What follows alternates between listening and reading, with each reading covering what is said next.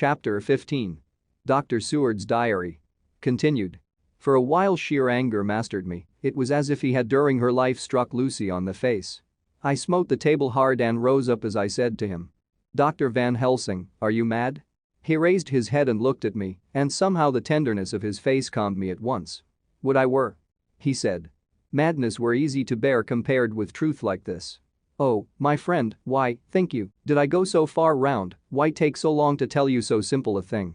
Was it because I hate you and have hated you all my life? Was it because I wished to give you pain? Was it that I wanted, now so late, revenge for that time when you saved my life and from a fearful death? Ah no. Forgive me, said I. He went on. My friend, it was because I wished to be gentle in the breaking to you, for I know you have loved that so sweet lady. But even yet I do not expect you to believe. It is so hard to accept at once any abstract truth that we may doubt such to be possible when we have always believed the know of it. It is more hard still to accept so sad a concrete truth, and of such a one as Miss Lucy. Tonight I go to prove it. Dare you come with me? This staggered me. A man does not like to prove such a truth, Byron accepted from the category, jealousy. And proved the very truth he most abhorred. He saw my hesitation and spoke. The logic is simple, no madman's logic this time, jumping from tussock to tussock in a misty fog. If it be not true, then proof will be relief, at worst it will not harm. If it be true. Ah, there is the dread, yet very dread should help my cause, for in it is some need of belief. Come, I tell you what I propose. First, that we go off now and see that child in the hospital. Dr. Vincent of the North Hospital, where the papers say the child is friend of mine, and I think of yours since you were in class at Amsterdam. He will let 2 scientists see his case if he will not let 2 friends. We shall tell him nothing, but only that we wish to learn. And then? He took a key from his pocket and held it up. And then we spend the night, you and I, in the churchyard where Lucy lies. This is the key that locked the tomb. I had it from the coffin man to give to Arthur. My heart sank within me, for I felt that there were some fearful ordeal before us. I could do nothing, however, so I plucked up what heart I could and said that we had better hasten, as the afternoon was passing. We found the child awake. It had had a sleep and taken some food, and altogether was going on well. Dr. Vincent took the bandage from its throat and showed us the punctures. There was no mistaking the similarity to those which had been on Lucy's throat. They were smaller, and the edges looked fresher, that was all.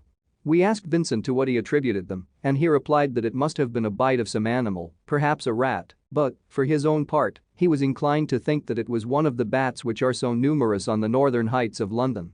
Out of so many harmless ones, he said, there may be some wild specimen from the south of a more malignant species. Some sailor may have brought one home, and it managed to escape, or even from the zoological gardens, a young one may have got loose, or one be bred there from a vampire. These things do occur, you know. Only 10 days ago a wolf got out and was, I believe, traced up in this direction. For a week after, the children were playing nothing but Red Riding Hood on the heath and in every alley in the place until this blue fur lady scare came along, since when it has been quite a gala time with them. Even this poor little mite, when he woke up today, asked the nurse if he might go away. When she asked him why he wanted to go, he said he wanted to play with the blue fur lady. I hope, said Van Helsing, that when you are sending the child home you will caution its parents to keep strict watch over it. These fancies to stray are most dangerous, and if the child were to remain out another night, it would probably be fatal. But in any case I suppose you will not let it away for some days? Certainly not for a week at least, longer if the wound is not healed. Our visit to the hospital took more time than we had reckoned on, and the sun had dipped before we came out. When Van Helsing saw how dark it was, he said, there is no hurry. It is more late than I thought. Come, let us seek somewhere that we may eat, and then we shall go on our way. We dined at Jack Straw's castle, along with a little crowd of bicyclists and others who were genially noisy. About 10 o'clock we started from the inn. It was then very dark, and the scattered lamps made the darkness greater when we were once outside their individual radius. The professor had evidently noted the road we were to go, for he went on unhesitatingly. But as for me, I was in quite a mix-up as to locality. As we went further, we met fewer and fewer people, till at last we were somewhat surprised when we met even the patrol of horse police going their usual suburban round. At last we reached the wall of the churchyard, which we climbed over. With some little difficulty. For it was very dark, and the whole place seemed so strange to us. We found a Westenra tomb. The professor took the key, opened the creaky door, and standing back, politely, but quite unconsciously, motioned me to precede him. There was a delicious irony in the offer, in the courtliness of giving preference on such a ghastly occasion. My companion followed me quickly and cautiously drew the door to, after carefully ascertaining that the lock was a falling and not a spring one. In the latter case we should have been in a bad plight. Then he fumbled in his bag and taking out a matchbox and a piece of candle, proceeded to make a light. The tomb in the daytime, and when wreathed with fresh flowers, had looked grim and gruesome enough, but now some days afterwards, when the flowers hung lank and dead, their whites turning to rust and their greens to browns, when the spider and the beetle had resumed their accustomed dominance, when time discolored stone and dust-encrusted mortar and rusty dank iron and tarnished brass and clouded silver plating gave back the feeble glimmer of a candle, the effect was more miserable and sordid than could have been imagined. It conveyed irresistibly the idea that life, animal life, was not the only thing which could pass away.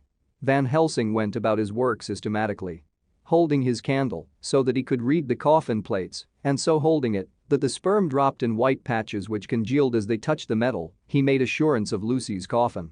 Another search in his bag, and he took out a turnscrew. "What are you going to do?" I asked. "To open the coffin. You shall yet be convinced." Straightway he began taking out the screws and finally lifted off the lid, showing the casing of lead beneath. The sight was almost too much for me. It seemed to be as much an affront to the dead as it would have been to have stripped off her clothing in her sleep whilst living. I actually took hold of his hand to stop him. He only said, "You shall see," and again fumbling in his bag, took out a tiny fret saw.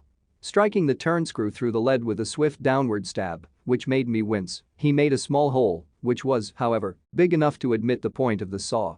I had expected a rush of gas from the weak old corpse. We doctors, who have had to study our dangers, have to become accustomed to such things, and I drew back towards the door. But the professor never stopped for a moment. He sawed down a couple of feet along one side of the lead coffin, and then across and down the other side. Taking the edge of the loose flange, he bent it back towards the foot of the coffin and holding up the candle into the aperture, motioned to me to look. I drew near and looked. The coffin was empty. It was certainly a surprise to me and gave me a considerable shock, but Van Helsing was unmoved. He was now more sure than ever of his ground and so emboldened to proceed in his task. "Are you satisfied now, friend John?" he asked.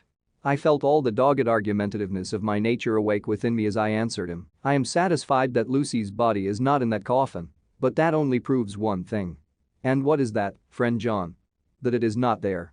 "That is good logic," he said, "so far as it goes. But how can you account for it not being there?" "Perhaps a body snatcher," I suggested. "Some of the undertaker's people may have stolen it." I felt that I was speaking folly, and yet it was the only real cause which I could suggest. The professor sighed. "Ah well," he said, "we must have more proof. Come with me." He put on the coffin lid again, gathered up all his things and placed them in the bag, blew out the light and placed the candle also in the bag. We opened the door and went out. Behind us he closed the door and locked it. He handed me the key, saying, "Will you keep it? You had better be assured." I laughed. It was not a very cheerful laugh, I am bound to say. As I motioned him to keep it. "A key is nothing," I said. "There may be duplicates, and anyhow it is not difficult to pick a lock of that kind." He said nothing, but put the key in his pocket. Then he told me to watch at one side of the churchyard whilst he could watch at the other. I took up my place behind a yew tree, and I saw his dark figure move until the intervening headstones and trees hid it from my sight. It was a lonely vigil. Just after I had taken my place I heard a distant clock strike 12, and in time came 1 and 2. I was chilled and unnerved and angry with the professor for taking me on such an errand and with myself for coming. I was too cold and too sleepy to be keenly observant and not sleepy enough to betray my trust, so altogether I had a dreary, miserable time. Suddenly, as I turned round, I thought I saw something like a white streak moving between two dark yew trees at the side of the churchyard farthest from the tomb. At the same time a dark mass moved from the professor's side of the ground and hurriedly went towards it. Then I too moved, but I had to go round headstones and railed off tombs, and I stumbled over graves. The sky was overcast, and somewhere far off an early cock crew. A little way off, beyond a line of scattered juniper trees, which marked the pathway to the church, a white, dim figure flitted in the direction of the tomb. The tomb itself was hidden by trees, and I could not see where the figure disappeared. I heard the rustle of actual movement, where I had first seen the white figure, and coming over, found the professor holding in his arms a tiny child. When he saw me, he held it out to me and said, "Are you satisfied now?" "No," I said, in a way that I felt was aggressive. "Do you not see the child?" "Yes, it is a child, but who brought it here? And is it wounded?" I asked. "We shall see," said the professor, and with one impulse we took our way out of the churchyard, he carrying the sleeping child. When we had got some little distance away, we went into a clump of trees and struck a match and looked at the child's throat. It was without a scratch or scar of any kind. "Was I right?" I asked triumphantly. "We were just in time," said the professor thankfully. We had now to decide what we were to do with the child and so consulted about it. If we were to take it to a police station, we should have to give some account of our movements during the night. At least, we should have had to make some statement as to how we had come to find the child. So finally we decided that we would take it to the heath, and when we heard a policeman coming, would leave it where he could not fail to find it. We would then seek our way home as quickly as we could. All fell out well. At the edge of Hampstead Heath we heard a policeman's heavy tramp, and laying the child on the pathway, we waited and watched until he saw it as he flashed his lantern to and fro. We heard his exclamation of astonishment, and then we went away silently. By good chance we got a cab near the Spaniards and drove to town. I cannot sleep, so I make this entry. But I must try to get a few hours' sleep, as Van Helsing is to call for me at noon. He insists that I shall go with him on another expedition. 27th September. It was 2 o'clock before we found a suitable opportunity for our attempt. The funeral held at noon was all completed, and the last stragglers of the mourners had taken themselves lazily away when, looking carefully from behind a clump of alder trees, we saw the sexton lock the gate after him. We knew then that we were safe till morning did we desire it, but the professor told me that we should not want more than an hour at most. Again I felt that horrid sense of the reality of things, in which any effort of imagination seemed out of place, and I realized distinctly the perils of the law which we were incurring in our unhallowed work. Besides, I felt it was also useless. Outrageous as it was to open a leaden coffin to see if a woman dead nearly a week were really dead, it now seemed the height of folly to open the tomb again when we knew, from the evidence of our own eyesight, that the coffin was empty. I shrugged my shoulders, however, and rested silent, for Van Helsing had a way of going on his own road, no matter who remonstrated. He took the key, opened the vault, and again courteously motioned me to proceed. The place was not so gruesome as last night, but oh, how unutterably mean-looking when the sunshine streamed in. Van Helsing walked over to Lucy's coffin, and I followed. He bent over and again forced back the leaden flange, and then a shock of surprise and dismay shot through me. There lay Lucy, seemingly just as we had seen her the night before her funeral. She was, if possible, more radiantly beautiful than ever, and I could not believe that she was dead. The lips were red, nay redder than before, and on the cheeks was a delicate bloom. "Is this a juggle?" I said to him. "Are you convinced now?" said the professor in response, and as he spoke he put over his hand and in a way that made me shudder, pulled back the dead lips and showed the white teeth. "See," he went on, "see, they are even sharper than before. With this and this." And he touched one of the canine teeth and that below it. "The little children can be bitten. Are you of belief now, friend John?" Once more, argumentative hostility woke within me. I could not accept such an overwhelming idea as he suggested, so, with an attempt to argue of which I was even at the moment ashamed, I said, "She may have been placed here since last night." "Indeed?" "That is so, and by whom?" "I do not know. Someone has done it. And yet she has been dead 1 week. Most peoples in that time would not look so." I had no answer for this, so was silent. Van Helsing did not seem to notice my silence. At any rate, he showed neither chagrin nor triumph. He was looking intently at the face of the dead woman, raising the eyelids and looking at the eyes, and once more opening the lips and examining the teeth. Then he turned to me and said, "Here, there is one thing which is different from all recorded. Here is some dual life that is not as the common. She was bitten by the vampire when she was in a trance, sleepwalking." "Oh, you start. You do not know that, friend John, but you shall know it all later. And in trance, could he best come to take more blood? In trance she died, and in trance she is undead too. So it is that she differ from all other. Usually when the undead sleep at home." As he spoke he made a comprehensive sweep of his arm to designate what to a vampire was home. "Their face show what they are, but this so sweet that was when she not undead she go back to the nothings of the common dead. There is no malign there, see, and so it make hard that I must kill her in her sleep." This turned my blood cold, and it began to dawn upon me that I was accepting Van Helsing's theories. But if she were really dead, what was there of terror in the idea of killing her? He looked up at me and evidently saw the change in my face, for he said almost joyously, "Ah, you believe now?" I answered, "Do not press me too hard all at once. I am willing to accept. How will you do this bloody work?" "I shall cut off her head and fill her mouth with garlic, and I shall drive a stake through her body." It made me shudder to think of so mutilating the body of the woman whom I had loved. And yet the feeling was not so strong as I had expected. I was, in fact, beginning to shudder at the presence of this being, this undead, as Van Helsing called it, and to loathe it. Is it possible that love is all subjective or all objective? I waited a considerable time for Van Helsing to begin, but he stood as if wrapped in thought. Presently he closed the catch of his bag with a snap and said, "I have been thinking and have made up my mind as to what is best. If I did simply follow my inclining, I would do now, at this moment, what is to be done, but there are other things to follow, and things that are 1,000 times more difficult in them we do not know. This is simple. She have yet no life taken, though that is of time, and to act now would be to take danger from her forever. But then we may have to want Arthur, and how shall we tell him of this? If you, who saw the wounds on Lucy's throat and saw the wounds so similar on the child's at the hospital, if you, who saw the coffin empty last night and full today with a woman who have not changed only to be more rose and more beautiful in a whole week after she died. If you know of this and know of the white figure last night that brought the child to the churchyard, and yet of your own senses you did not believe, how, then, can I expect Arthur, who know none of those things, to believe? He doubted me when I took him from her kiss when she was dying. I know he has forgiven me because in some mistaken idea I have done things that prevent him say goodbye as he ought, and he may think that in some more mistaken idea this woman was buried alive, and that in most mistake of all we have killed her.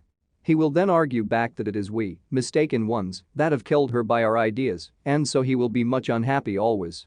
Yet he never can be sure, and that is the worst of all.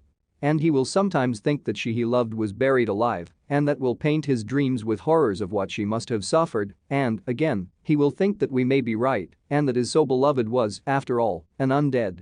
No. I told him once, and since then I learn much.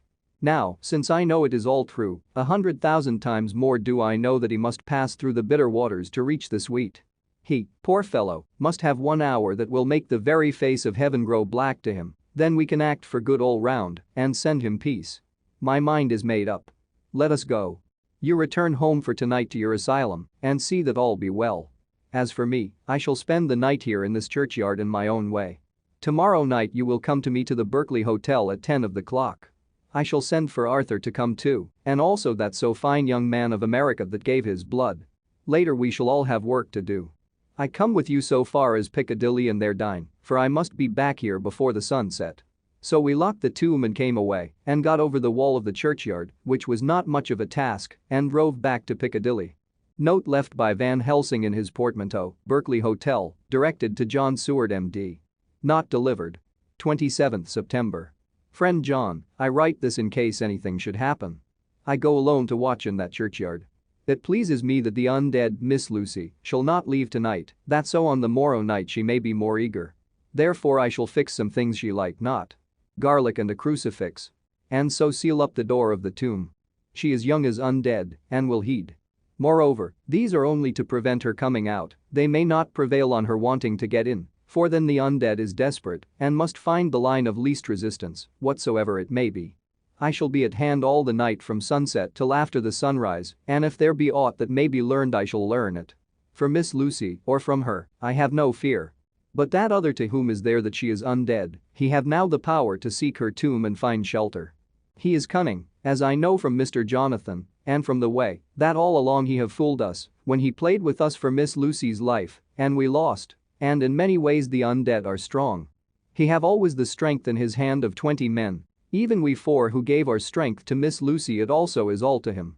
Besides, he can summon his wolf, and I know not what.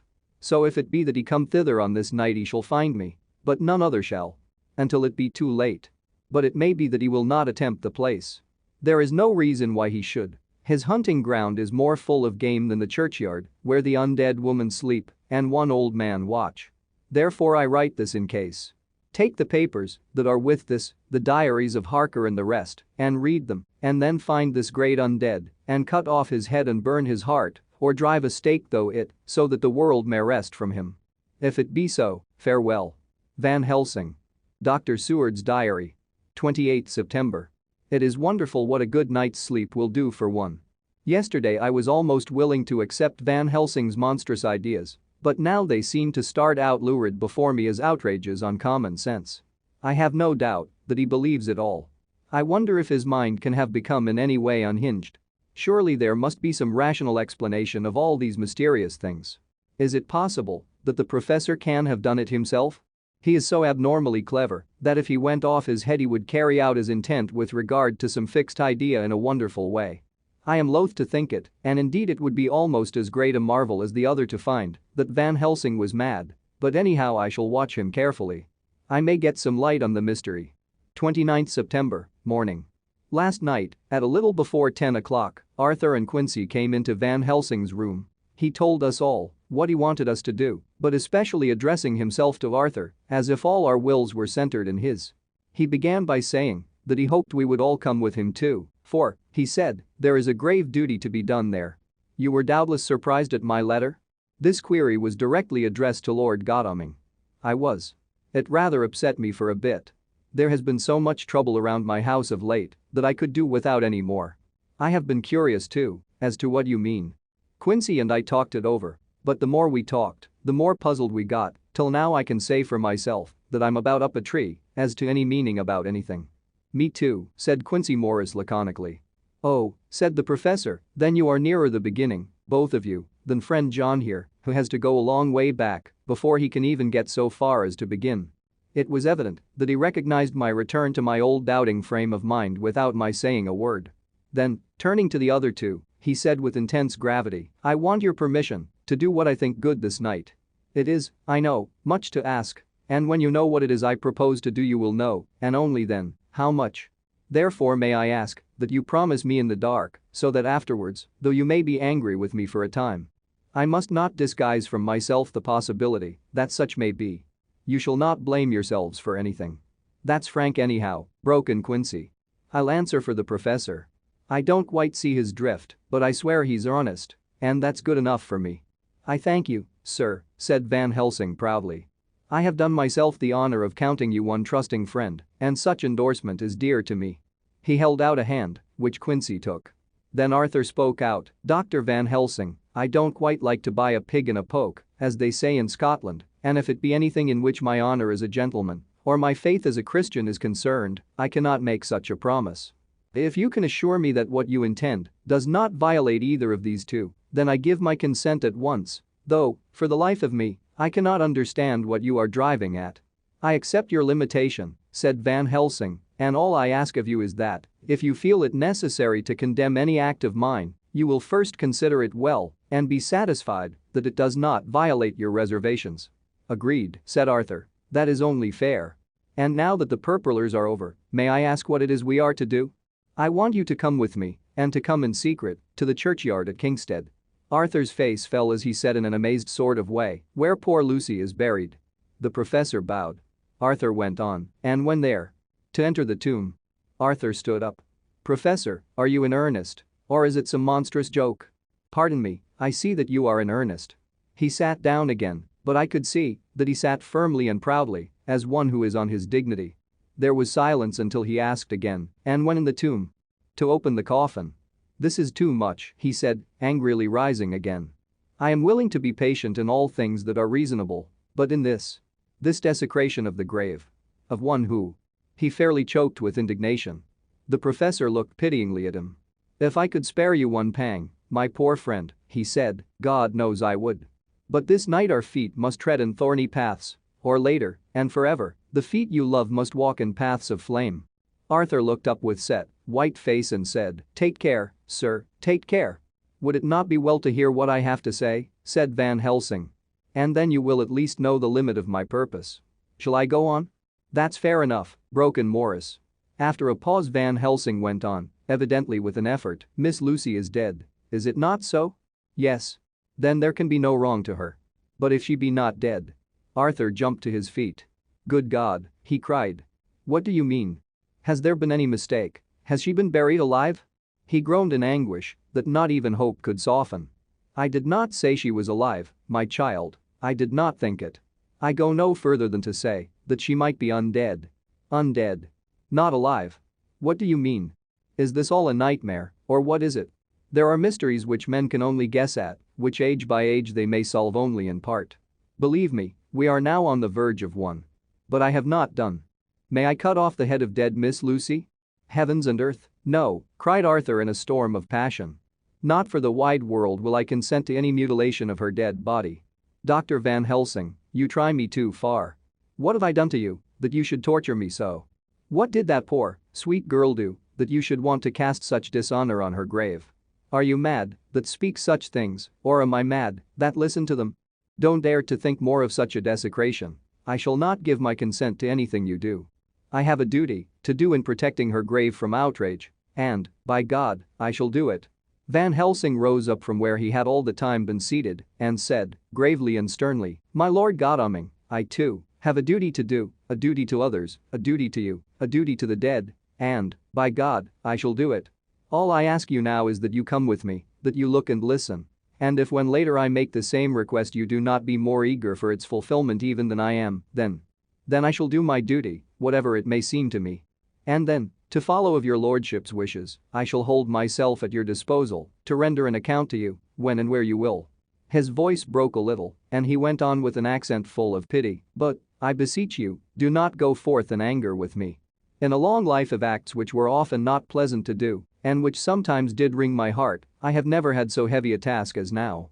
Believe me that if the time comes for you to change your mind towards me, one look from you will wipe away all this so sad hour, for I would do what a man can to save you from sorrow. Just think. For why should I give myself so much of labor and so much of sorrow? I have come here from my own land to do what I can of good, at the first to please my friend John, and then to help a sweet young lady, whom, too, I came to love. For her. I am ashamed to say so much, but I say it in kindness. I gave what you gave. The blood of my veins, I gave it, I, who was not, like you, her lover, but only her physician and her friend. I gave to her my nights and days. Before death, after death, and if my death can do her good even now, when she is the dead undead, she shall have it freely. He said this with a very grave, sweet pride, and Arthur was much affected by it. He took the old man's hand and said in a broken voice, oh, it is hard to think of it, and I cannot understand, but at least I will go with you and wait. Chapter 16. Dr. Seward's Diary. Continued. It was just 12:15 o'clock when we got into the churchyard over the low wall. The night was dark, with occasional gleams of moonlight between the rents of the heavy clouds that scudded across the sky. We all kept somehow close together, with Van Helsing slightly in front as he led the way. When we had come close to the tomb I looked well at Arthur, for I feared that the proximity to a place laden with so sorrowful a memory would upset him, but he bore himself well. I took it that the very mystery of the proceeding tended in some way a counteractant to his grief. The professor unlocked the door, and seeing a natural hesitation amongst us for various reasons, solved the difficulty by entering first himself. The rest of us followed, and he closed the door. He then lit a dark lantern and pointed to the coffin. Arthur stepped forward hesitatingly. Van Helsing said to me, you were with me here yesterday. Was the body of Miss Lucy in that coffin? It was. The professor turned to the rest, saying, you hear, and yet there is one who does not believe with me. He took his screwdriver and again took off the lid of the coffin. Arthur looked on, very pale but silent. When the lid was removed he stepped forward. He evidently did not know that there was a leaden coffin, or, at any rate, had not thought of it. When he saw the rent in the lead, the blood rushed to his face for an instant, but as quickly fell away again, so that he remained of a ghastly whiteness. He was still silent. Van Helsing forced back the leaden flange, and we all looked in and recoiled. The coffin was empty. For several minutes no one spoke a word. The silence was broken by Quincy Morris. Professor, I answered for you. Your word is all I want. I wouldn't ask such a thing ordinarily. I wouldn't so dishonor you as to imply a doubt, but this is a mystery that goes beyond any honor or dishonor. Is this your doing? I swear to you by all that I hold sacred that I have not removed nor touched her. What happened was this. 2 nights ago my friend Seward and I came here. With good purpose, believe me. I opened that coffin, which was then sealed up, and we found it, as now, empty. We then waited and saw something white come through the trees. The next day we came here in daytime, and she lay there. Did she not, friend John? Yes. That night we were just in time. One more so small child was missing, and we find it, thank God, unharmed amongst the graves. Yesterday I came here before sundown, for at sundown the undead can move. I waited here all the night till the sun rose, but I saw nothing. It was most probable that it was because I had laid over the clamps of those doors garlic, which the undead cannot bear, and other things which they shun. Last night there was no exodus, so tonight before the sundown I took away my garlic and other things. And so it is we find this coffin empty. But bear with me. So far there is much that is strange. Wait you with me outside, unseen and unheard, and things much stranger are yet to be. So. Here he shut the dark slide of his lantern. Now to the outside. He opened the door, and we filed out, he coming last and locking the door behind him. Oh. But it seemed fresh and pure in the night air after the terror of that vault. How sweet it was to see the clouds race by, and the brief gleams of the moonlight between the scudding clouds crossing and passing. Like the gladness and sorrow of a man's life, how sweet it was to breathe the fresh air that had no taint of death and decay, how humanizing to see the red lighting of the sky beyond the hill, and to hear far away the muffled roar that marks the life of a great city. Each in his own way was solemn and overcome. Arthur was silent and was, I could see, striving to grasp the purpose and the inner meaning of the mystery. I was myself tolerably patient and half inclined again to throw aside doubt and to accept Van Helsing's conclusions. Quincy Morris was phlegmatic in the way of a man who accepts all things and accepts them in the spirit of cool bravery, with hazard of all he has to stake. Not being able to smoke, he cut himself a good-sized plug of tobacco and began to chew. As to Van Helsing, he was employed in a definite way. First he took from his bag a mass of what looked like thin, wafer-like biscuit, which was carefully rolled up in a white napkin. Next he took out a double handful of some whitish stuff, like dough or putty. He crumbled the wafer up fine and worked it into the mass between his hands. This he then took, and rolling it into thin strips, began to lay them into the crevices between the door and its setting in the tomb. I was somewhat puzzled at this, and being close, asked him what it was that he was doing. Arthur and Quincy drew near also, as they too were curious. He answered. I am closing the tomb, so that the undead may not enter. And is that stuff you have put there going to do it? Asked Quincy. Great Scott! Is this a game? It is. What is that which you are using? This time the question was by Arthur. Van Helsing reverently lifted his hat as he answered. The host. I brought it from Amsterdam. I have an indulgence. It was an answer that appalled the most skeptical of us, and we felt individually that in the presence of such earnest purpose as the professor's, a purpose which could thus use the to him most sacred of things, it was impossible to distrust.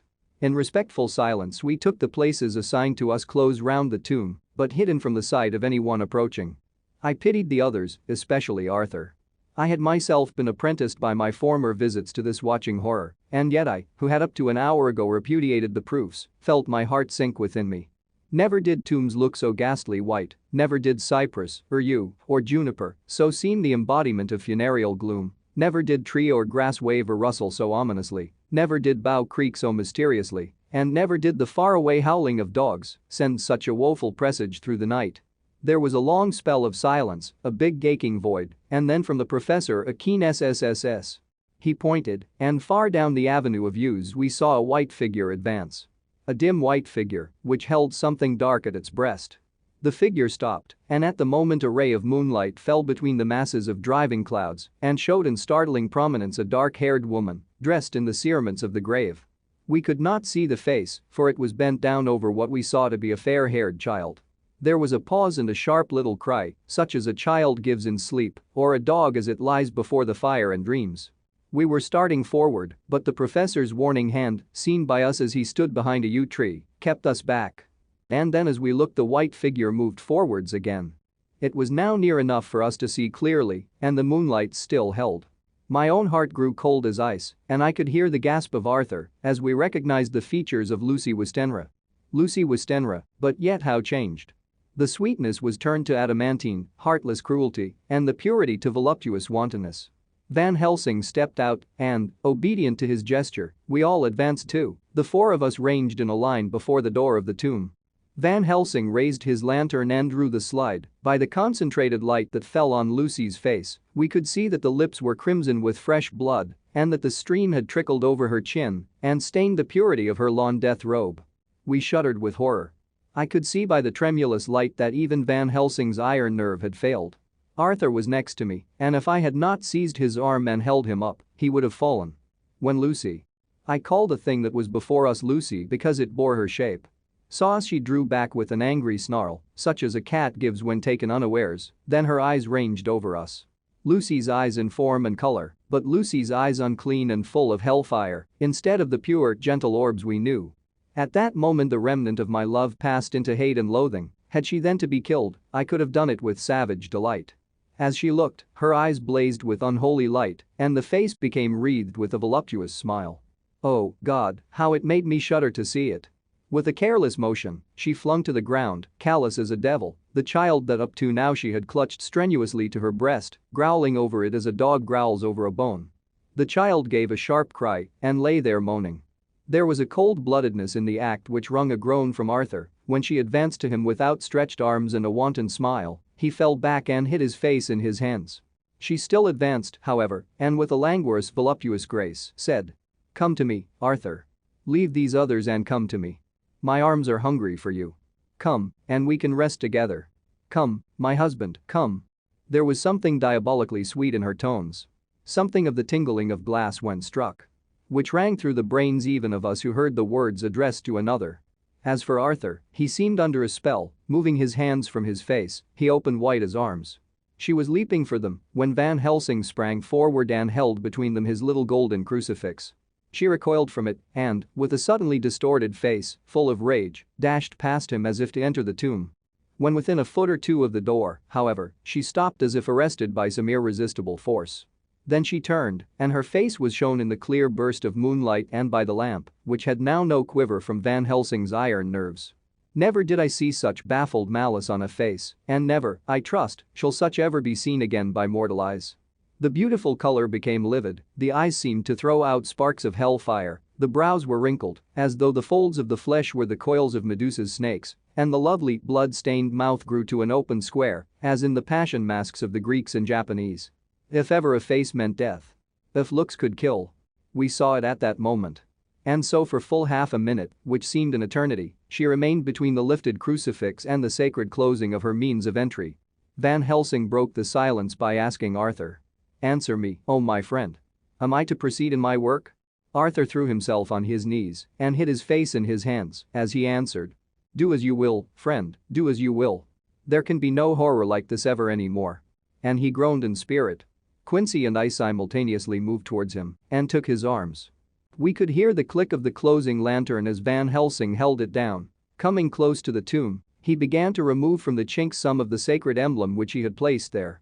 We all looked on in horrified amazement as we saw, when he stood back, the woman, with a corporeal body as real at the moment as our own, pass in through the interstice, where scarce a knife blade could have gone. We all felt a glad sense of relief when we saw the professor calmly restoring the strings of putty to the edges of the door. When this was done, he lifted the child and said, "Come now, my friends, we can do no more till tomorrow. There is a funeral at noon, so here we shall all come before long after that. The friends of the dead will all be gone by 2, and when the sexton lock the gate we shall remain. Then there is more to do, but not like this of tonight. As for this little one, he is not much harm, and by tomorrow night he shall be well. We shall leave him, where the police will find him, as on the other night, and then to home." Coming close to Arthur, he said, "My friend Arthur, you have had sore trial, but after, when you will look back, you will see how it was necessary. You are now in the bitter waters, my child. By this time tomorrow, you will, please God, have passed them and have drunk of the sweet waters, so do not mourn overmuch. Till then I shall not ask you to forgive me." Arthur and Quincy came home with me, and we tried to cheer each other on the way. We had left the child in safety and were tired, so we all slept with more or less reality of sleep. 29th September, night. A little before 12 o'clock we three, Arthur, Quincy Morris, and myself, called for the professor. It was odd to notice that by common consent we had all put on black clothes. Of course, Arthur wore black, for he was in deep mourning, but the rest of us wore it by instinct. We got to the churchyard by 1:30 and strolled about, keeping out of official observation, so that when the gravidigers had completed their task and the sexton, under the belief that everyone had gone, had locked the gate, we had the place all to ourselves. Van Helsing, instead of his little black bag, had with him a long leather one, something like a cricketing bag. It was manifestly of fair weight. When we were alone and had heard the last of the footsteps die out up the road, we silently, and as if by ordered intention, followed the professor to the tomb. He unlocked the door, and we entered, closing it behind us. Then he took from his bag the lantern, which he lit, and also 2 wax candles, which, when lighted, he stuck, by melting their own ends, on other coffins, so that they might give light sufficient to work by. When he again lifted the lid off Lucy's coffin, we all looked. Arthur trembling like an aspen. And saw that the body lay there in all its death beauty. But there was no love in my own heart, nothing but loathing for the foul thing which had taken Lucy's shape without her soul. I could see even Arthur's face grow hard as he looked. Presently he said to Van Helsing, "Is this really Lucy's body, or only a demon in her shape? It is her body, and yet not it. But wait a while, and you shall see her as she was, and is. She seemed like a nightmare of Lucy as she lay there, the pointed teeth, the blood-stained, voluptuous mouth. Which it made one shudder to see. The whole carnal and unspiritual appearance, seeming like a devilish mockery of Lucy's sweet purity." Van Helsing, in his methodicalness, began taking the various contents from his bag and placing them ready for use. First he took out a soldering iron and some plumbing solder, and then a small oil lamp, which gave out, when lit in a corner of the tomb, gas which burned at fierce heat with a blue flame. Then his operating knives, which he placed to hand, and last a round wooden stake, some 2.5 or 3 inches thick and about 3 feet long. One end of it was hardened by charring in the fire and was sharpened to a fine point. With this stake came a heavy hammer, such as in households is used in the coal cellar for breaking the lumps. To me, a doctor's preparations for work of any kind are stimulating and bracing, but the effect of these things on both Arthur and Quincy was to cause them a sort of consternation. They both, however, kept their courage and remained silent and quiet. When all was ready, Van Helsing said, "Before we do anything, let me tell you this. It is out of the lore and experience of the ancients and of all those who have studied the powers of the undead. When they become such, there comes with the change the curse of immortality. They cannot die, but must go on age after age, adding new victims and multiplying the evils of the world. For all that die from the preying of the undead become themselves undead and prey on their kind. And so the circle goes on ever widening, like as the ripples from a stone thrown in the water.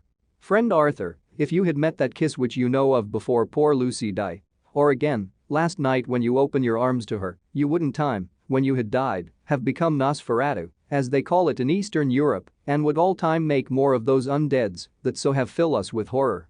The career of this so unhappy dear lady is but just begun.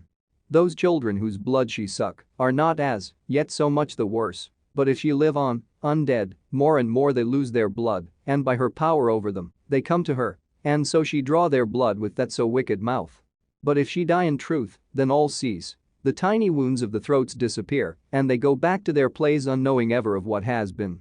But of the most blessed of all, when this now undead be made to rest as true dead, then the soul of the poor lady whom we love shall again be free.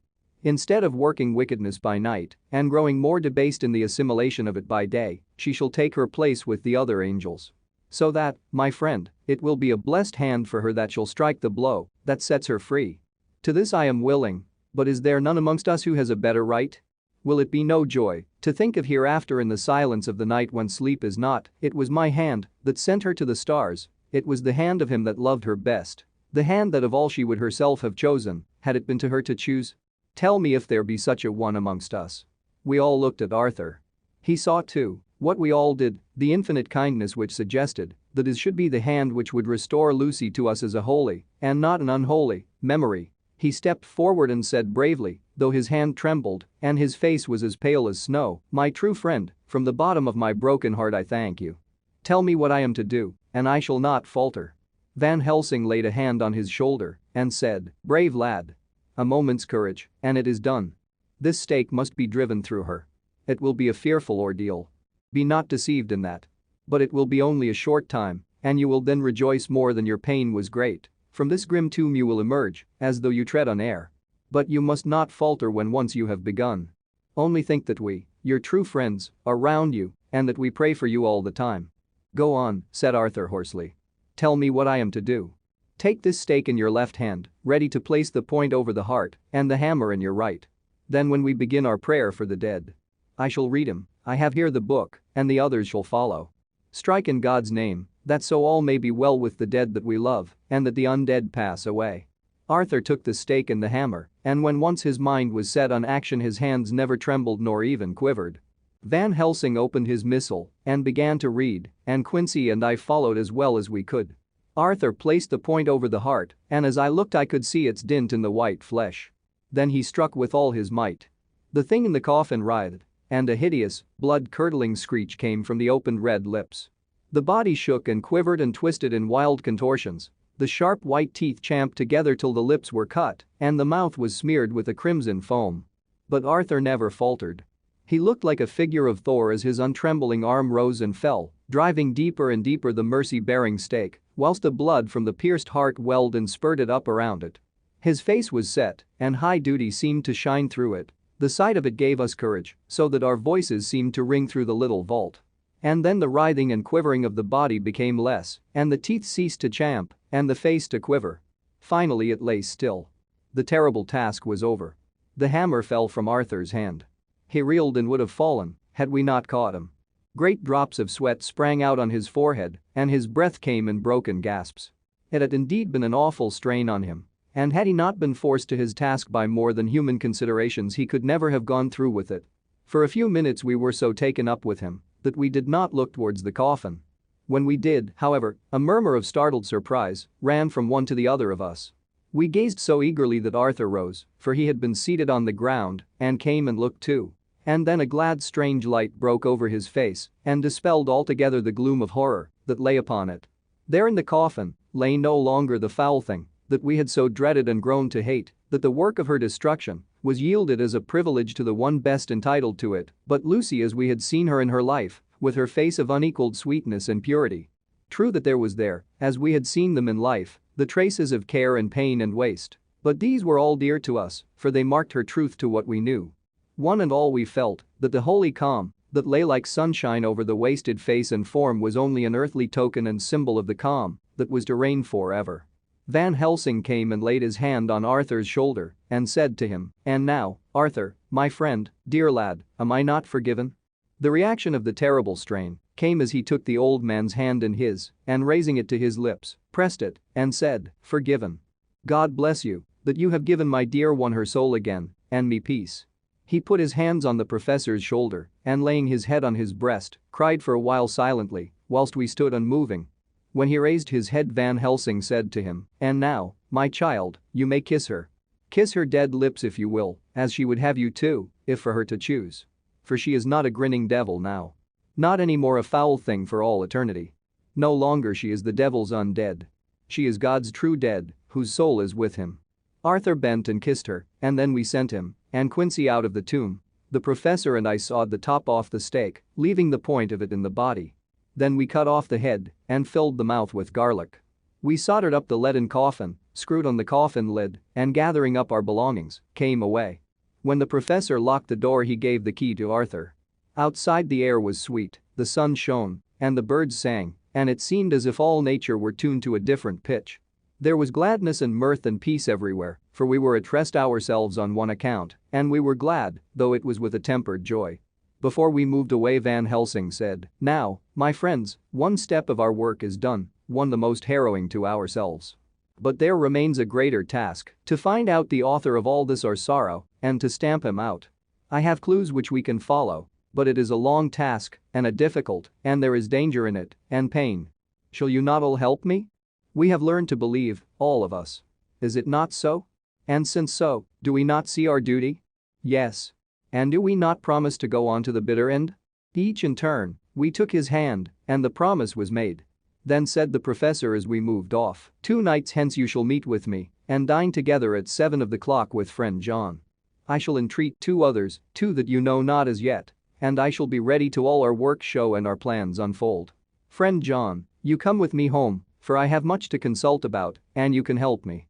Tonight I leave for Amsterdam, but shall return tomorrow night. And then begins our great quest. But first I shall have much to say, so that you may know what is to do and to dread.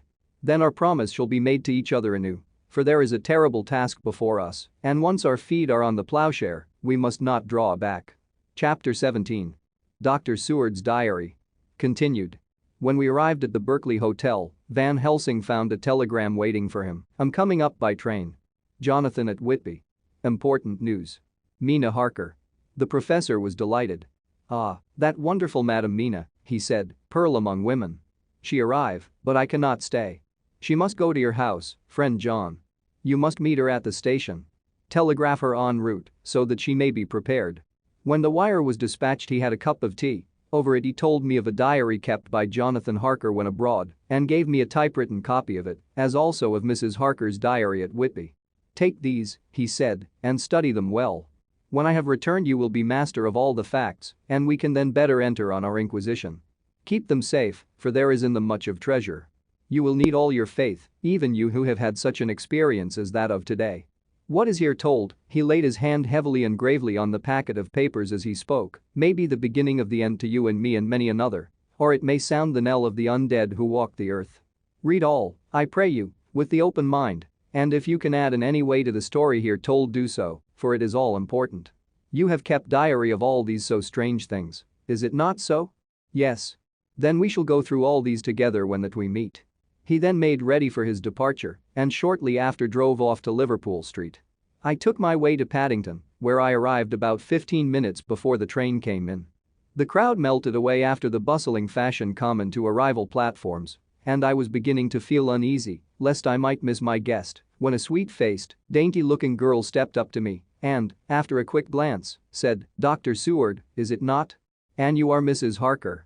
I answered at once, whereupon she held out her hand. "I knew you from the description of poor dear Lucy, but..." She stopped suddenly and a quick blush overspread her face. The blush that rose to my own cheeks somehow set us both at ease, for it was a tacit answer to her own.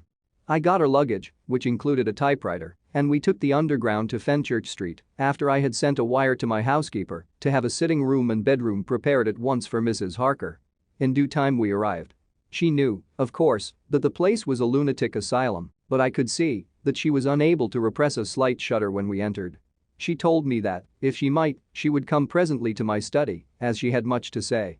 So here I am finishing my entry in my phonograph diary, whilst I await her. As yet I have not had the chance of looking at the papers which Van Helsing left with me, though they lie open before me. I must get her interested in something, so that I may have an opportunity of reading them. She does not know how precious time is, or what a task we have in hand. I must be careful not to frighten her. Here she is. Mina Harker's journal. 29th September. After I had tidied myself, I went down to Dr. Seward's study. At the door I paused a moment, for I thought I heard him talking with someone.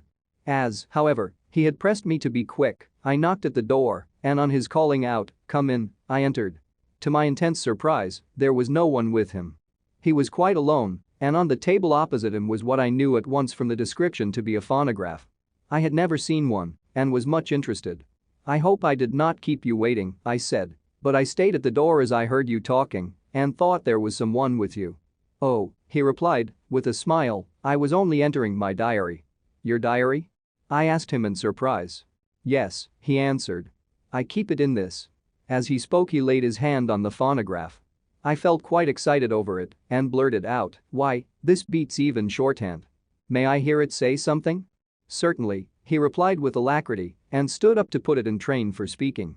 Then he paused and a troubled look overspread his face. "The fact is," he began awkwardly, "I only keep my diary in it, and as it is entirely, almost entirely, about my cases, it may be awkward. That is, I mean." He stopped, and I tried to help him out of his embarrassment. "You helped to attend dear Lucy at the end. Let me hear how she died. For all that I can know of her, I shall be very grateful. She was very, very dear to me." To my surprise, he answered, with a horror-struck look in his face, "Tell you of her death? Not for the wide world." "Why not?" I asked, for some grave, terrible feeling was coming over me.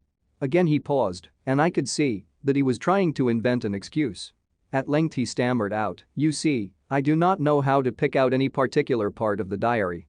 Even while he was speaking an idea dawned upon him, and he said with unconscious simplicity, in a different voice, and with the naivety of a child, "That's quite true, upon my honor. Honest Indian."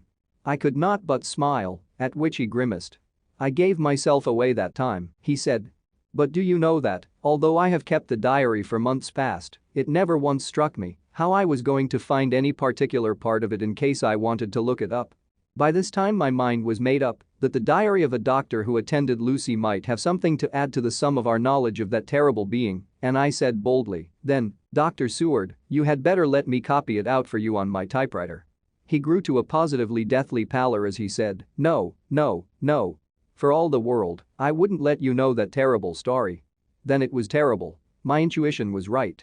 For a moment I thought, and as my eyes ranged the room, unconsciously looking for something or some opportunity to aid me, they lit on the great batch of typewriting on the table.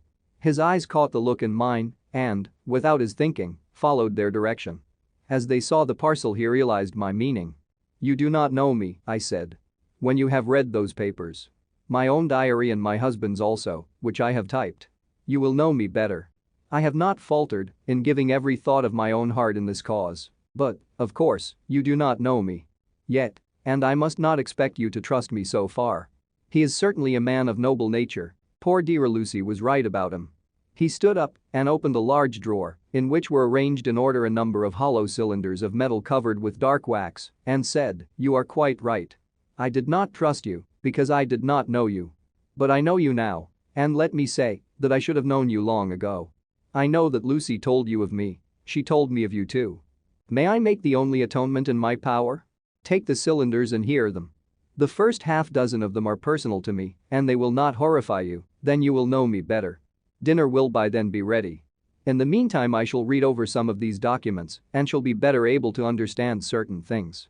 He carried the phonograph himself up to my sitting room and adjusted it for me. "Now I shall learn something pleasant, I am sure, for it will tell me the other side of a true love episode, of which I know one side already." Dr. Seward's diary. 29th September. I was so absorbed in that wonderful diary of Jonathan Harker and that other of his wife that I let the time run on without thinking. Mrs. Harker was not down when the maid came to announce dinner, so I said, "She is possibly tired, let dinner wait an hour," and I went on with my work. I had just finished Mrs. Harker's diary when she came in. She looked sweetly pretty, but very sad, and her eyes were flushed with crying. This somehow moved me much. Of late I have had cause for tears, God knows. But the relief of them was denied me, and now the sight of those sweet eyes, brightened with recent tears, went straight to my heart. So I said as gently as I could, "I greatly fear I have distressed you." "Oh no, not distressed me," she replied, "but I have been more touched than I can say by your grief." That is a wonderful machine, but it is cruelly true. It told me, in its very tones, the anguish of your heart. It was like a soul crying out to Almighty God. No one must hear them spoken ever again. See, I have tried to be useful. I have copied out the words on my typewriter, and none other need now hear your heartbeat, as I did. No one need ever know, shall ever know, I said in a low voice. She laid her hand on mine and said very gravely, "Ah, but they must." "Must? But why?" I asked. "Because it is a part of the terrible story, a part of poor dear Lucy's death and all that led to it, because in the struggle which we have before us to rid the earth of this terrible monster, we must have all the knowledge and all the help which we can get. I think that the cylinders which you gave me contained more than you intended me to know, but I can see that there are in your record many lights to this dark mystery. You will let me help, will you not? I know all up to a certain point, and I see already, though your diary only took me to 7th September, how poor Lucy was beset and how her terrible doom was being wrought out. Jonathan and I have been working day and night since Professor Van Helsing saw us. He has gone to Whitby to get more information, and he will be here tomorrow to help us. We need have no secrets amongst us, working together and with absolute trust, we can surely be stronger than if some of us were in the dark." She looked at me so appealingly and at the same time manifested such courage and resolution in her bearing that I gave in at once to her wishes. "You shall," I said, "do as you like in the matter. God forgive me if I do wrong. There are terrible things yet to learn of, but if you have so far traveled on the road to poor Lucy's death, you will not be content, I know, to remain in the dark. Nay, the end, the very end, may give you a gleam of peace. Come, there is dinner. We must keep one another strong for what is before us, we have a cruel and dreadful task. When you have eaten you shall learn the rest, and I will answer any questions you ask. If there be anything which you do not understand, though it was apparent to us who were present." Mina Harker's journal. 29th September. After dinner I came with Dr. Seward to his study. He brought back the phonograph from my room, and I took my typewriter. He placed me in a comfortable chair and arranged the phonograph so that I could touch it without getting up and showed me how to stop it in case I should want to pause. Then he very thoughtfully took a chair with his back to me so that I might be as free as possible, and began to read. I put the forked metal to my ears and listened. When the terrible story of Lucy's death and all that followed was done, I lay back in my chair powerless. Fortunately, I am not of a fainting disposition. When Dr. Seward saw me, he jumped up with a horrified exclamation and hurriedly taking a case bottle from a cupboard, gave me some brandy, which in a few minutes somewhat restored me. My brain was all in a whirl, and only that there came through all the multitude of horrors the holy ray of light that my dear Lucy was at last at peace. I do not think I could have borne it without making a scene. It is also wild and mysterious and strange that if I had not known Jonathan's experience in Transylvania, I could not have believed. As it was, I didn't know what to believe and so got out of my difficulty by attending to something else. I took the cover off my typewriter and said to Dr. Seward, "Let me write this all out now. We must be ready for Dr. Van Helsing when he comes. I have sent a telegram to Jonathan to come on here when he arrives in London from Whitby. In this matter, dates are everything, and I think that if we get all our material ready and have every item put in chronological order, we shall have done much. You tell me that Lord Godalming and Mr. Morris are coming too. Let us be able to tell them when they come." He accordingly set the phonograph at a slow pace, and I began to typewrite from the beginning of the 7th cylinder. I used manifold and so took 3 copies of the diary, just as I had done with all the rest. It was late when I got through, but Dr. Seward went about his work of going his round of the patients. When he had finished, he came back and sat near me, reading, so that I did not feel too lonely whilst I worked. How good and thoughtful he is. The world seems full of good men. Even if there are monsters in it. Before I left him, I remembered what Jonathan put in his diary of the professor's perturbation at reading something in an evening paper at the station at Exeter. So, seeing that Dr. Seward keeps his newspapers, I borrowed the files of the Westminster Gazette and the Pall Mall Gazette and took them to my room. I remember how much the Telegraph and the Whitby Gazette, of which I had made cuttings, helped us to understand the terrible events at Whitby when Count Dracula landed, so I shall look through the evening papers since then, and perhaps I shall get some new light. I am not sleepy, and the work will help to keep me quiet. Dr. Seward's diary. 30th September. Mr. Harker arrived at 9 o'clock. He had got his wife's wire just before starting. He is uncommonly clever, if one can judge from his face, and full of energy. If his journal be true. And judging by one's own wonderful experiences, it must be. He is also a man of great nerve. That going down to the vault a second time was a remarkable piece of daring. After reading his account of it, I was prepared to meet a good specimen of manhood, but hardly the quiet, businesslike gentleman who came here today. Later. After lunch, Harker and his wife went back to their own room, and as I passed a while ago, I heard the click of the typewriter. They are hard at it. Mrs. Harker says that they are knitting together in chronological order every scrap of evidence they have. Harker has got the letters between the consignee of the boxes at Whitby and the carriers in London who took charge of them. He is now reading his wife's typescript of my diary. I wonder what they make out of it. Here he is. Strange that it never struck me that the very next house might be the Count's hiding place. Goodness knows that we had enough clues from the conduct of the patient Renfield. The bundle of letters relating to the purchase of the house were with the typescript. Oh, if we had only had them earlier, we might have saved poor Lucy. Stop. That way madness lies. Harker has gone back and is again collating his material. He says that by dinner time they will be able to show a whole connected narrative. He thinks that in the meantime I should see Renfield, as hitherto he has been a sort of index to the coming and going of the Count. I hardly see this yet, but when I get at the dates I suppose I shall. What a good thing that Mrs. Harker put my cylinders into type. We never could have found the dates otherwise. I found Renfield sitting placidly in his room with his hands folded, smiling benignly. At the moment he seemed as sane as anyone I ever saw. I sat down and talked with him on a lot of subjects, all of which he treated naturally. He then, of his own accord, spoke of going home, a subject he has never mentioned to my knowledge during his sojourn here. In fact, he spoke quite confidently of getting his discharge at once. I believe that, had I not had the chat with Harker and read the letters and the dates of his outbursts, I should have been prepared to sign for him after a brief time of observation. As it is, I am darkly suspicious. All those outbreaks were in some way linked with the proximity of the Count. What then does this absolute content mean? Can it be that his instinct is satisfied as to the vampire's ultimate triumph? Stay. He is himself zoophagous, and in his wild ravings, outside the chapel door of the deserted house he always spoke of Master. This all seems confirmation of our idea. However, after a while I came away. My friend is just a little too sane at present to make it safe to probe him too deep with questions. He might begin to think, and then. So I came away. I mistrust these quiet moods of his, so I have given the attendant a hint to look closely after him and to have a straight waistcoat ready in case of need. Jonathan Harker's journal. 29th September, in train to London. When I received Mr. Billington's courteous message that he would give me any information in his power, I thought it best to go down to Whitby and make, on the spot, such inquiries as I wanted. It was now my object to trace that horrid cargo of the Count's to its place in London.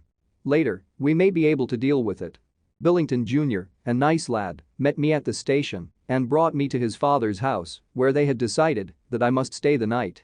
They are hospitable, with true Yorkshire hospitality, give a guest everything and leave him free to do as he likes. They all knew that I was busy and that my stay was short, and Mr. Billington had ready in his office all the papers concerning the consignment of boxes. It gave me almost a turn to see again one of the letters which I had seen on the Count's table before I knew of his diabolical plans. Everything had been carefully thought out and done systematically and with precision. He seemed to have been prepared for every obstacle which might be placed by accident in the way of his intentions being carried out. To use an Americanism, he had taken no chances, and the absolute accuracy with which his instructions were fulfilled was simply the logical result of his care.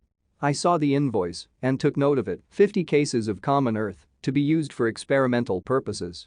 Also the copy of letter to Carter Patterson and their reply. Of both of these I got copies.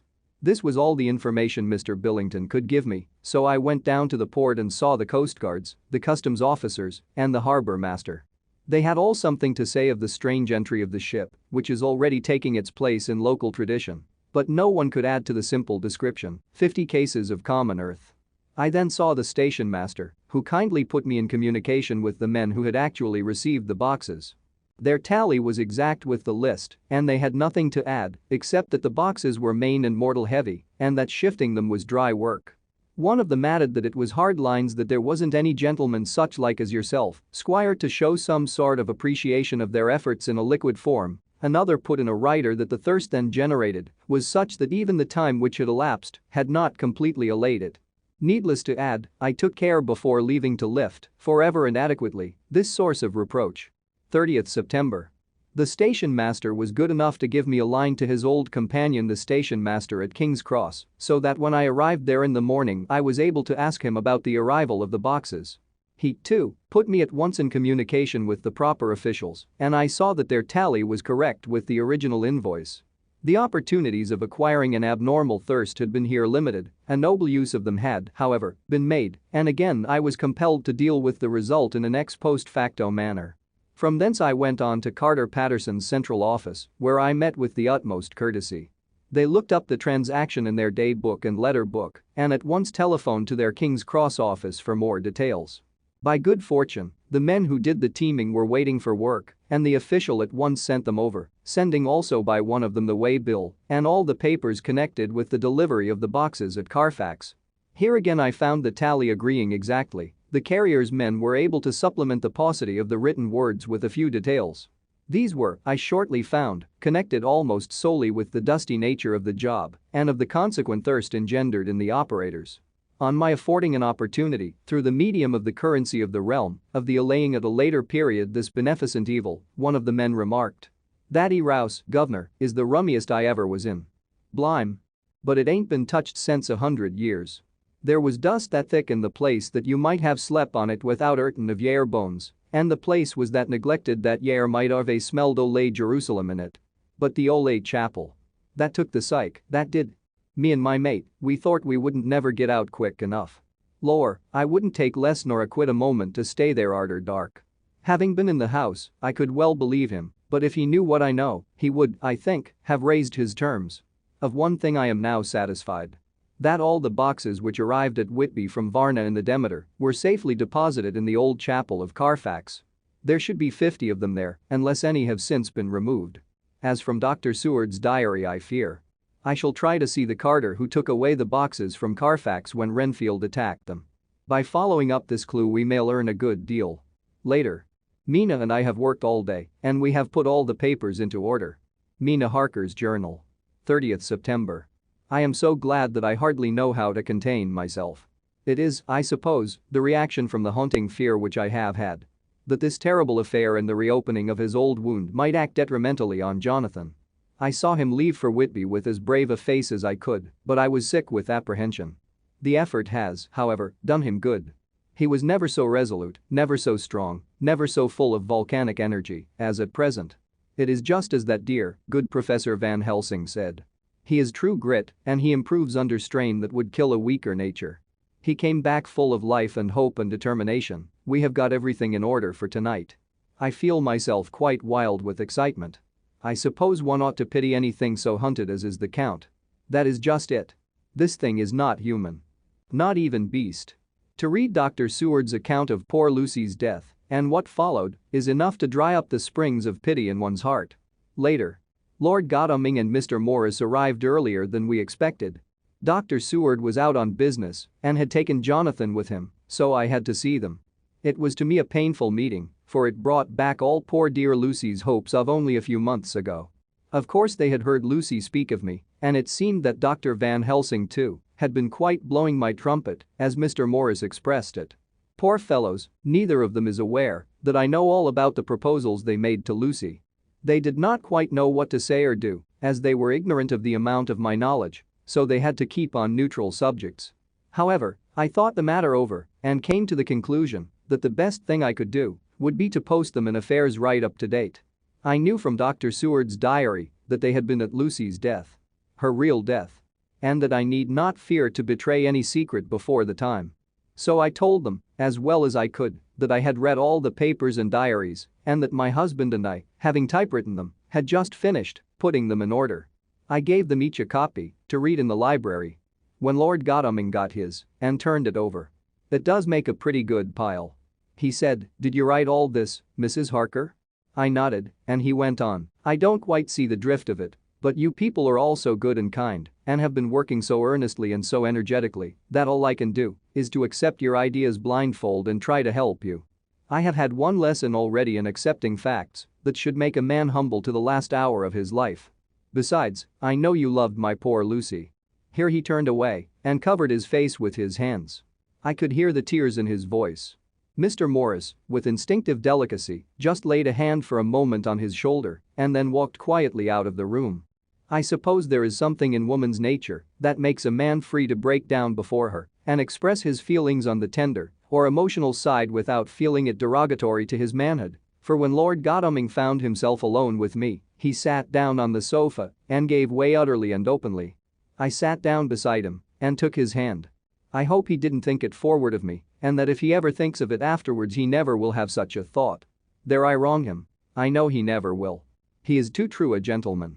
I said to him, for I could see that his heart was breaking, "I love dear Lucy, and I know what she was to you and what you were to her. She and I were like sisters, and now she is gone. Will you not let me be like a sister to you in your trouble? I know what sorrows you have had, though I cannot measure the depth of them. If sympathy and pity can help in your affliction, won't you let me be of some little service? For Lucy's sake?" In an instant the poor dear fellow was overwhelmed with grief. It seemed to me that all that he had of late been suffering in silence found a vent at once. He grew quite hysterical and, raising his open hands, beat his palms together in a perfect agony of grief. He stood up and then sat down again, and the tears rained down his cheeks. I felt an infinite pity for him and opened my arms unthinkingly.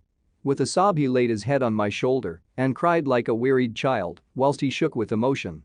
We women have something of the mother in us that makes us rise above smaller matters when the mother spirit is invoked. I felt this big, sorrowing man's head resting on me as though it were that of the baby that someday may lie on my bosom, and I stroked his hair as though he were my own child. I never thought at the time how strange it all was. After a little bit his sobs ceased and he raised himself with an apology, though he made no disguise of his emotion.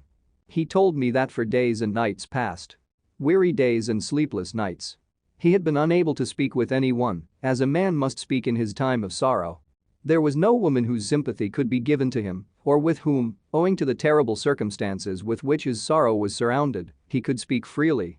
"I know now how I suffered," he said, as he dried his eyes, "but I do not know even yet. And none other can ever know. How much your sweet sympathy has been to me today. I shall know better in time, And believe me that, though I am not ungrateful now, my gratitude will grow with my understanding. You will let me be like a brother, will you not, for all our lives? For dear Lucy's sake?" "For dear Lucy's sake," I said as we clasped hands. And for your own sake," he added, "for if a man's esteem and gratitude are ever worth the winning, you have won mine today. If ever the future should bring to you a time when you need a man's help, believe me, you will not call in vain. God grant that no such time may ever come to you to break the sunshine of your life, but if it should ever come, promise me that you will let me know." He was so earnest, and his sorrow was so fresh, that I felt it would comfort him, so I said, "I promise." As I came along the corridor, I saw Mr. Morris looking out of a window. He turned as he heard my footsteps. "How is Art?" he said. Then noticing my red eyes, he went on. "Ah, I see you have been comforting him. Poor old fellow. He needs it. No one but a woman can help a man when he is in trouble of the heart, and he had no one to comfort him. He bore his own trouble so bravely that my heart bled for him. I saw the manuscript in his hand, and I knew that when he read it, he would realize how much I knew, so I said to him, 'I wish I could comfort all who suffer from the heart. Will you let me be your friend, and will you come to me for comfort if you need it? You will know, later on, why I speak.' He saw that I was in earnest, and stooping, took my hand, and raising it to his lips, kissed it. It seemed but poor comfort to so brave and unselfish a soul, and impulsively I bent over and kissed him. The tears rose in his eyes, and there was a momentary choking in his throat. He said quite calmly, 'Little girl, you will never regret that true-hearted kindness, so long as ever you live.' Then he went into the study to his friend. Little girl. The very words he had used to Lucy, and oh, but he proved himself a friend. Chapter 18. Dr. Seward's Diary. 30th September. I got home at 5 o'clock and found that Godalming and Morris had not only arrived, but had already studied the transcript of the various diaries and letters which Harker and his wonderful wife had made and arranged. Harker had not yet returned from his visit to the carrier's men, of whom Dr. Hennessy had written to me. Mrs. Harker gave us a cup of tea, and I can honestly say that, for the first time since I have lived in it, this old house seemed like home. When we had finished, Mrs. Harker said, "Dr. Seward, may I ask a favor? I want to see your patient, Mr. Renfield. Do let me see him. What you have said of him in your diary interests me so much." She looked so appealing and so pretty that I could not refuse her, and there was no possible reason why I should, so I took her with me. When I went into the room, I told the man that a lady would like to see him, to which he simply answered, "Why? She is going through the house and wants to see everyone in it," I answered. "Oh, very well," he said. "Let her come in, by all means, but just wait a minute till I tidy up the place."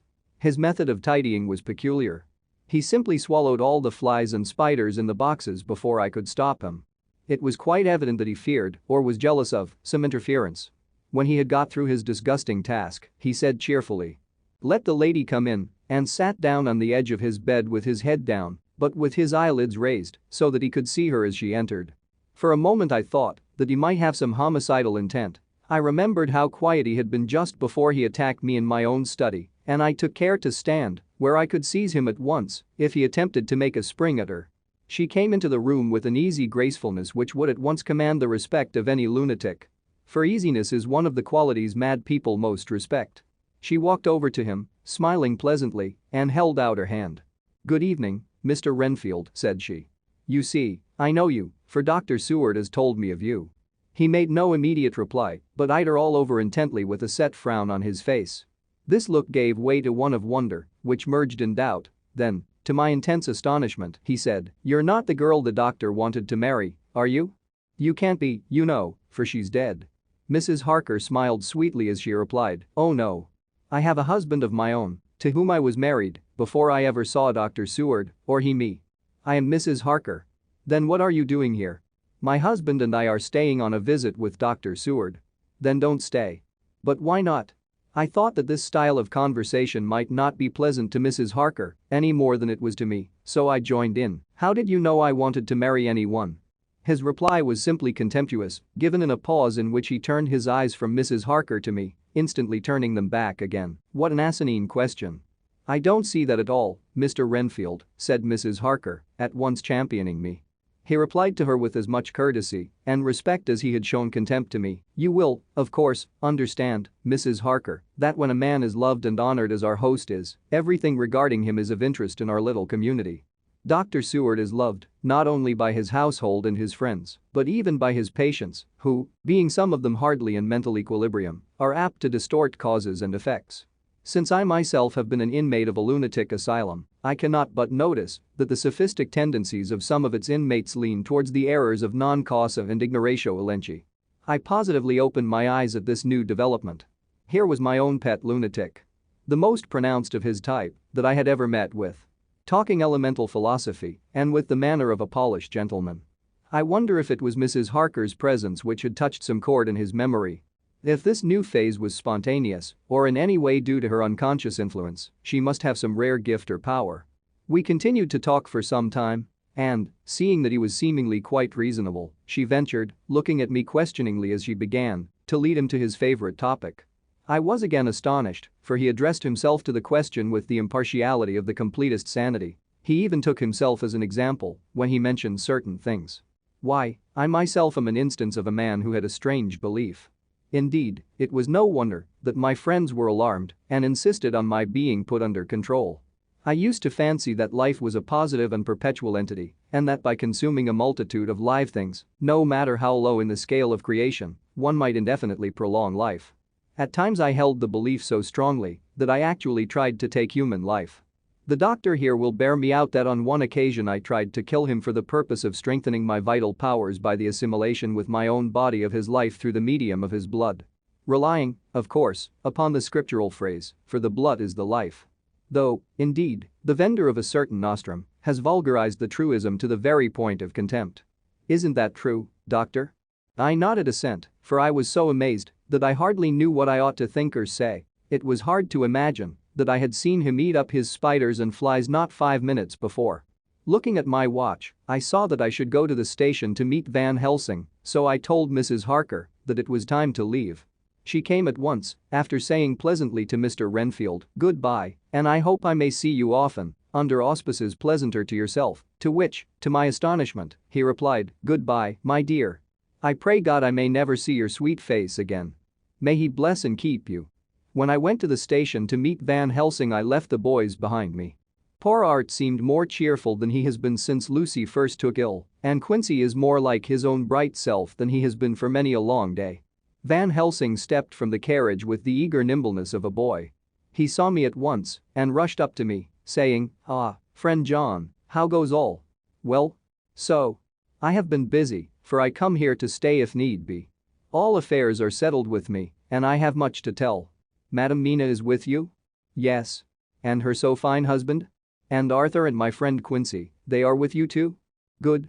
As I drove to the house I told him of what had passed and of how my own diary had come to be of some use through Mrs. Harker's suggestion, at which the professor interrupted me. "Ah, that wonderful Madam Mina. She has man's brain. A brain that a man should have, were he much gifted. And woman's heart. The good God fashioned her for a purpose, believe me, when he made that so good combination. Friend John, up to now fortune has made that woman of help to us. After tonight she must not have to do with this so terrible affair. It is not good that she run a risk so great. We men are determined. Nay, are we not pledged to destroy this monster? But it is no part for a woman. Even if she be not harmed, her heart may fail her in so much and so many horrors, and hereafter she may suffer. Both in waking, from her nerves, and in sleep, from her dreams. And, besides, she is young woman, and not so long married. There may be other things to think of some time, if not now. You tell me she has wrote all, then she must consult with us. But tomorrow she say goodbye to this work, and we go alone." I agreed heartily with him, and then I told him what we had found in his absence, that the house which Dracula had bought was the very next one to my own. He was amazed, and a great concern seemed to come on him.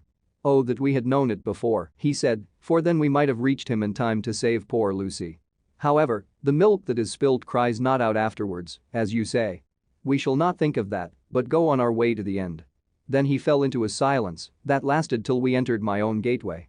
Before we went to prepare for dinner he said to Mrs. Harker, "I am told, Madam Mina, by my friend John, that you and your husband have put up in exact order all things that have been, up to this moment." "Not up to this moment, Professor," she said impulsively, "but up to this morning." "But why not up to now? We have seen hitherto how good light all the little things have made. We have told our secrets, and yet no one who has told is the worse for it. Mrs. Harker began to blush, and taking a paper from her pocket, she said, "Dr. Van Helsing, will you read this and tell me if it must go in? It is my record of today. I too have seen the need of putting down at present everything, however trivial, but there is little in this except what is personal. Must it go in?" The professor read it over gravely and handed it back, saying, "It need not go in if you do not wish it, but pray that it may. It can but make your husband love you the more, and all us, your friends, more honor you. As well as more esteem and love." She took it back with another blush and a bright smile. "And so now, up to this very hour, all the records we have are complete and in order. The professor took away one copy to study after dinner and before our meeting, which is fixed for 9 o'clock. The rest of us have already read everything, so when we meet in the study, we shall all be informed as to facts and can arrange our plan of battle with this terrible and mysterious enemy." Mina Harker's journal. 30th September. When we met in Dr. Seward's study 2 hours after dinner, which had been at 6 o'clock, we unconsciously formed a sort of border committee. Professor Van Helsing took the head of the table, to which Dr. Seward motioned him as he came into the room. He made me sit next to him on his right and asked me to act as secretary. Jonathan sat next to me. Opposite us were Lord Godalming, Dr. Seward, and Mr. Morris. Lord Godalming being next to the professor and Dr. Seward in the center. The professor said, "I may, I suppose, take it that we are all acquainted with the facts that are in these papers." We all expressed assent, and he went on. "Then it were, I think, good that I tell you something of the kind of enemy with which we have to deal.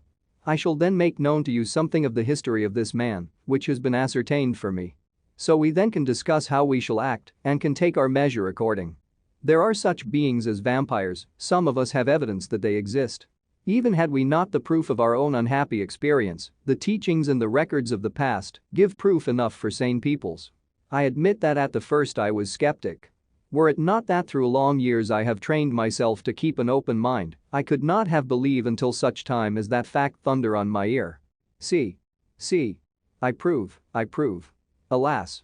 Had I known at the first what now I know. Nay, had I even guessed at him. One so precious life had been spared to many of us who did love her. But that is gone, and we must so work that other poor souls perish not, whilst we can save. The Nosferatu do not die like the bee when he sting once. He is only stronger, and being stronger, have yet more power to work evil.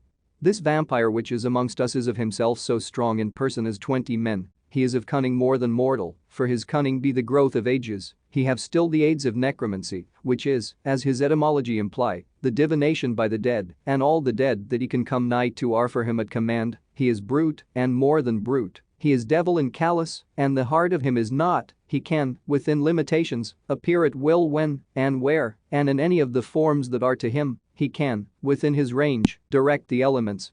The storm, the fog, the thunder, he can command all the meaner things. The rat and the owl and the bat. The moth and the fox and the wolf, he can grow and become small, and he can at times vanish and come unknown. How then are we to begin our strife to destroy him? How shall we find his where, and having found it, how can we destroy? My friends, this is much, it is a terrible task that we undertake, and there may be consequence to make the brave shudder. For if we fail in this our fight he must surely win, and then where end we? Life is nothing's, I heed him not. But to fail here is not mere life or death. It is that we become as him, that we henceforward become foul things of the night like him. Without heart or conscience, preying on the bodies and the souls of those we love best. To us forever are the gates of heaven shut, for who shall open them to us again? We go on for all time abhorred by all, a blot on the face of God's sunshine, an arrow in the side of him who died for man. But we are face to face with duty, and in such case must we shrink? For me, I say, no, but then I am old, and life, with his sunshine, his fair places, his song of birds, his music and his love, lie far behind. You others are young. Some have seen sorrow. But there are fair days yet in store. What say you? Whilst he was speaking, Jonathan had taken my hand. I feared, oh so much, that the appalling nature of our danger was overcoming him when I saw his hand stretch out, but it was life to me to feel its touch. So strong, so self-reliant, so resolute. A brave man's hand can speak for itself, it does not even need a woman's love to hear its music.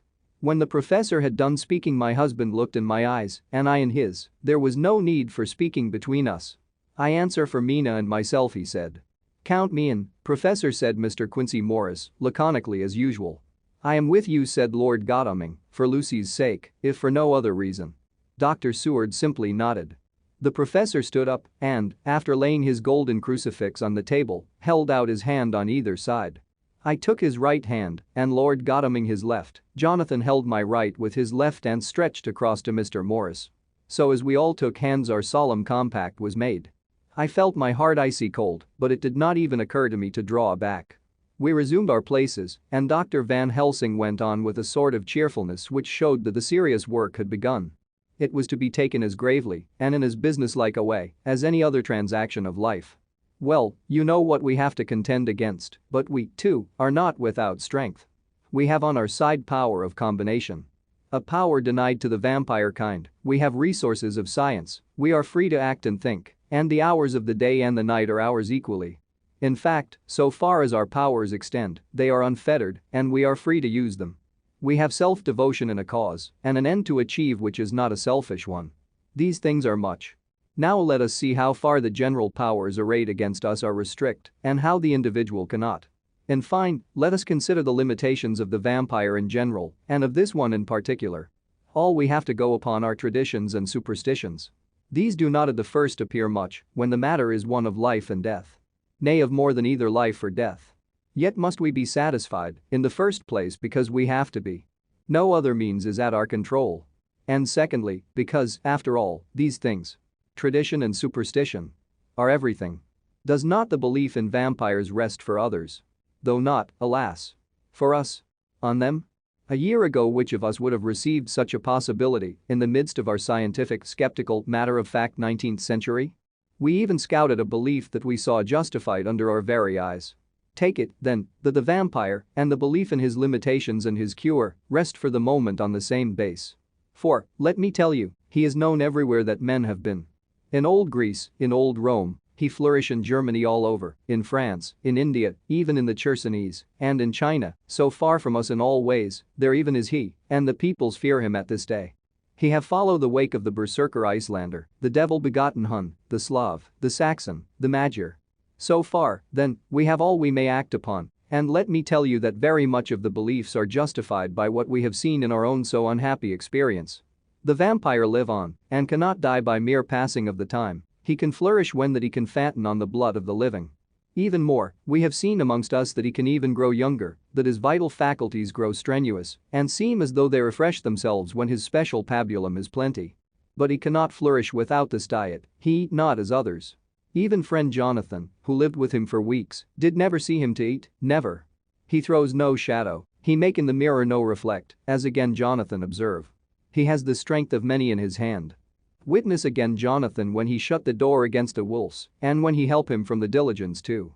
He can transform himself to wolf, as we gather from the ship arrival in Whitby, when he tear open the dog, he can be as bat, as Madam Mina saw him on the window at Whitby, and as friend John saw him fly from this so near house, and as my friend Quincy saw him at the window of Miss Lucy.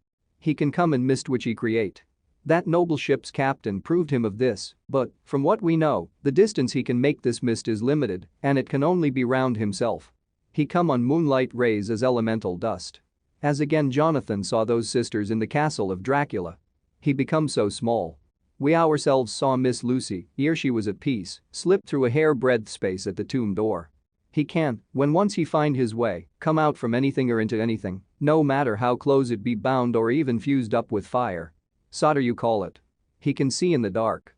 No small power this, in a world which is one half shut from the light. Ah, but hear me through. He can do all these things, yet he is not free. Nay, he is even more prisoner than the slave of the galley, than the madman in his cell. He cannot go where he lists, he who is not of nature has yet to obey some of nature's laws. Why we know not.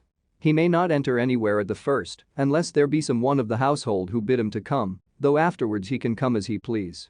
His power ceases, as does that of all evil things, at the coming of the day. Only at certain times can he have limited freedom. If he be not at the place whither he is bound, he can only change himself at noon nor at exact sunrise or sunset. These things are we told, and in this record of ours we have proof by inference. Thus, whereas he can do as he will within his limit, when he have his earth home, his coffin home, his hell home, the place unhallowed, as we saw when he went to the grave of the suicide at Whitby, still at other time he can only change when the time come. It is said, too, that he can only pass running water at the slack or the flood of the tide. Then there are things which so afflict him that he has no power, as the garlic that we know of, and as for things sacred, as this symbol, my crucifix, that was amongst us even now when we resolve, to them he is nothing, but in their presence, he take his place far off and silent with respect. There are others, too, which I shall tell you of, lest in our seeking we may need them. The branch of wild rose on his coffin keep him that he move not from it, a sacred bullet fired into the coffin kill him, so that he be true dead, and as for the stake through him, we know already of its peace, or the cut off head that giveth rest. We have seen it with our eyes. Thus when we find the habitation of this man that was, we can confine him to his coffin and destroy him, if we obey what we know. But he is clever. I have asked my friend Arminius, of Budapest University, to make his record, and, from all the means that are, he tell me of what he has been. He must, indeed, have been that voivode Dracula who won his name against the Turk over the great river on the very frontier of Turkey land. If it be so, then was he no common man, for in that time, and for centuries after, he was spoken of as the cleverest and the most cunning, as well as the bravest of the sons of the land beyond the forest. That mighty brain and that iron resolution went with him to his grave and are even now arrayed against us. The Draculas were, says Arminius, a great and noble race, though now and again were scions who were held by their coevals to have had dealings with the evil one. They learned his secrets in the Solomons, amongst the mountains over Lake Hermannstadt, where the devil claims the 10th scholar as his due. In the records are such words as Stragoica, witch, or dog and Pokel, Satan and hell. And in one manuscript this very Dracula is spoken of as Wamper, which we all understand too well. There have been from the loins of this very one great men and good women, and their graves make sacred the earth, where alone this foulness can dwell. For it is not the least of its terrors, that this evil thing is rooted deep in all good, in soil barren of holy memories it cannot rest. Whilst they were talking Mr. Morris was looking steadily at the window, and he now got up quietly, and went out of the room. There was a little pause, and then the professor went on, and now we must settle what we do. We have here much data, and we must proceed to lay out our campaign. We know from the inquiry of Jonathan that from the castle to Whitby came 50 boxes of earth, all of which were delivered at Carfax. We also know that at least some of these boxes have been removed. It seems to me that our first step should be to ascertain whether all the rest remain in the house beyond that wall where we look today, or whether any more have been removed. If the latter, we must trace. Here we were interrupted in a very startling way. Outside the house came the sound of a pistol shot. The glass of the window was shattered with a bullet which, ricocheting from the top of the embrasure, struck the far wall of the room. I am afraid I am at heart a coward, for I shrieked out. The men all jumped to their feet. Lord Godalming flew over to the window and threw up the sash. As he did, so we heard Mr. Morris's voice without, "Sorry. I fear I have alarmed you. I shall come in and tell you about it." A minute later he came in and said, "It was an idiotic thing of me to do, and I ask your pardon, Mrs. Harker, most sincerely. I fear I must have frightened you terribly." But the fact is that, while the professor was talking there came a big bat and sat on the window sill. I have got such a horror of the damned brutes from recent events that I cannot stand them, and I went out to have a shot, as I have been doing of late of evenings, whenever I have seen one. You used to laugh at me for it then, Art. Did you hit it? Asked Dr. Van Helsing. I don't know. I fancy not, for it flew away into the wood. Without saying any more he took his seat, and the professor began to resume his statement. We must trace each of these boxes, and when we are ready, we must either capture or kill this monster in his lair, or we must, so to speak, sterilize the earth so that no more he can seek safety in it. Thus in the end we may find him in his form of man between the hours of noon and sunset, and so engage with him when he is at his most weak. And now for you, Madam Mina, this night is the end until all be well. You are too precious to us to have such risk. When we part tonight, you no more must question. We shall tell you all in good time. We are men and are able to bear, but you must be our star and our hope, and we shall act all the more free that you are not in the danger, such as we are. All the men, even Jonathan, seemed relieved, but it did not seem to me good that they should brave danger and, perhaps, lessen their safety. Strength being the best safety. Through care of me. But their minds were made up, and, though it was a bitter pill for me to swallow, I could say nothing, save to accept their chivalrous care of me. Mr. Morris resumed the discussion. As there is no time to lose, I vote we have a look at his house right now. Time is everything with him, and swift action on our part may save another victim. I own that my heart began to fail me when the time for action came so close, but I did not say anything, for I had a greater fear that if I appeared as a drag or a hindrance to their work, they might even leave me out of their counsels altogether. They have now gone off to Carfax with means to get into the house. Manlike, they have told me to go to bed and sleep, as if a woman can sleep when those she loves are in danger. I shall lie down and pretend to sleep, lest Jonathan have added anxiety about me when he returns. Dr. Seward's diary, 1st October, 4 a.m. Just as we were about to leave the house, an urgent message was brought to me from Renfield to know if I would see him at once, as he had something of the utmost importance to say to me. I told the messenger to say that I would attend to his wishes in the morning. I was busy just at the moment. The attendant added, "He seems very importunate, sir. I have never seen him so eager. I don't know, but what, if you don't see him soon, he will have one of his violent fits." I knew the man would not have said this without some cause, so I said, "All right, I'll go now." And I asked the others to wait a few minutes for me, as I had to go and see my patient. "Take me with you, friend John," said the professor. "His case in your diary interested me much, and it had bearing too, now and again on our case. I should much like to see him, and especially when his mind is disturbed." "May I come also?" asked Lord Godalming. "Me too," said Quincey Morris. I nodded, and we all went down the passage together. We found him in a state of considerable excitement, but far more rational in his speech and manner than I had ever seen him. There was an unusual understanding of himself, which was unlike anything I had ever met with in a lunatic, and he took it for granted that his reasons would prevail with others entirely sane. We all four went into the room, but none of the others at first said anything. His request was that I would at once release him from the asylum and send him home. This he backed up with arguments regarding his complete recovery and adduced his own existing sanity. "I appeal to your friends," he said. "They will, perhaps, not mind sitting in judgment on my case. By the way, you have not introduced me." I was so much astonished that the oddness of introducing a madman in an asylum did not strike me at the moment, and, besides, there was a certain dignity in the man's manner, so much of the habit of equality, that I at once made the introduction. "Lord Godalming, Professor Van Helsing, Mr. Quincey Morris, of Texas, Mr. Renfield." He shook hands with each of them, saying in turn, "Lord Godalming, I had the honor of seconding your father at the Wyndham. I grieve to know, by your holding the title, that he is no more. He was a man loved and honored by all who knew him, and in his youth was, I have heard, the inventor of a burnt rum punch, much patronized on Derby night. Mr. Morris, you should be proud of your great state. Its reception into the Union was a precedent which may have far-reaching effects hereafter, when the pole in the tropics may hold allegiance to the stars and stripes.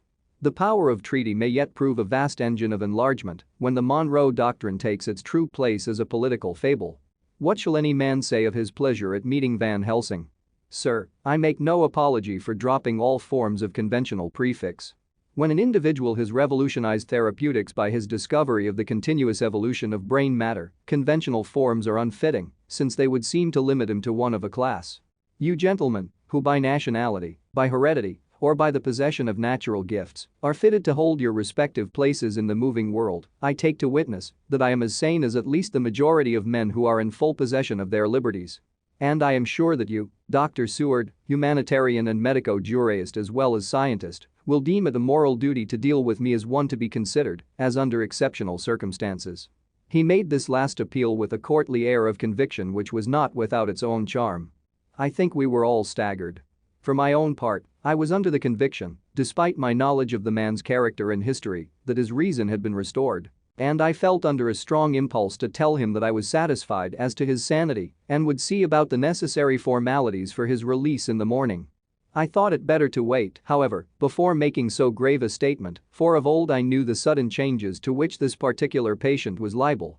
So I contented myself with making a general statement that he appeared to be improving very rapidly, that I would have a longer chat with him in the morning, and would then see what I could do in the direction of meeting his wishes. This did not at all satisfy him, for he said quickly, "But I fear, Dr. Seward, that you hardly apprehend my wish. I desire to go at once. Here. Now. This very hour. This very moment, if I may. Time presses, and in our implied agreement with the old scytheman, it is of the essence of the contract. I am sure it is only necessary to put before so admirable a practitioner as Dr. Seward so simple, yet so momentous a wish, to ensure its fulfillment." He looked at me keenly and, seeing the negative in my face, turned to the others and scrutinized them closely. Not meeting any sufficient response, he went on. Is it possible that I have erred in my supposition? You have, I said frankly, but at the same time, as I felt, brutally. There was a considerable pause, and then he said slowly. Then I suppose I must only shift my ground of request. Let me ask for this concession. Boon, privilege, what you will. I am content to implore in such a case, not on personal grounds, but for the sake of others. I am not at liberty to give you the whole of my reasons, but you may, I assure you, take it from me that they are good ones, sound and unselfish, and springing from the highest sense of duty. Could you look, sir, into my heart, you would approve to the full the sentiments which animate me. Nay, more, you would count me amongst the best and truest of your friends. Again he looked at us all keenly. I had a growing conviction that this sudden change of his entire intellectual method was but yet another form or phase of his madness, and so determined to let him go on a little longer, knowing from experience that he would, like all lunatics, give himself away in the end. Van Helsing was gazing at him with a look of the utmost intensity, his bushy eyebrows almost meeting with the fixed concentration of his look.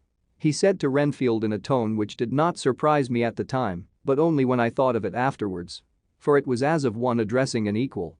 Can you not tell frankly your real reason for wishing to be free tonight? I will undertake that if you will satisfy even me. A stranger, without prejudice, and with the habit of keeping an open mind. Dr. Seward will give you, at his own risk and on his own responsibility, the privilege you seek. He shook his head sadly, and with a look of poignant regret on his face. The professor went on. Come, sir, bethink yourself. You claim the privilege of reason in the highest degree, since you seek to impress us with your complete reasonableness. You do this, whose sanity we have reason to doubt, since you are not yet released from medical treatment for this very defect. If you will not help us in our effort to choose the wisest course, how can we perform the duty which you yourself put upon us? Be wise and help us, and if we can we shall aid you to achieve your wish. He still shook his head as he said. Dr. Van Helsing, I have nothing to say. Your argument is complete, and if I were free to speak I should not hesitate a moment, but I am not my own master in the matter. I can only ask you to trust me. If I am refused, the responsibility does not rest with me.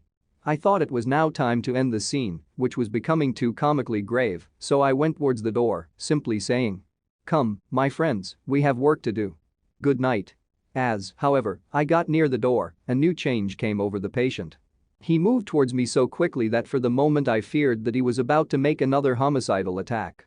My fears, however, were groundless, for he held up his two hands imploringly and made his petition in a moving manner. As he saw that the very excess of his emotion was militating against him, by restoring us more to our old relations, he became still more demonstrative. I glanced at Van Helsing and saw my conviction reflected in his eyes, so I became a little more fixed in my manner, if not more stern, and motioned to him that his efforts were unavailing. I had previously seen something of the same constantly growing excitement in him when he had to make some request of which at the time he had thought much, such, for instance, as when he wanted a cat, and I was prepared to see the collapse into the same sullen acquiescence on this occasion. My expectation was not realized, for, when he found that his appeal would not be successful, he got into quite a frantic condition. He threw himself on his knees and held up his hands, wringing them in plaintive supplication, and poured forth a torrent of entreaty, with the tears rolling down his cheeks and his whole face, and form expressive of the deepest emotion. Let me entreat you, Dr. Seward, oh, let me implore you, to let me out of this house at once. Send me away how you will and where you will, send keepers with me with whips and chains, let them take me in a strait waistcoat, manacled and leg-ironed, even to a gaol, but let me go out of this. You don't know what you do by keeping me here. I am speaking from the depths of my heart. Of my very soul. You don't know whom you wrong, or how, and I may not tell. Woe is me. I may not tell. By all you hold sacred. By all you hold dear. By your love that is lost. By your hope that lives. For the sake of the Almighty, take me out of this and save my soul from guilt. Can't you hear me, man? Can't you understand? Will you never learn? Don't you know that I am sane and earnest now, that I am no lunatic in a mad fit, but a sane man fighting for his soul? Oh, hear me. Hear me. Let me go. Let me go. Let me go. I thought that the longer this went on the wilder he would get, and so would bring on a fit, so I took him by the hand and raised him up. Come, I said sternly, no more of this, we have had quite enough already. Get to your bed and try to behave more discreetly. He suddenly stopped and looked at me intently for several moments. Then without a word he rose and moving over, sat down on the side of the bed. The collapse had come, as on former occasions, just as I had expected. When I was leaving the room, last of our party, he said to me in a quiet, well-bred voice. You will, I trust, Dr. Seward, do me the justice to bear in mind, later on, that I did what I could to convince you tonight. Chapter 19. Jonathan Harker's Journal.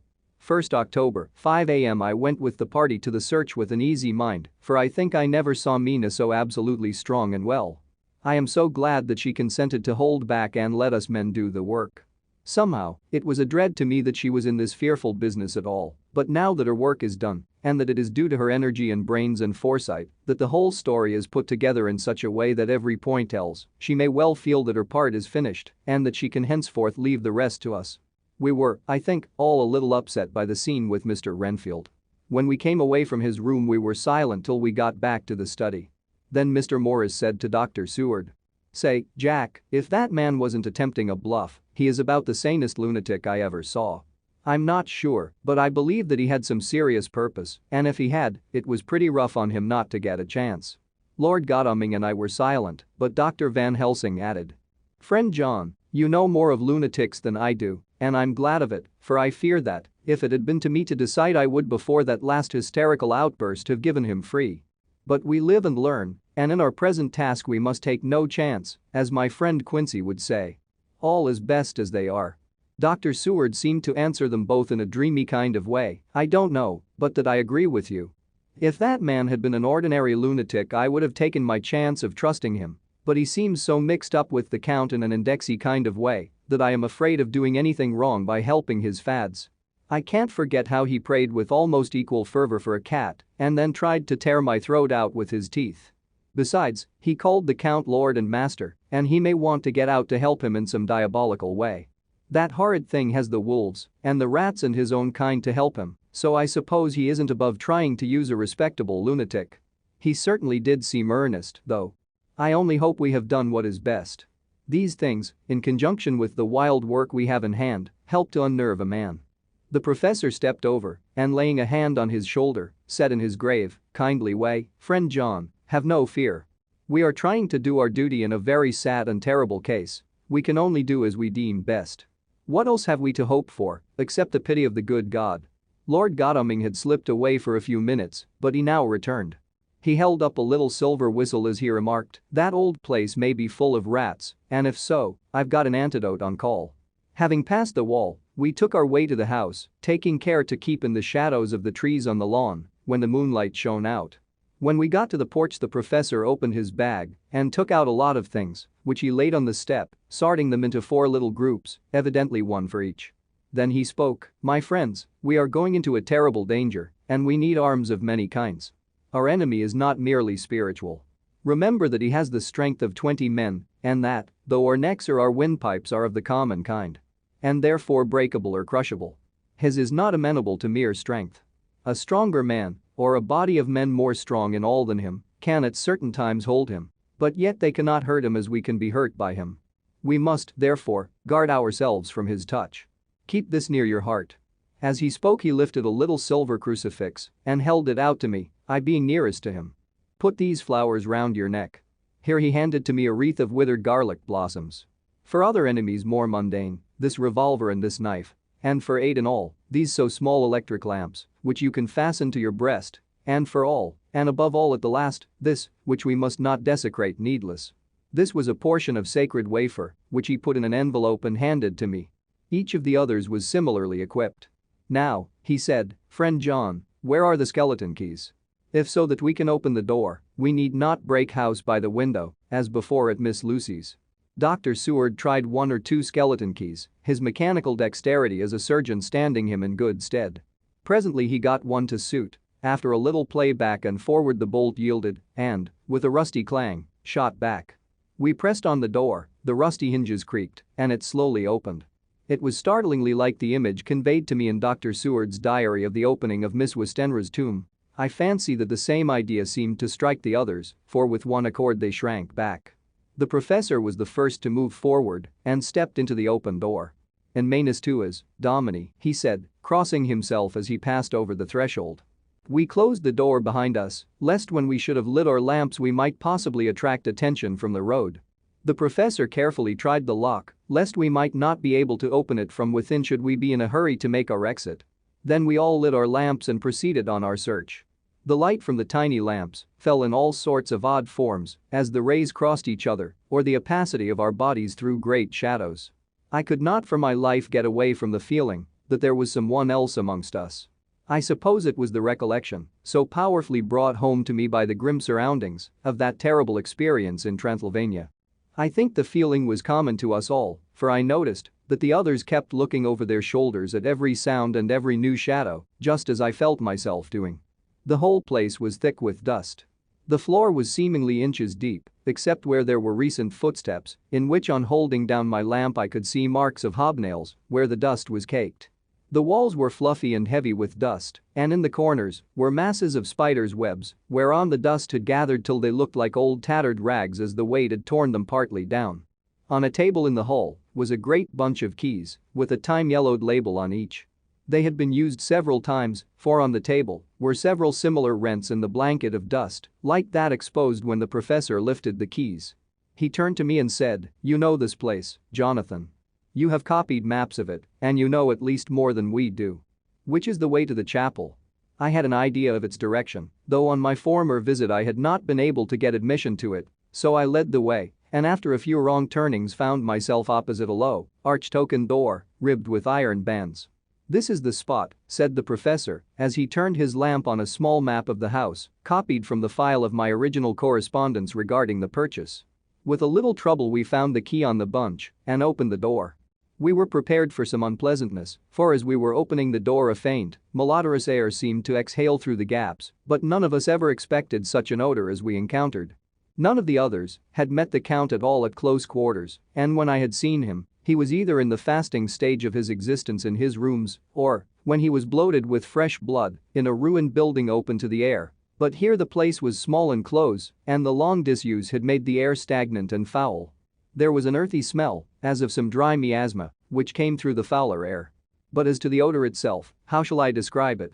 It was not alone that it was compassed of all the ills of mortality and with the pungent, acrid smell of blood, but it seemed as though corruption had become itself corrupt. Faugh, it sickens me to think of it. Every breath exhaled by that monster seemed to have clung to the place and intensified its loathsomeness. Under ordinary circumstances such a stench would have brought our enterprise to an end, but this was no ordinary case, and the high and terrible purpose in which we were involved gave us a strength which rose above merely physical considerations. After the involuntary shrinking consequent on the first nauseous whiff, we one and all set about our work, as though that loathsome place were a garden of roses. We made an accurate examination of the place, the professor saying as we began, "The first thing is to see how many of the boxes are left. We must then examine every hole and corner and cranny and see if we cannot get some clue as to what has become of the rest." A glance was sufficient to show how many remained, for the great earth chests were bulky and there was no mistaking them. There were only 29 left out of the 50. Once I got a fright, for, seeing Lord Godalming suddenly turn and look out of the vaulted door into the dark passage beyond, I looked too, and for an instant my heart stood still. Somewhere, looking out from the shadow, I seemed to see the high lights of the Count's evil face, the ridge of the nose, the red eyes, the red lips, the awful pallor. It was only for a moment, for as Lord Godalming said, I thought I saw a face, but it was only the shadows, and resumed his inquiry. I turned my lamp in the direction and stepped into the passage. There was no sign of anyone, and as there were no corners, no doors, no aperture of any kind, but only the solid walls of the passage, there could be no hiding place even for him. I took it that fear had helped imagination and said nothing. A few minutes later I saw Morris step suddenly back from a corner, which he was examining. We all followed his movements with our eyes, for undoubtedly some nervousness was growing on us, and we saw a whole mass of phosphorescence, which twinkled like stars. We all instinctively drew back. The whole place was becoming alive with rats. For a moment or two we stood appalled, all save Lord Godalming, who was seemingly prepared for such an emergency. Rushing over to the great iron-bound oaken door, which Dr. Seward had described from the outside, and which I had seen myself, he turned the key in the lock, drew the huge bolts, and swung the door open. Then, taking his little silver whistle from his pocket, he blew a low, shrill call. It was answered from behind Dr. Seward's house by the yelping of dogs, and after about a minute 3 terriers came dashing round the corner of the house. Unconsciously we had all moved towards the door, and as we moved I noticed that the dust had been much disturbed. The boxes which had been taken out had been brought this way. But even in the minute that had elapsed the number of the rats had vastly increased. They seemed to swarm over the place all at once, till the lamplight, shining on their moving dark bodies and glittering, baleful eyes, made the place look like a bank of earth set with fireflies. The dogs dashed on, but at the threshold suddenly stopped and snarled, and then, simultaneously lifting their noses, began to howl in most lugubrious fashion. The rats were multiplying in thousands and moved out. Lord Godalming lifted one of the dogs and, carrying him in, placed him on the floor. The instant his feet touched the ground he seemed to recover his courage and rushed at his natural enemies. They fled before him so fast that before he had shaken the life out of a score, the other dogs, who had by now been lifted in the same manner, had but small prey ere the whole mass had vanished. With their going it seemed as if some evil presence had departed, for the dogs frisked about and barked merrily as they made sudden darts at their prostrate foes and turned them over and tossed them in the air with vicious shakes. We all seemed to find our spirits rise. Whether it was the purifying of the deadly atmosphere by the opening of the chapel door, or the relief which we experienced by finding ourselves in the open, I know not, but most certainly the shadow of dread seemed to slip from us like a robe, and the occasion of our coming lost something of its grim significance, though we did not slacken a whit in our resolution. We closed the outer door and barred and locked it, and bringing the dogs with us, began our search of the house. We found nothing throughout except dust in extraordinary proportions, and all untouched save for my own footsteps when I had made my first visit. Never once did the dogs exhibit any symptom of uneasiness, and even when we returned to the chapel they frisked about as though they had been rabbit hunting in a summer wood. The morning was quickening in the east when we emerged from the front. Dr. Van Helsing had taken the key of the hall door from the bunch and locked the door in orthodox fashion, putting the key into his pocket when he had done. "So far," he said, "our night has been eminently successful. No harm has come to us such as I feared might be, and yet we have ascertained how many boxes are missing. More than all do I rejoice that this, our first, and perhaps our most difficult and dangerous, step has been accomplished without the bringing thereinto our most sweet Madam Mina, or troubling her waking or sleeping thoughts with sights and sounds and smells of horror which she might never forget. One lesson too, we have learned, if it be allowable to argue a particulari, that the brute beasts which are to the Count's command are yet themselves not amenable to his spiritual power. For look, these rats that would come to his call, just as from his castle top he summoned the wolves to your going, and to that poor mother's cry, though they come to him, they run pell-mell from the so little dogs of my friend Arthur. We have other matters before us, other dangers, other fears, and that monster. He has not used his power over the brute world for the only, or the last time tonight. So be it, that he has gone elsewhere. Good. It has given us opportunity to cry check in some way in this chess game, which we play for the stake of human souls. And now let us go home. The dawn is close at hand, and we have reason to be content with our first night's work. It may be ordained that we have many nights and days to follow, if full of peril, but we must go on, and from no danger shall we shrink." The house was silent when we got back, save for some poor creature who was screaming away in one of the distant wards, and a low, moaning sound from Renfield's room. The poor wretch was doubtless torturing himself, after the manner of the insane, with needless thoughts of pain. I came tiptoe into our own room and found Mina asleep, breathing so softly that I had to put my ear down to hear it. She looks paler than usual. I hope the meeting tonight has not upset her. I am truly thankful that she is to be left out of our future work and even of our deliberations. It is too great a strain for a woman to bear. I did not think so at first, but I know better now. Therefore I am glad that it is settled. There may be things which would frighten her to hear, and yet to conceal them from her might be worse than to tell her, if once she suspected that there was any concealment. Henceforth our work is to be a sealed book to her, till at least such time as we can tell her that all is finished and the earth free from a monster of the nether world. I dare say it will be difficult to begin to keep silence after such confidence as ours, but I must be resolute, and tomorrow I shall keep dark over tonight's doings and shall refuse to speak of anything that has happened. I rest on the sofa so as not to disturb her. 1st October, later. I suppose it was natural that we should have all overslept ourselves, for the day was a busy one and the night had no rest at all. Even Mina must have felt its exhaustion, for though I slept till the sun was high, I was awake before her and had to call 2 or 3 times before she awoke. Indeed, she was so sound asleep that for a few seconds she did not recognize me, but looked at me with a sort of blank terror, as one looks who has been waked out of a bad dream. She complained a little of being tired, and I let her rest till later in the day. We now know of 21 boxes having been removed, and if it be that several were taken in any of these removals, we may be able to trace them all. Such will, of course, immensely simplify our labor, and the sooner the matter is attended to the better. I shall look up Thomas Snelling today. Dr. Seward's diary. 1st October. It was towards noon when I was awakened by the professor walking into my room. He was more jolly and cheerful than usual, and it is quite evident that last night's work has helped to take some of the brooding weight off his mind. After going over the adventure of the night, he suddenly said, "Your patient interests me much. May it be that with you I visit him this morning? Or if that you are too occupied, I can go alone if it may be. It is a new experience to me to find a lunatic who talk philosophy and reason so sound. I had some work to do which pressed, so I told him that if he would go alone I would be glad, as then I should not have to keep him waiting, so I called an attendant and gave him the necessary instructions. Before the professor left the room, I cautioned him against getting any false impression from my patient. But he answered, I want him to talk of himself and of his delusion as to consuming live things. He said to Madam Mina, as I see in your diary of yesterday, that he had once had such a belief. Why do you smile, friend John? Excuse me, I said, but the answer is here. I laid my hand on the typewritten matter. When our sane and learned lunatic made that very statement of how he used to consume life, his mouth was actually nauseous with the flies and spiders which he had eaten just before Mrs. Harker entered the room. Van Helsing smiled in turn. Good. He said. Your memory is true, friend John. I should have remembered. And yet it is this very obliquity of thought and memory which makes mental disease such a fascinating study. Perhaps I may gain more knowledge out of the folly of this madman than I shall from the teaching of the most wise. Who knows?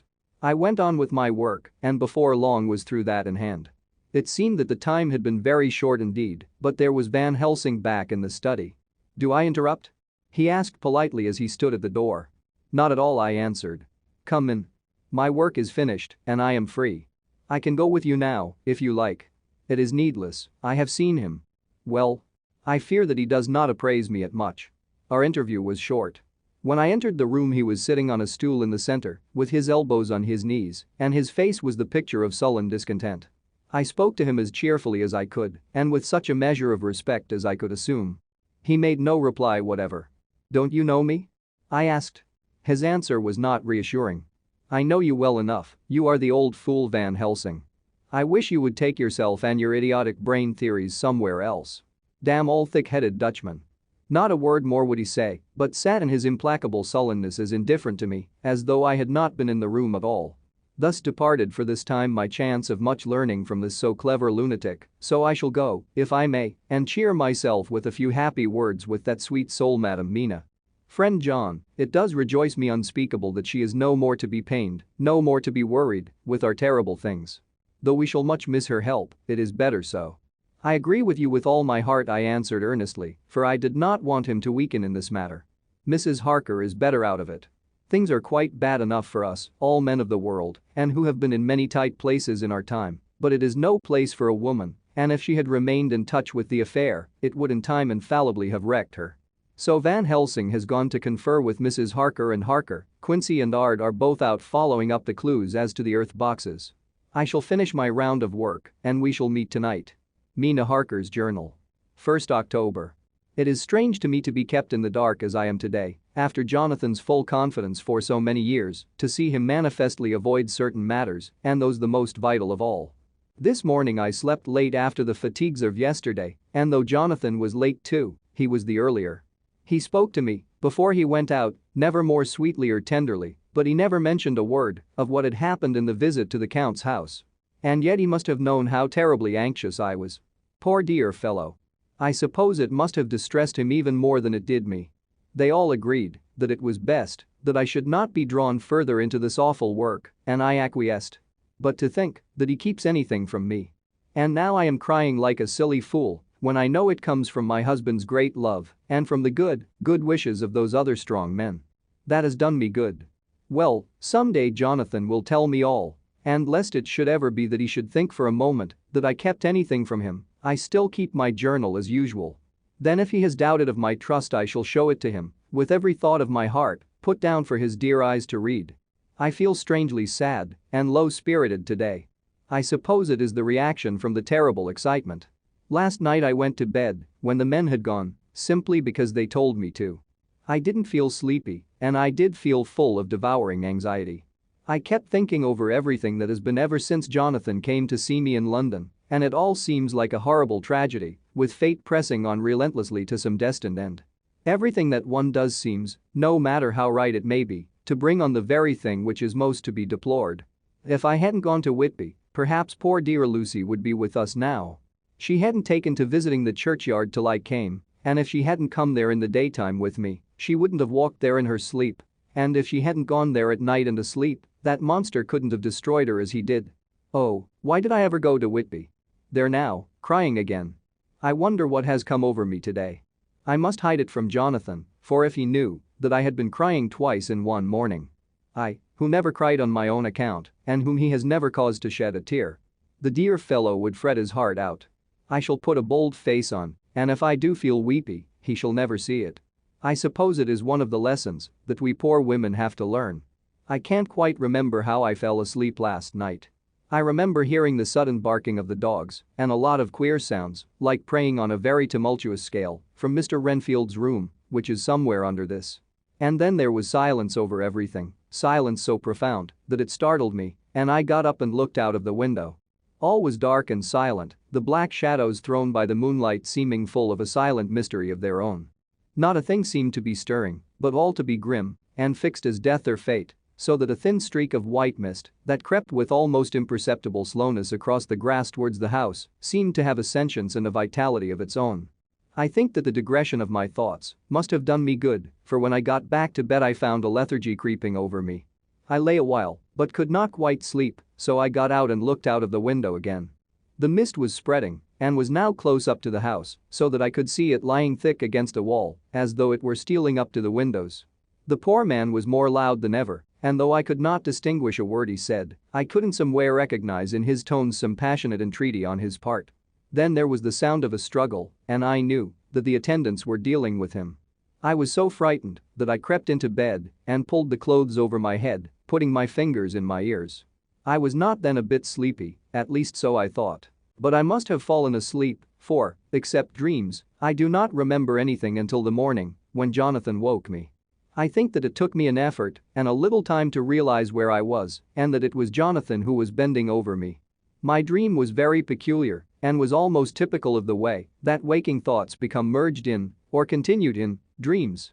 I thought that I was asleep and waiting for Jonathan to come back. I was very anxious about him, and I was powerless to act. My feet and my hands and my brain were weighted so that nothing could proceed at the usual pace. And so I slept uneasily and thought. Then it began to dawn upon me that the air was heavy and dank and cold. I put back the clothes from my face and found, to my surprise, that all was dim around me. The gas light which I had left lit for Jonathan, but turned down, came only like a tiny red spark through the fog, which had evidently grown thicker and poured into the room. Then it occurred to me that I had shut the window before I had come to bed. I would have got out to make certain on the point, but some leaden lethargy seemed to chain my limbs and even my will. I lay still and endured, that was all. I closed my eyes, but could still see through my eyelids. It is wonderful what tricks our dreams play us and how conveniently we can imagine. The mist grew thicker and thicker, and I could see now how it came in, for I could see it like smoke. Or with the white energy of boiling water. Pouring in, not through the window, but through the joinings of the door. It got thicker and thicker, till it seemed as if it became concentrated into a sort of pillar of cloud in the room, through the top of which I could see the light of the gas shining like a red eye.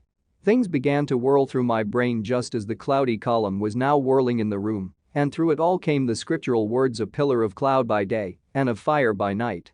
Was it indeed some such spiritual guidance that was coming to me in my sleep? But the pillar was composed of both the day and the night guiding, for the fire was in the red eye, which at the thought got a new fascination for me, till, as I looked, the fire divided and seemed to shine on me through the fog like two red eyes, such as Lucy told me of in her momentary mental wandering when, on the cliff, the dying sunlight struck the windows of St. Mary's Church. Suddenly the horror burst upon me that it was thus that Jonathan had seen those awful women growing into reality through the whirling mist in the moonlight, and in my dream I must have fainted, for all became black darkness. The last conscious effort which imagination made was to show me a livid white face bending over me out of the mist. I must be careful of such dreams, for they would unseat one's reason if there was too much of them. I would get Dr. Van Helsing or Dr. Seward to prescribe something for me which would make me sleep, only that I fear to alarm them. Such a dream at the present time would become woven into their fears for me. Tonight I shall strive hard to sleep naturally. If I do not, I shall tomorrow night get them to give me a dose of chloral. That cannot hurt me for once, and it will give me a good night's sleep. Last night tired me more than if I had not slept at all. 2nd October, 10 p.m. Last night I slept, but did not dream. I must have slept soundly, for I was not waked by Jonathan coming to bed, but the sleep has not refreshed me, for today I feel terribly weak and spiritless. I spent all yesterday trying to read or lying down dozing. In the afternoon Mr. Renfield asked if he might see me. Poor man, he was very gentle, and when I came away he kissed my hand and bade God bless me. Some way it affected me much. I am crying when I think of him. This is a new weakness, of which I must be careful. Jonathan would be miserable if he knew I had been crying. He and the others were out until dinner time, and they all came and tired. I did what I could to brighten them up, and I suppose that the effort did me good, for I forgot how tired I was. After dinner they sent me to bed and all went off to smoke together, as they said, but I knew that they wanted to tell each other of what had occurred to each during the day. I could see from Jonathan's manner that he had something important to communicate. I was not so sleepy as I should have been, so before they went I asked Dr. Seward to give me a little opiate of some kind, as I had not slept well the night before. He very kindly made me up a sleeping draught, which he gave to me, telling me that it would do me no harm, as it was very mild. I have taken it and am waiting for sleep, which still keeps aloof. I hope I have not done wrong, for as sleep begins to flirt with me, a new fear comes. That I may have been foolish in thus depriving myself of the power of waking. I might want it. Here comes sleep. Good night. Chapter 20. Jonathan Harker's Journal. 1st October, evening. I found Thomas Snelling in his house at Bethnal Green, but unhappily, he was not in a condition to remember anything. The very prospect of beer which my expected coming had opened to him had proved too much, and he had begun too early on his expected debauch. I learned, however, from his wife, who seemed a decent poor soul, that he was only the assistant to Smollett, who of the two mates was the responsible person. So off I drove to Walworth and found Mr. Joseph Smollett at home and in his shirt sleeves, taking a late tea out of a saucer. He is a decent, intelligent fellow, distinctly a good, reliable type of workman, and with a headpiece of his own.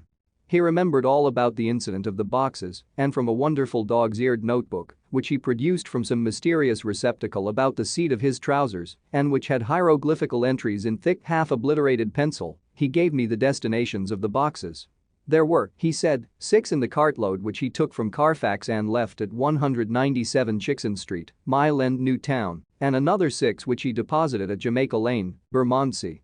If then the Count meant to scatter these ghastly refuges of his over London, these places were chosen at the first of delivery so that later he might distribute more fully.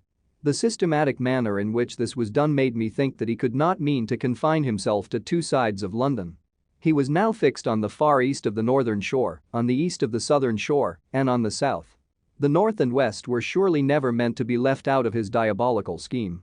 Let alone the city itself and the very heart of fashionable London in the southwest and west.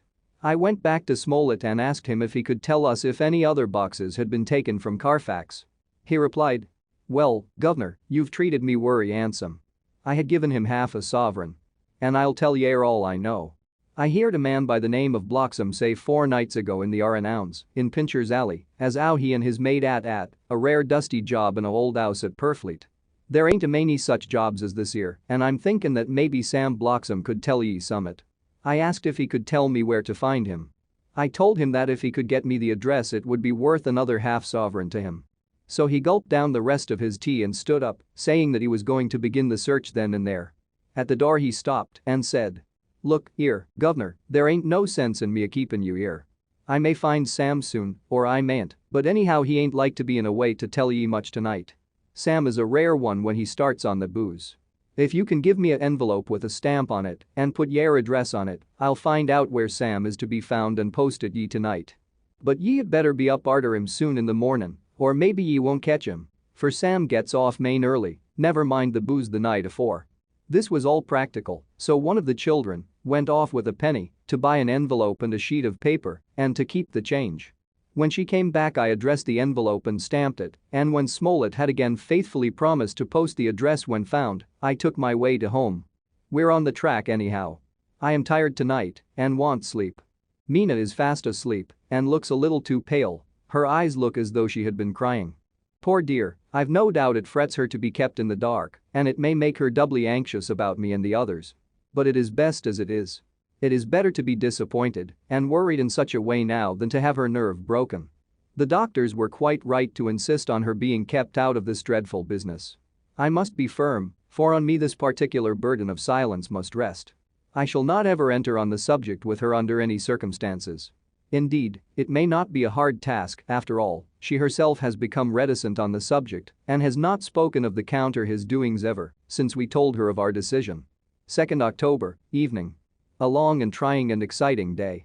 By the first post I got my directed envelope with a dirty scrap of paper enclosed, on which was written with a carpenter's pencil in a sprawling hand, Sam Bloxham, Corcoran's, 4, Potter's Court, Bartle Street, Walworth. Ask for the depite. I got the letter in bed and rose without waking Mina. She looked heavy and sleepy and pale and far from well. I determined not to wake her, but that, when I should return from this new search, I would arrange for her going back to Exeter. I think she would be happier in our own home, with her daily tasks to interest her, than in being here amongst us and in ignorance. I only saw Dr. Seward for a moment and told him where I was off to, promising to come back and tell the rest so soon as I should have found out anything. I drove to Walworth and found, with some difficulty, Potter's Court. Mr. Smollett's spelling misled me, as I asked for Potter's Court instead of Potter's Court. However, when I had found the court I had no difficulty in discovering Cochrane's lodging house. When I asked the man who came to the door for the depite, he shook his head and said, "I dunno him. There ain't no such person 'ere. I never 'eard of him in all my bloomin' days.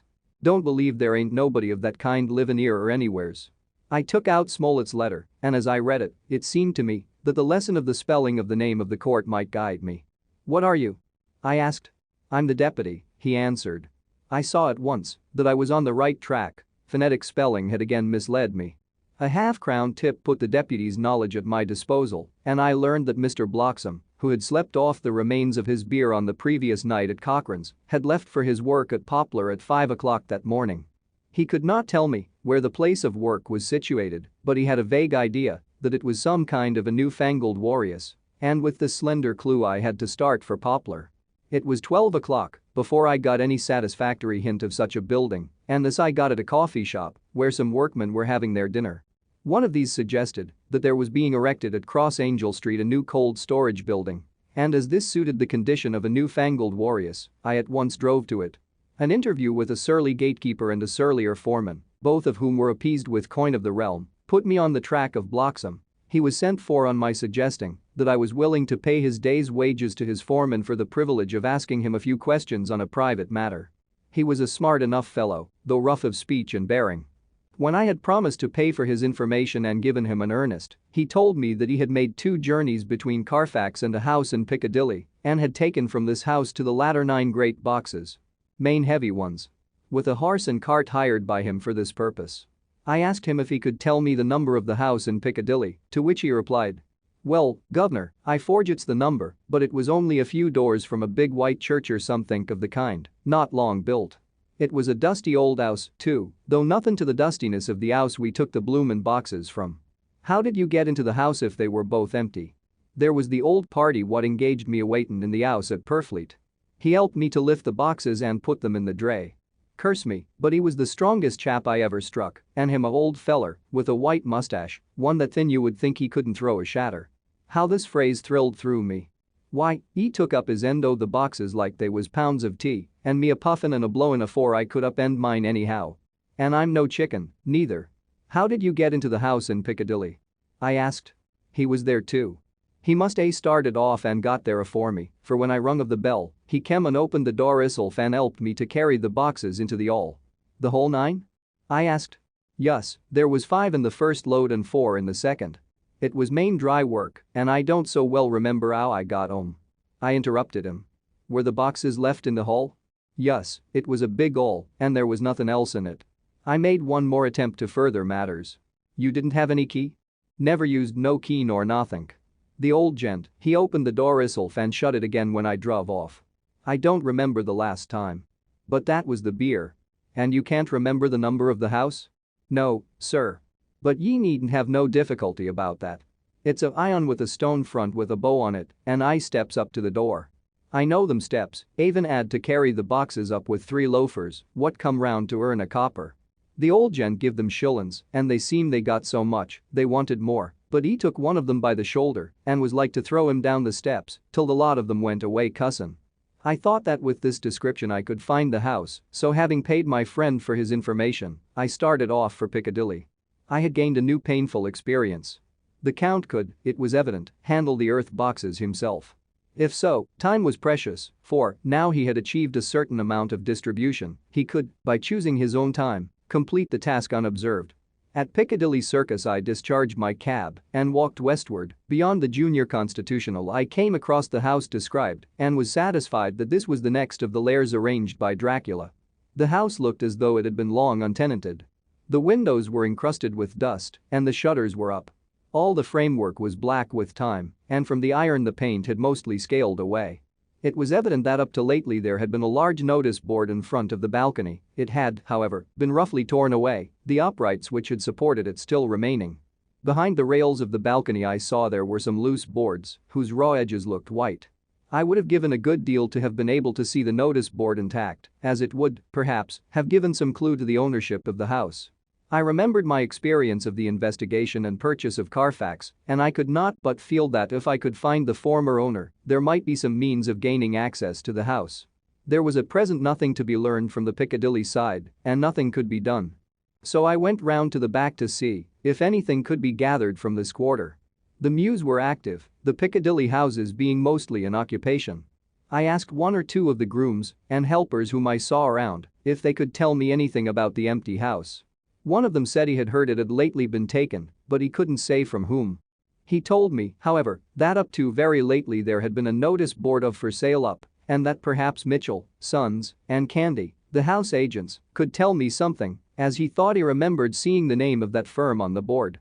I did not wish to seem too eager, or to let my informant know, or guess too much, so, thanking him in the usual manner, I strolled away. It was now growing dusk, and the autumn night was closing in, so I did not lose any time. Having learned the address of Mitchell, Sons, and Candy from a directory at the Berkeley, I was soon at their office in Sackville Street. The gentleman who saw me was particularly suave in manner, but uncommunicative in equal proportion. Having once told me that the Piccadilly house, which throughout our interview he called a mansion, was sold, he considered my business as concluded. When I asked who had purchased it, he opened his eyes a thought wider and paused a few seconds before replying, "It is sold, sir." "Pardon me," I said, with equal politeness, "but I have a special reason for wishing to know who purchased it." Again he paused longer and raised his eyebrows still more. "It is sold, sir," was again his laconic reply. "Surely," I said, "you do not mind letting me know so much." "But I do mind," he answered.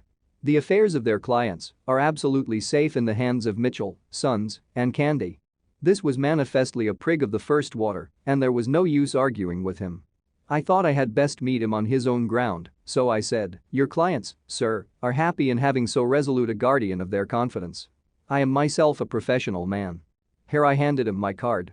In this instance I am not prompted by curiosity. I act on the part of Lord Godalming, who wishes to know something of the property which was, he understood, lately for sale. These words put a different complexion on affairs. He said, "I would like to oblige you if I could, Mr. Harker, and especially would I like to oblige his lordship. We once carried out a small matter of renting some chambers for him when he was the Honourable Arthur Holmwood. If you will let me have his lordship's address I will consult the house on the subject and will, in any case, communicate with his lordship by tonight's post. It will be a pleasure if we can so far deviate from our rules as to give the required information to his lordship." I wanted to secure a friend and not to make an enemy, so I thanked him, gave the address at Dr. Seward's, and came away. It was now dark, and I was tired and hungry. I got a cup of tea at the Aerated Bread Company and came down to Purfleet by the next train. I found all the others at home. Mina was looking tired and pale, but she made a gallant effort to be bright and cheerful. It wrung my heart to think that I had had to keep anything from her and so caused her inquietude. Thank God, this will be the last night of her looking on at our conferences and feeling the sting of our not showing our confidence. It took all my courage to hold to the wise resolution of keeping her out of our grim task.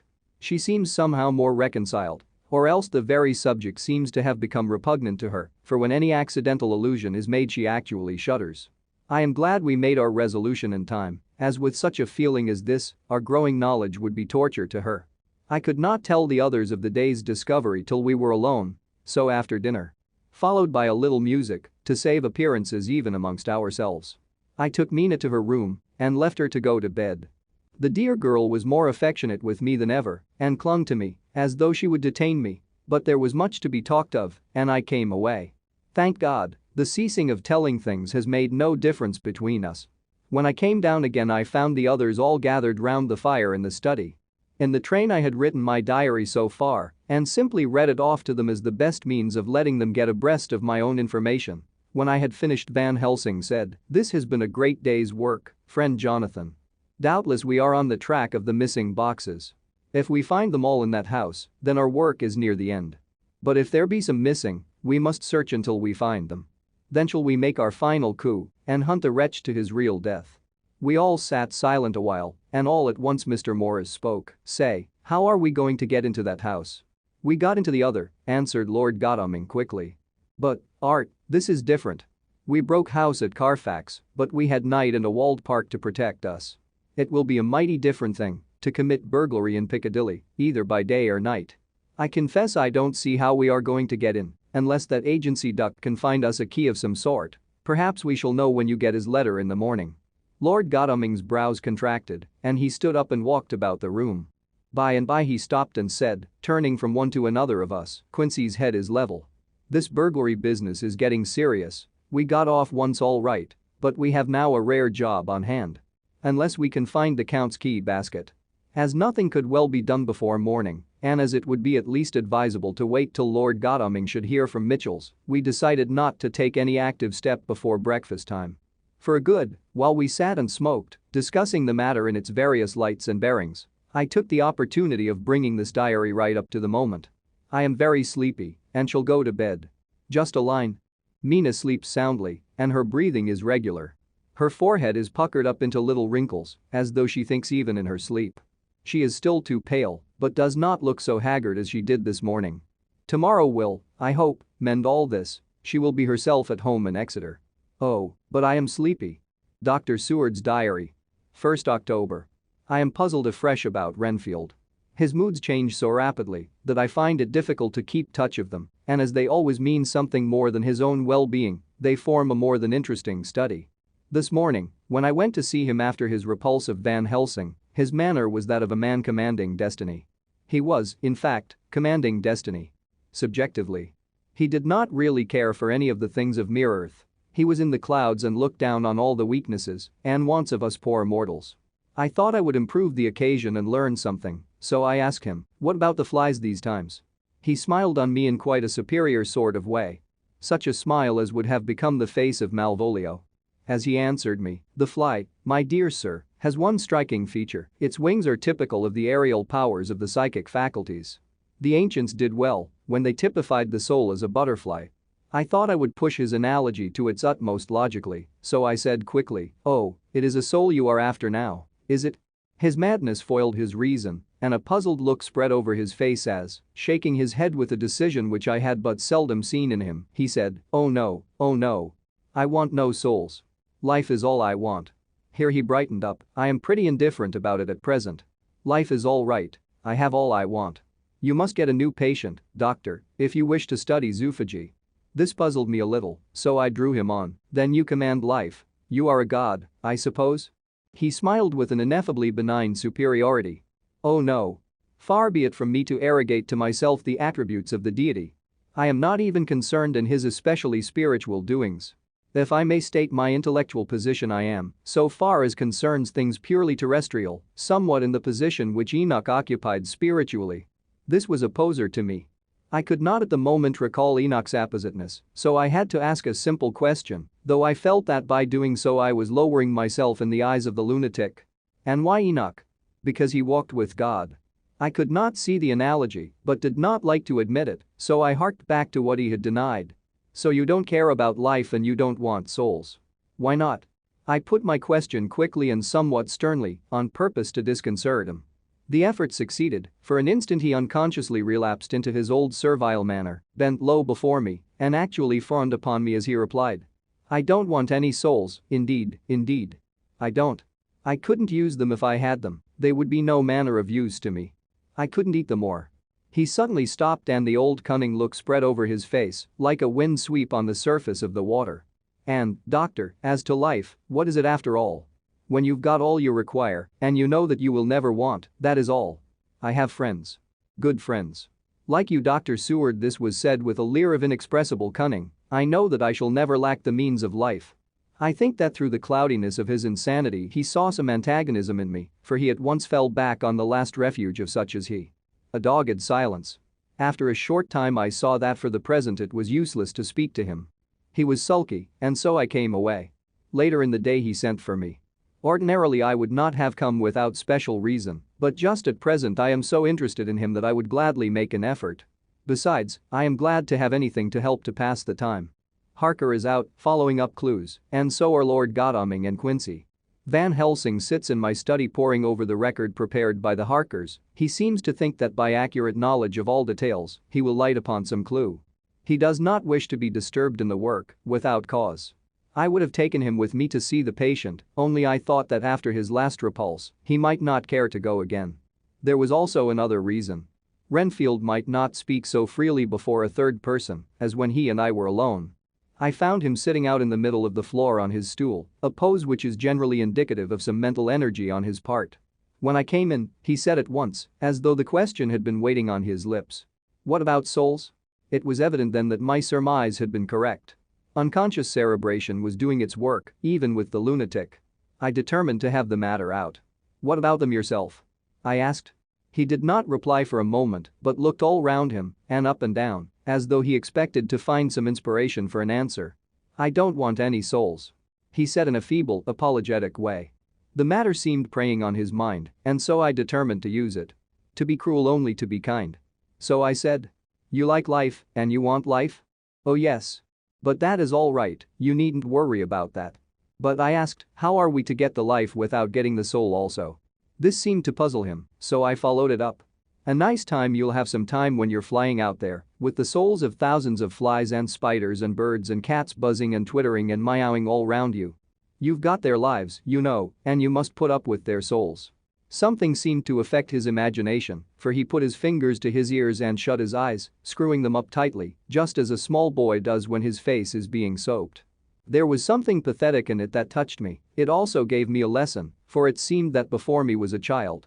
Only a child, though the features were worn and the stubble on the jaws was white. It was evident that he was undergoing some process of mental disturbance, and, knowing how his past moods had interpreted things seemingly foreign to himself, I thought I would enter into his mind as well as I could and go with him. The first step was to restore confidence, so I asked him, speaking pretty loud so that he would hear me through his closed ears. Would you like some sugar to get your flies round again? He seemed to wake up all at once and shook his head. With a laugh he replied. Not much. Flies are poor things, after all. After a pause he added, but I don't want their souls buzzing round me, all the same. Or spiders, I went on. Blow spiders. What's the use of spiders? There isn't anything in them to eat or. He stopped suddenly, as though reminded of a forbidden topic. So. I thought to myself, this is the second time he has suddenly stopped at the word drink, what does it mean? Renfield seemed himself aware of having made a lapse, for he hurried on, as though to distract my attention from it. I don't take any stock at all in such matters. Rats and mice and such small deer as Shakespeare has it, chicken feet of the larder they might be called. I'm past all that sort of nonsense. You might as well ask a man to eat molecules with a pair of chopsticks as to try to interest me about the lesser carnivora when I know of what is before me. I see, I said. You want big things that you can make your teeth meet in? How would you like to breakfast on elephant? What ridiculous nonsense you are talking. He was getting too wide awake, so I thought I would press him hard. I wonder, I said reflectively, what an elephant's soul is like. The effect I desired was obtained, for he at once fell from his high horse and became a child again. I don't want an elephant's soul, or any soul at all. he said. For a few moments he sat despondently. Suddenly he jumped to his feet, with his eyes blazing and all the signs of intense cerebral excitement. "To hell with you and your souls," he shouted. "Why do you plague me about souls? Haven't I got enough to worry and pain and distract me already without thinking of souls?" He looked so hostile that I thought he was in for another homicidal fit, so I blew my whistle. The instant, however, that I did so he became calm and said apologetically, "Forgive me, doctor, I forgot myself. You do not need any help. I am so worried in my mind that I am apt to be irritable. If you only knew the problem I have to face and that I am working out, you would pity and tolerate and pardon me. Pray do not put me in a strait waistcoat. I want to think and I cannot think freely when my body is confined. I am sure you will understand." He had evidently self-control, so when the attendants came I told them not to mind and they withdrew. Renfield watched them go. When the door was closed he said, with considerable dignity and sweetness, "Dr. Seward, you have been very considerate towards me. Believe me that I am very, very grateful to you. I thought it well to leave him in this mood and so I came away. There is certainly something to ponder over in this man's state. Several points seem to make what the American interviewer calls a story if one could only get them in proper order. Here they are. Will not mention drinking. Fears the thought of being burdened with the soul of anything. Has no dread of wanting life in the future. Despises the meaner forms of life altogether, though he dreads being haunted by their souls. Logically all these things point one way. He has assurance of some kind that he will acquire some higher life. He dreads the consequence. The burden of a soul. Then it is a human life he looks to. And the assurance? Merciful God. The Count has been to him, and there is some new scheme of terror afoot. Later. I went after my round to Van Helsing and told him my suspicion. He grew very grave and, after thinking the matter over for a while, asked me to take him to Renfield. I did so. As we came to the door we heard the lunatic within singing gaily, as he used to do in the time which now seems so long ago. When we entered we saw with amazement that he had spread out his sugar as of old. The flies, lethargic with the autumn, were beginning to buzz into the room. We tried to make him talk of the subject of our previous conversation, but he would not attend. He went on with his singing, just as though we had not been present. He had got a scrap of paper and was folding it into a notebook. We had to come away as ignorant as we went in. His is a curious case indeed. We must watch him tonight. Letter, Mitchell, Sons, and Candy to Lord Godalming 1st October. My lord, we are at all times only too happy to meet your wishes. We beg, with regard to the desire of your lordship, expressed by Mr. Harker on your behalf, to supply the following information concerning the sale and purchase of number 347, Piccadilly. The original vendors are the executors of the late Mr. Archibald Winter Suffield. The purchaser is a foreign nobleman, Count of Ville, who effected the purchase himself, paying the purchase money in notes over the counter, if your lordship will pardon us using so vulgar an expression. Beyond this we know nothing whatever of him. We are, my lord, your lordship's humble servants, Mitchell, Sons and Candy. Dr. Seward's diary. 2nd October. I placed a man in the corridor last night and told him to make an accurate note of any sound he might hear from Renfield's room and gave him instructions that if there should be anything strange he was to call me. After dinner, when we had all gathered round the fire in the study, Mrs. Harker having gone to bed, we discussed the attempts and discoveries of the day. Harker was the only one who had any result, and we are in great hopes that his clue may be an important one. Before going to bed I went round to the patient's room and looked in through the observation trap. He was sleeping soundly, and his chest rose and fell with regular respiration. This morning the man on duty reported to me that a little after midnight he was restless and kept saying his prayers somewhat loudly. I asked him if that was all. He replied that it was all he heard. There was something about his manner so suspicious that I asked point blank if he had been asleep. He denied sleep but admitted to having dozed for a while. It is too bad that men cannot be trusted unless they are watched. Today Harker is out following up his clue and Ard and Quincy are looking after horses. Godalming thinks that it will be well to have horses always in readiness, for when we get the information which we seek there will be no time to lose. We must sterilize all the imported earth between sunrise and sunset. We shall thus catch the Count at his weakest and without a refuge to fly to. Van Helsing is off to the British Museum, looking up some authorities on ancient medicine.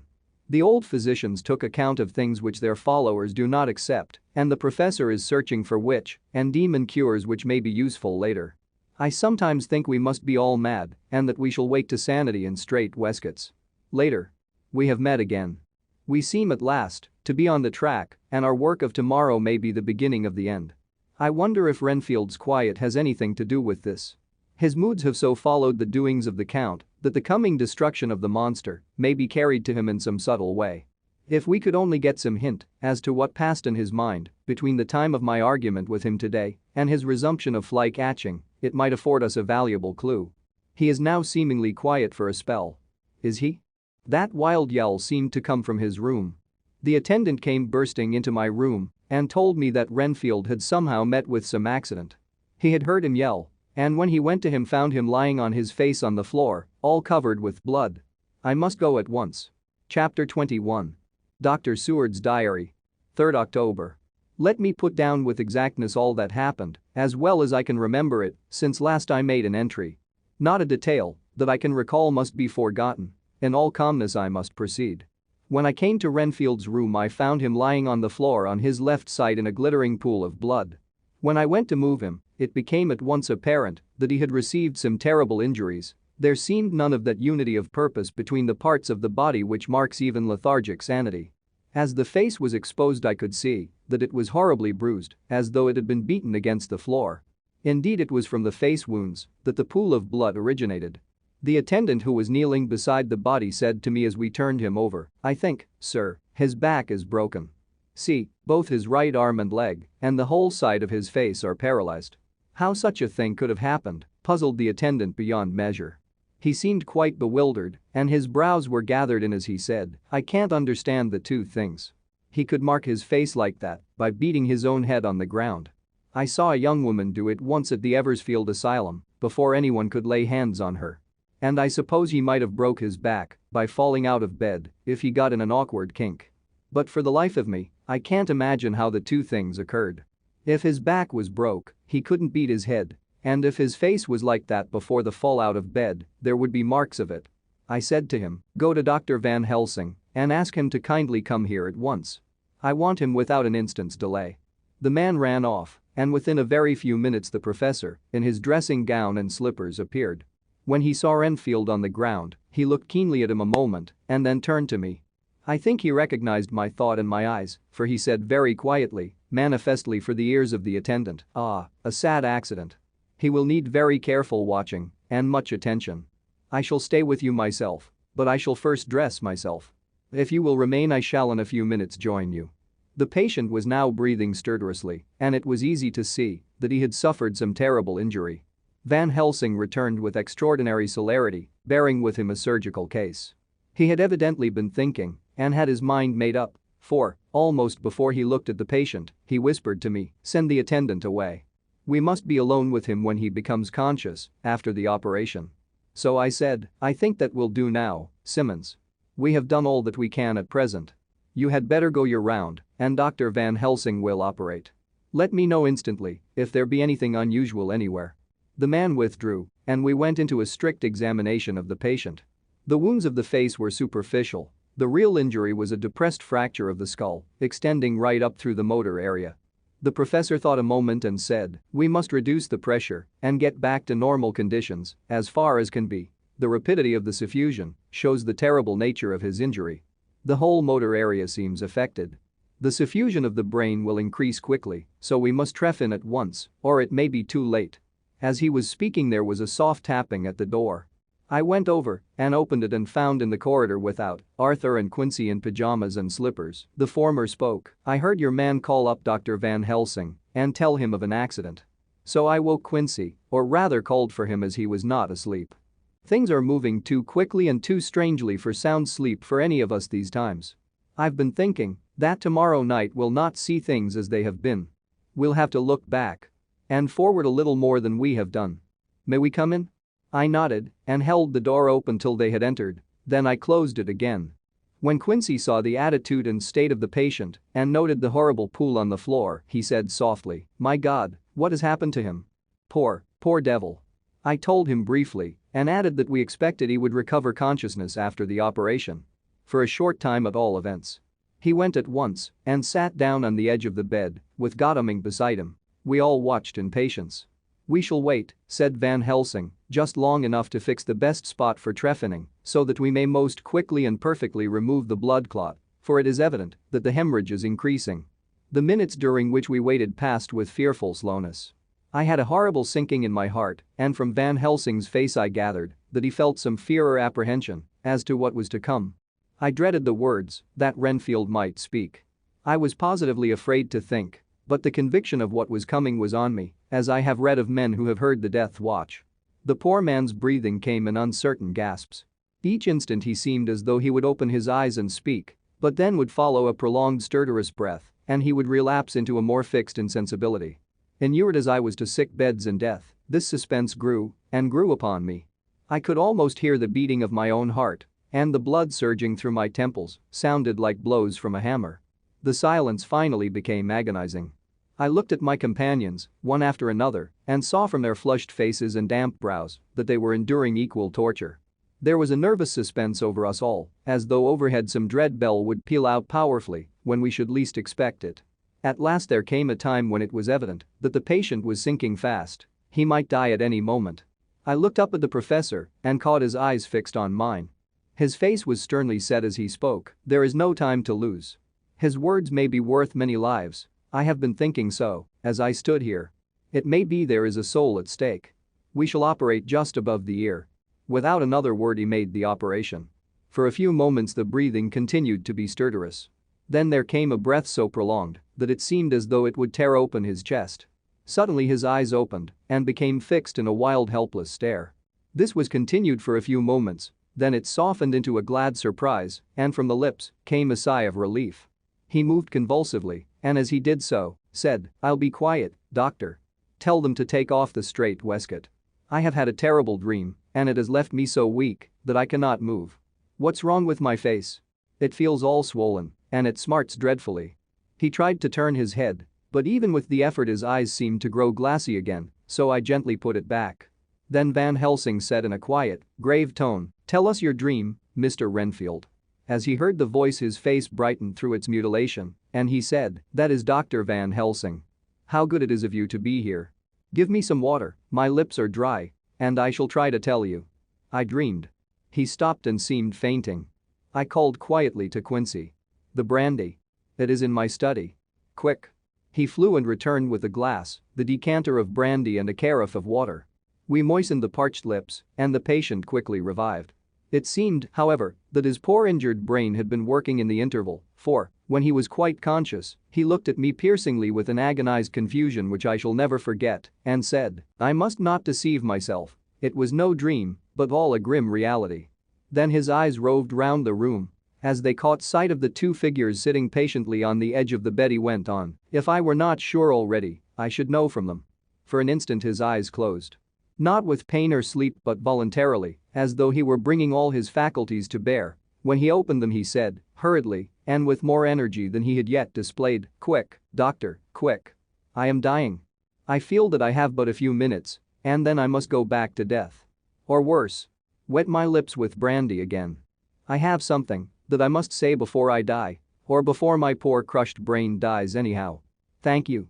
It was that night after you left me when I implored you to let me go away.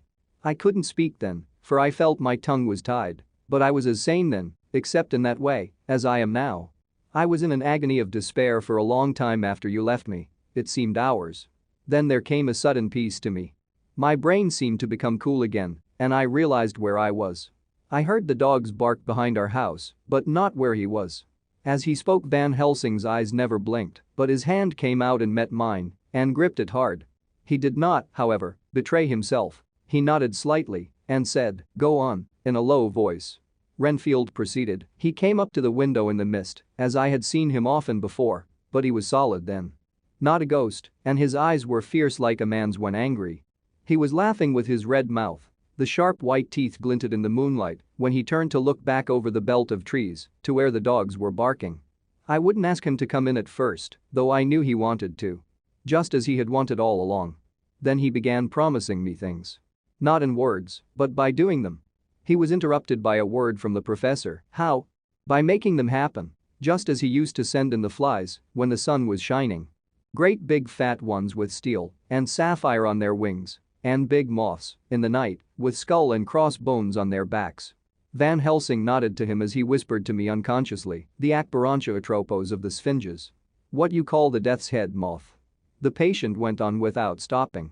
Then he began to whisper, rats, rats, rats. Hundreds, thousands, millions of them, and every one alive. And dogs to eat them, and cats too.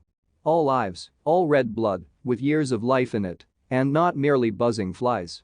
I laughed at him, for I wanted to see what he could do. Then the dogs howled, away beyond the dark trees in his house. He beckoned me to the window. I got up and looked out, and he raised his hands and seemed to call out without using any words. A dark mass spread over the grass, coming on like the shape of a flame of fire, and then he moved the mist to the right and left, and I could see that there were thousands of rats with their eyes blazing red. Like his, only smaller. He held up his hand, and they all stopped, and I thought he seemed to be saying, all these lives will I give you, and many more and greater, through countless ages, if you will fall down and worship me. And then a red cloud, like the color of blood, seemed to close over my eyes, and before I knew what I was doing, I found myself opening the sash and saying to him, come in, Lord and Master. The rats were all gone, but he slid into the room through the sash, though it was only open an inch wide. Just as the moon herself has often come in through the tiniest crack and has stood before me in all her size and splendor. His voice was weaker, so I moistened his lips with the brandy again, and he continued, but it seemed as though his memory had gone on working in the interval, for his story was further advanced. I was about to call him back to the point, but Van Helsing whispered to me, let him go on. Do not interrupt him. He cannot go back and maybe could not proceed at all if once he lost the thread of his thought. He proceeded. All day I waited to hear from him, but he did not send me anything, not even a blowfly, and when the moon got up I was pretty angry with him.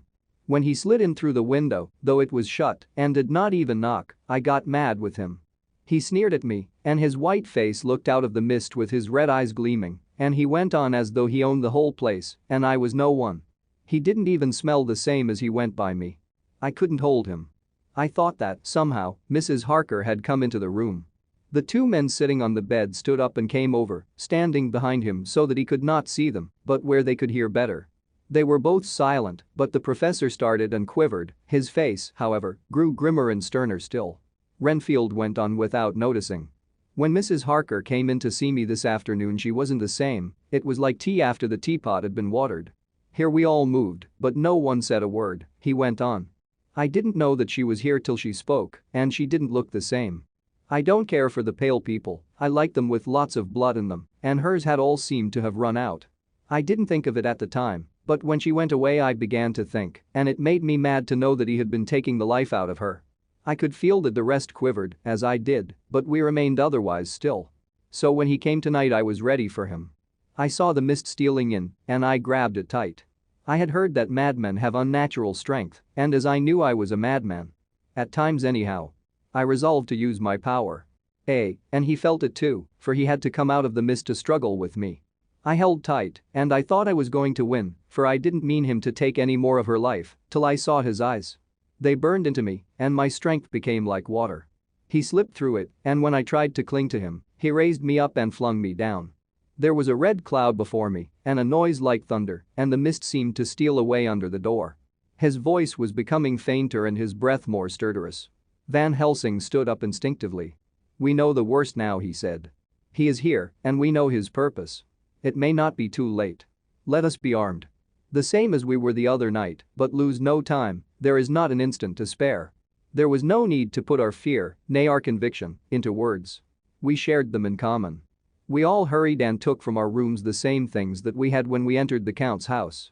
The professor had his ready and as we met in the corridor, he pointed to them significantly as he said.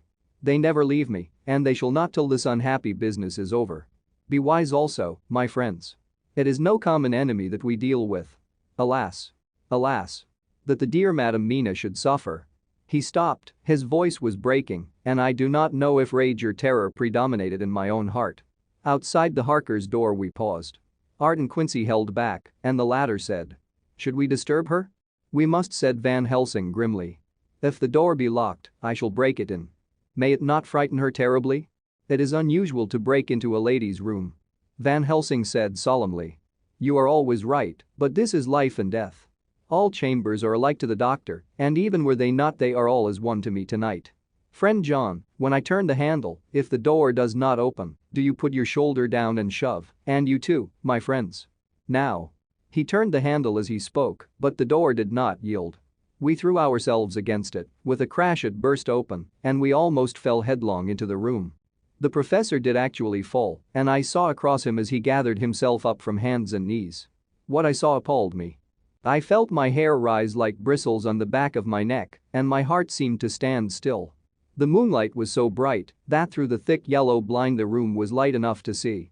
On the bed beside the window lay Jonathan Harker, his face flushed and breathing heavily, as though in a stupor.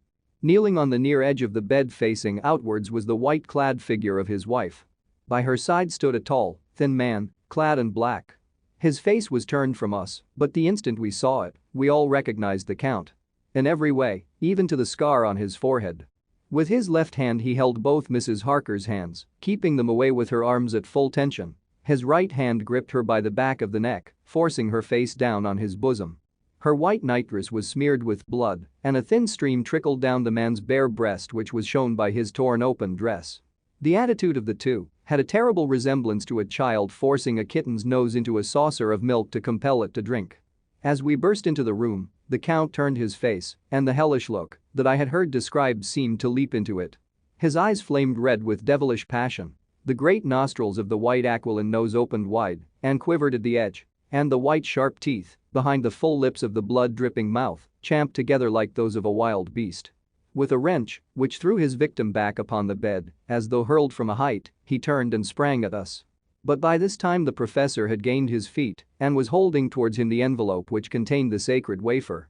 The Count suddenly stopped, just as poor Lucy had done outside the tomb, and cowered back.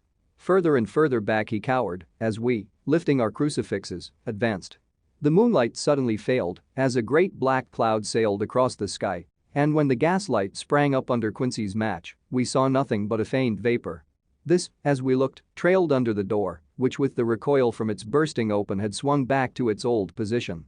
Van Helsing, Art and I moved forward to Mrs. Harker, who by this time had drawn her breath, and with it had given a scream so wild, so ear-piercing, so despairing that it seems to me now that it will ring in my ears till my dying day. For a few seconds she lay in her helpless attitude and disarray. Her face was ghastly, with a pallor which was accentuated by the blood which smeared her lips and cheeks and chin. From her throat trickled a thin stream of blood. Her eyes were mad with terror. Then she put before her face her poor crushed hands, which bore on their whiteness the red mark of the Count's terrible grip, and from behind them came a low desolate wail which made the terrible scream seem only the quick expression of an endless grief. Van Helsing stepped forward and drew the coverlet gently over her body, whilst Art, after looking at her face for an instant despairingly, ran out of the room. Van Helsing whispered to me, "Jonathan is in a stupor such as we know the vampire can produce. We can do nothing with poor Madame Mina for a few moments till she recovers herself. I must wake him." He dipped the end of a towel in cold water and with it began to flick him on the face, his wife all the while holding her face between her hands and sobbing in a way that was heartbreaking to hear. I raised the blind and looked out of the window. There was much moonshine, and as I looked I could see Quincy Morris run across the lawn and hide himself in the shadow of a great yew tree. It puzzled me to think why he was doing this, but at the instant I heard Harker's quick exclamation as he woke to partial consciousness and turned to the bed. On his face, as there might well be, was a look of wild amazement. He seemed dazed for a few seconds, and then full consciousness seemed to burst upon him all at once, and he started up. His wife was aroused by the quick movement and turned to him with her arms stretched out as though to embrace him. Instantly, however, she drew them in again and putting her elbows together, held her hands before her face and shuddered till the bed beneath her shook. "In God's name, what does this mean?" Harker cried out. "Dr. Seward, Dr. Van Helsing, what is it? What has happened? What is wrong? Mina, dear, what is it? What does that blood mean? My God, has it come to this?" And, raising himself to his knees, he beat his hands wildly together.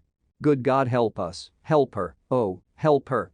With a quick movement he jumped from the bed and began to pull on his clothes. All the man in him awake at the need for instant exertion. "What has happened? Tell me all about it," he cried without pausing. "Dr. Van Helsing, you love Mina, I know. Oh, do something to save her. It cannot have gone too far yet. Guard her while I look for him." His wife, through her terror and horror and distress, saw some sure danger to him. Instantly forgetting her own grief, she seized hold of him and cried out, "No, no. Jonathan, you must not leave me. I have suffered enough tonight, God knows, without the dread of his harming you. You must stay with me. Stay with these friends who will watch over you." Her expression became frantic as she spoke, and, he yielding to her, she pulled him down sitting on the bedside and clung to him fiercely. Van Helsing and I tried to calm them both. The professor held up his little golden crucifix and said with wonderful calmness, "Do not fear, my dear. We are here, and whilst this is close to you no foul thing can approach. You are safe for tonight, and we must be calm and take counsel together." She shuddered and was silent, holding down her head on her husband's breast. When she raised it, his white nightrobe was stained with blood where her lips had touched and where the thin open wound in her neck had sent forth drops. The instant she saw it she drew back with a low wail and whispered, amidst choking sobs, "Unclean, unclean. I must touch him or kiss him no more.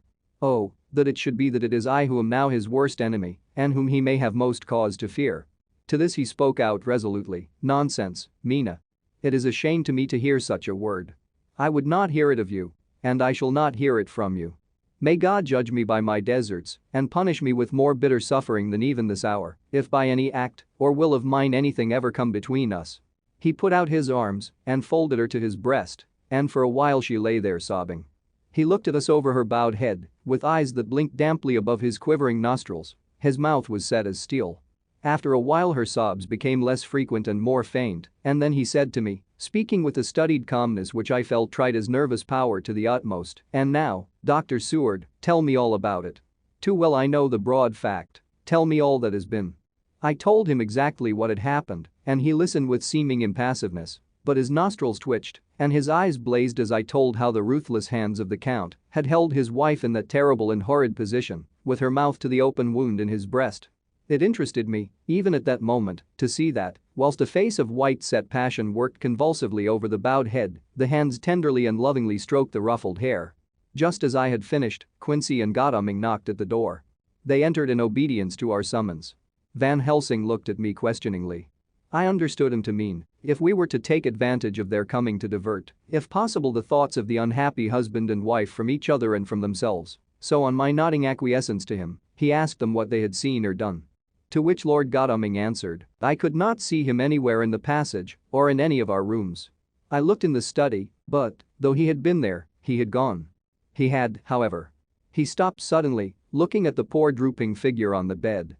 Van Helsing said gravely, "Go on, friend Arthur. We want no more concealments. Our hope now is in knowing all. Tell freely." So Art went on. He had been there, and though it could only have been for a few seconds, he made rare hay of the place. All the manuscript had been burned, and the blue flames were flickering amongst the white ashes. The cylinders of your phonograph too were thrown on the fire, and the wax had helped the flames. Here I interrupted. "Thank God there is the other copy in the safe." His face lit for a moment, but fell again as he went on. "I ran downstairs then, but could see no sign of him. I looked into Renfield's room, but there was no trace there except—" Again he paused. "Go on," said Harker hoarsely. So he bowed his head and, moistening his lips with his tongue, added, "Except that the poor fellow is dead." Mrs. Harker raised her head, looking from one to the other of us as she said solemnly, "God's will be done." I could not but feel that Art was keeping back something. But, as I took it, that it was with a purpose, I said nothing. Van Helsing turned to Morris and asked, "And you, friend Quincy, have you any to tell?" "A little," he answered. "It may be much eventually, but at present I can't say. I thought it well to know, if possible, where the Count would go when he left the house. I did not see him, but I saw a bat rise from Renfield's window and flap westward. I expected to see him in some shape go back to Carfax, but he evidently sought some other lair. He will not be back tonight, for the sky is reddening in the east and the dawn is close. We must work tomorrow." He said the latter words through his shut teeth. For a space of perhaps a couple of minutes there was silence, and I could fancy that I could hear the sound of our hearts beating. Then Van Helsing said, placing his hand very tenderly on Mrs. Harker's head, "And now, Madam Mina. Poor, dear, dear Madam Mina. Tell us exactly what happened. God knows that I do not want that you be pained, but it is need that we know all. For now more than ever has all work to be done quick and sharp and in deadly earnest. The day is close to us that must end all, if it may so be, and now is the chance that we may live and learn. The poor, dear lady shivered, and I could see the tension of her nerves as she clasped her husband closer to her and bent her head lower and lower still on his breast. Then she raised her head proudly and held out one hand to Van Helsing, who took it in his and, after stooping and kissing it reverently, held it fast. The other hand was locked in that of her husband, who held his other arm thrown round her protectingly. After a pause in which she was evidently ordering her thoughts, she began, "I took the sleeping draught which you had so kindly given me, but for a long time it did not act. I seemed to become more wakeful, and myriads of horrible fancies began to crowd in upon my mind. All of them connected with death and vampires, with blood and pain and trouble." Her husband involuntarily groaned as she turned to him and said lovingly, "Do not fret, dear. You must be brave and strong and help me through the horrible task. If you only knew what an effort it is to me to tell of this fearful thing at all, you would understand how much I need your help." Well, I saw I must try to help the medicine do its work with my will if it was to do me any good, so I resolutely set myself to sleep. Sure enough, sleep must soon have come to me, for I remembered no more. Jonathan coming in had not waked me, for he lay by my side when next I remember. There was in the room the same thin white mist that I had before noticed. But I forget now, if you know of this. You will find it in my diary which I shall show you later. I felt the same vague terror which had come to me before, and the same sense of some presence. I turned to wake Jonathan, but found that he slept so soundly that it seemed as if it was he who had taken the sleeping draught, and not I. I tried, but could not wake him.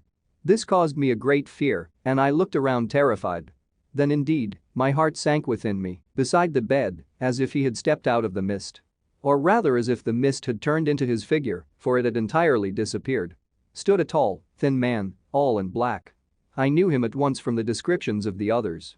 The waxen face, the high aquiline nose, on which the light fell in a thin white line, the parted red lips, with the sharp white teeth showing between, and the red eyes that I had seemed to see in the sunset on the windows of St. Mary's Church at Whitby. I knew too the red scar on his forehead where Jonathan had struck him. For an instant my heart stood still, and I would have screamed out, only that I was paralyzed.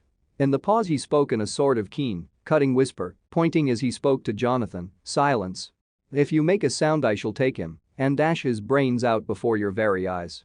I was appalled and was too bewildered to do or say anything.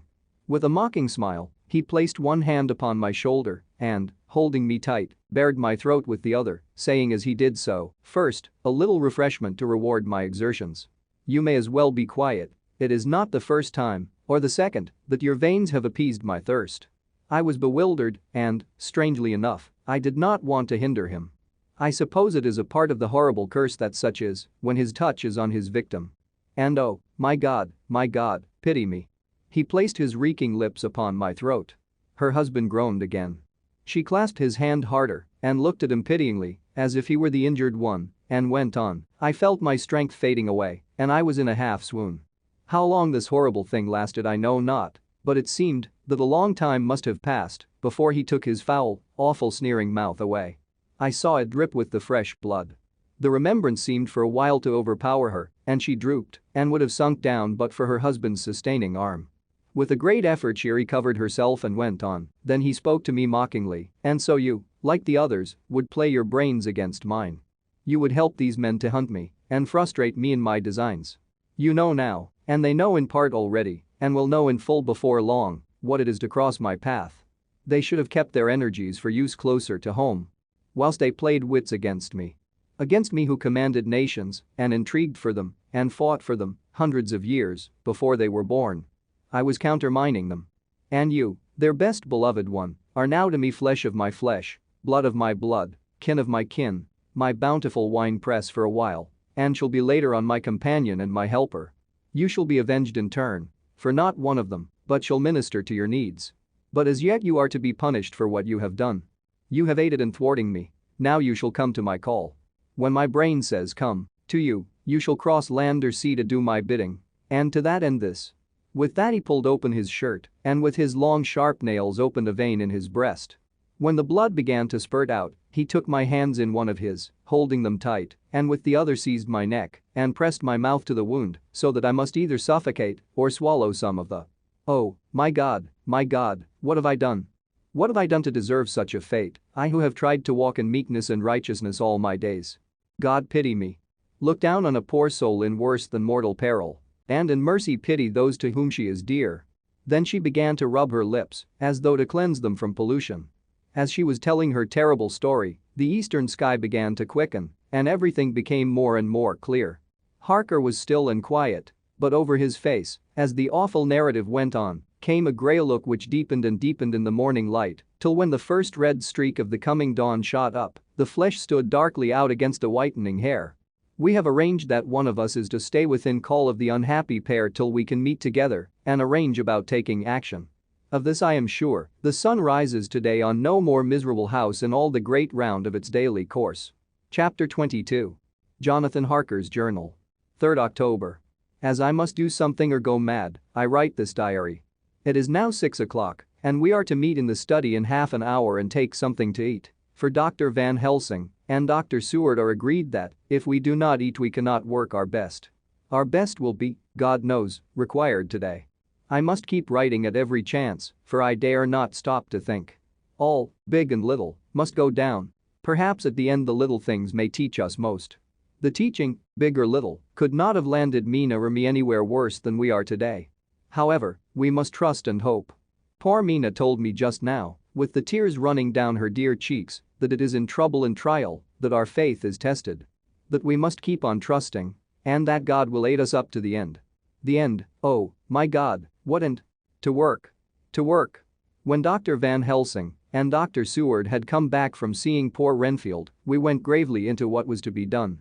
First, Dr. Seward told us that, when he and Dr. Van Helsing had gone down to the room below, they had found Renfield lying on the floor, all in a heap.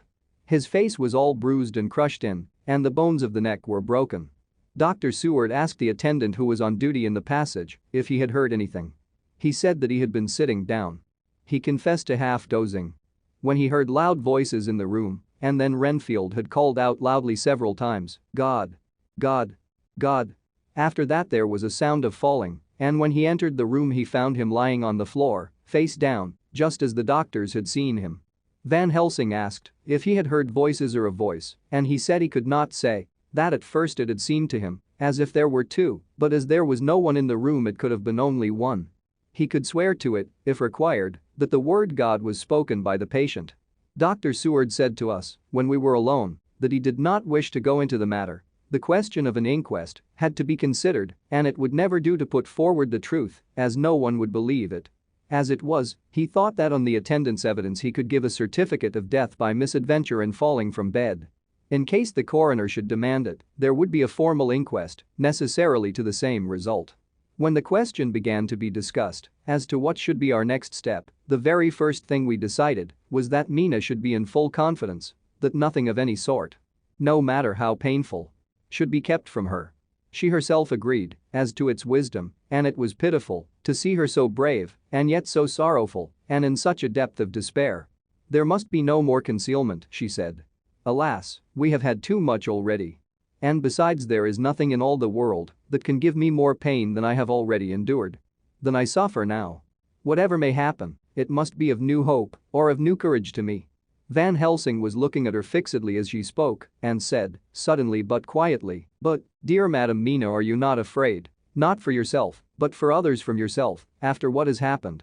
Her face grew set in its lines, but her eyes shone with the devotion of a martyr as she answered, "Ah no, for my mind is made up." "To what?" he asked gently, whilst we were all very still, for each in our own way we had a sort of vague idea of what she meant. Her answer came with direct simplicity, as though she were simply stating a fact, "Because if I find in myself, and I shall watch keenly for it, a sign of harm to any that I love, I shall die." "You would not kill yourself?" he asked hoarsely. "I would, if there were no friend who loved me, who would save me such a pain and so desperate an effort." She looked at him meaningly as she spoke. He was sitting down, but now he rose and came close to her and put his hand on her head as he said solemnly, "My child, there is such an one, if it were for your good. For myself I could hold it in my account with God to find such an euthanasia for you, even at this moment, if it were best. Nay, were it safe. But, my child." For a moment he seemed choked, and a great sob rose in his throat. He gulped it down and went on, "There are here some who would stand between you and death. You must not die. You must not die by any hand, but least of all by your own. Until the other, who has fouled your sweet life, is true dead you must not die. For if he is still with the quick undead, your death would make you even as he is. No, you must live. You must struggle and strive to live, though death would seem a boon unspeakable. You must fight death himself, though he come to you in pain or in joy, by the day or the night, in safety or in peril. On your living soul I charge you, that you do not die. Nay, nor think of death. Till this great evil be past. The poor dear grew white as death, and shook and shivered, as I have seen a quicksand shake and shiver at the incoming of the tide. We were all silent, we could do nothing. At length she grew more calm, and turning to him said, sweetly, but oh, so sorrowfully, as she held out her hand, I promise you, my dear friend, that if God will let me live, I shall strive to do so, till, if it may be in his good time, this horror may have passed away from me. She was so good and brave that we all felt that our hearts were strengthened to work and endure for her, and we began to discuss what we were to do. I told her that she was to have all the papers in the safe, and all the papers or diaries and phonographs we might hereafter use, and was to keep the record as she had done before. She was pleased with the prospect of anything to do. If pleased could be used in connection with so grim an interest. As usual, Van Helsing had thought ahead of everyone else and was prepared with an exact ordering of our work. It is perhaps well, he said, that at our meeting after our visit to Carfax we decided not to do anything with the earth boxes that lay there. Had we done so, the Count must have guessed our purpose and would doubtless have taken measures in advance to frustrate such an effort with regard to the others, but now he does not know our intentions. Nay more, in all probability he does not know that such a power exists to us as can sterilize his layers so that he cannot use them as of old. We are now so much further advanced in our knowledge as to their disposition that, when we have examined the house in Piccadilly, we may track the very last of them. Today, then, is ours, and in it rests our hope. The sun that rose on our sorrow this morning guards us in its course. Until it sets tonight, that monster must retain whatever form he now has. He is confined within the limitations of his earthly envelope. He cannot melt into thin air, nor disappear through cracks or chinks or crannies. If he go through a doorway, he must open the door like a mortal. And so we have this day to hunt out all his lairs and sterilize them. So we shall, if we have not yet catch him and destroy him, drive him to bay in some place where the catching and the destroying shall be, in time, sure. Here I started up, for I could not contain myself at the thought that the minutes and seconds so preciously laden with Mina's life and happiness were flying from us, since whilst we talked action was possible. But Van Helsing held up his hand warningly. Nay, friend Jonathan, he said, in this, the quickest way home is the longest way, so your proverbs say.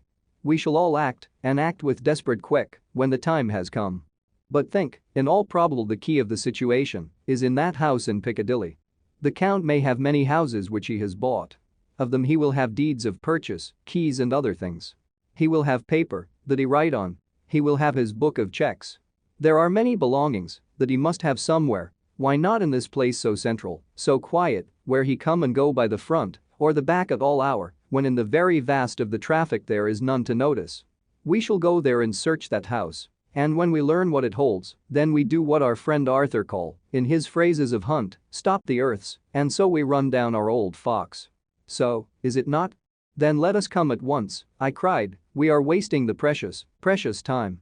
The professor did not move, but simply said, and how are we to get into that house in Piccadilly? Anyway, I cried. We shall break in if need be. And your police, where will they be, and what will they say? I was staggered, but I knew that, if he wished to delay he had a good reason for it. So I said, as quietly as I could, don't wait more than need be. You know, I am sure, what torture I am in. Ah, my child, that I do. And indeed there is no wish of me to add to your anguish. But just think, what can we do, until all the world be at movement? Then will come our time. I have thought, and it seems to me that the simplest way is the best of all. Now we wish to get into the house, but we have no key, is it not so? I nodded. Now suppose that you were, in truth, the owner of that house, and could not still get it, and think there was to you no conscience of the housebreaker, what would you do? I should get a respectable locksmith and set him to work to pick the lock for me. And your police, they would interfere, would they not? Oh, no, not if they knew the man was properly employed. Then, he looked at me keenly as he spoke, all that is in doubt is the conscience of the employer and the belief of your policeman as to whether or no that employer has a good conscience or a bad one. Your police must indeed be zealous men and clever. Oh, so clever in reading the heart, that they trouble themselves in such matter. No, no, my friend Jonathan, you go take the lock off 100 empty houses in this your London, or of any city in the world, and if you do it as such things are rightly done, and at the time such things are rightly done, no one will interfere. I have read of a gentleman who owned a so fine house in your London, and when he went for months of summer to Switzerland and lock up his house, some burglar came and broke window at back and got in. Then he went and made open the shutters in front and walk out and in through the door, before the very eyes of the police. Then he have an auction in that house and advertise it and put up big notice, and when the day come he sell off by a great auctioneer all the goods of that other man who owned them. Then he go to a builder and he sell him that house, making an agreement that he pull it down and take all away within a certain time. And your police and other authority help him all they can. And when that owner come back from his holiday in Switzerland he find only an empty hole where his house had been. This was all done en règle, and in our work we shall be en règle too. We shall not go so early that the policemen who have then little to think of shall deem it strange, but we shall go after 10 o'clock when there are many about and when such things would be done were we indeed owners of the house. I could not but see how right he was, and the terrible despair of Mina's face became relaxed at thought. There was hope in such good counsel. Van Helsing went on, when once within that house we may find more clues. At any rate some of us can remain there, whilst the rest find the other places where there be more earth boxes. At Bermondsey and Mile End. Lord Godalming stood up.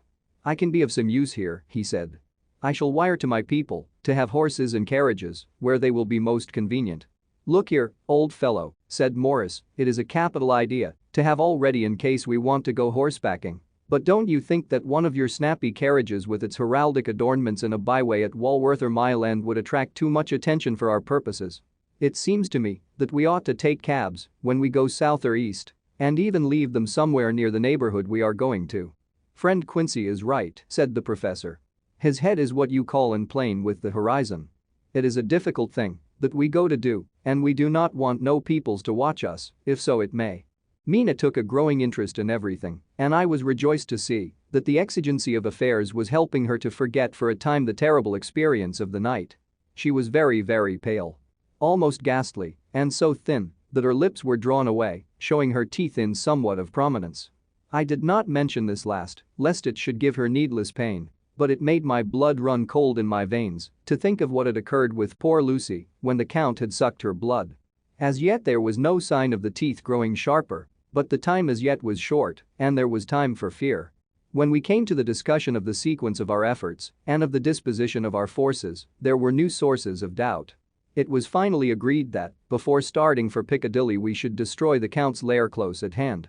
In case he should find it out too soon, we should thus be still ahead of him in our work of destruction, and his presence in his purely material shape, and at his weakest, might give us some new clue.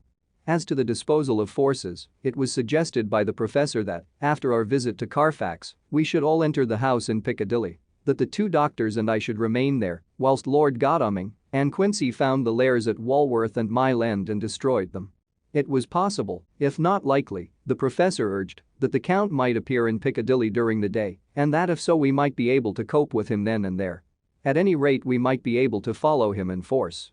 To this plan I strenuously objected, in so far as my going was concerned, for I said that I intended to stay and protect Mina. I thought that my mind was made up on the subject, but Mina would not listen to my objection. She said that there might be some law matter in which I could be useful, that amongst the Count's papers might be some clue which I could understand out of my experience in Transylvania, and that, as it was, all the strength we could muster was required to cope with the Count's extraordinary power. I had to give in, for Mina's resolution was fixed. She said that it was the last hope for her, that we should all work together. As for me, she said, I have no fear. Things have been as bad as they can be, and whatever may happen must have in it some element of hope or comfort. Go, my husband. God can, if he wishes it, guard me as well alone as with anyone present. So I started up crying out, then in God's name let us come at once, for we are losing time. The Count may come to Piccadilly earlier than we think. Not so, said Van Helsing, holding up his hand. But why? I asked. Do you forget, he said, with actually a smile, that last night he banqueted heavily and will sleep late? Did I forget? Shall I ever? Can I ever? Can any of us ever forget that terrible scene? Mina struggled hard to keep her brave countenance, But the pain overmastered her, and she put her hands before her face and shuddered whilst she moaned. Van Helsing had not intended to recall her frightful experience. He had simply lost sight of her and her part in the affair in his intellectual effort. When it struck him what he had said, he was horrified at his thoughtlessness and tried to comfort her. "Oh, Madam Mina," he said, "dear, dear Madam Mina, alas, that I, of all who so reverence you, should have said anything so forgetful. These stupid old lips of mine and this stupid old head do not deserve so. But you will forget it, will you not?" He bent low beside her as he spoke. She took his hand and, looking at him through her tears, said hoarsely, "No, I shall not forget, for it is well that I remember. And with it, I have so much in memory of you that is sweet, that I take it all together. Now, you must all be going soon. Breakfast is ready, and we must all eat, that we may be strong." Breakfast was a strange meal to us all. We tried to be cheerful and encourage each other, and Mina was the brightest and most cheerful of us. When it was over, Van Helsing stood up and said, "Now, my dear friends, we go forth to our terrible enterprise. Are we all armed, as we were on that night when first we visited our enemy's lair, armed against ghostly as well as carnal attack?" We all assured him. "Then it is well. Now, Madam Mina, you are in any case quite safe here until the sunset, and before then we shall return. If we shall return. But before we go, let me see you armed against personal attack.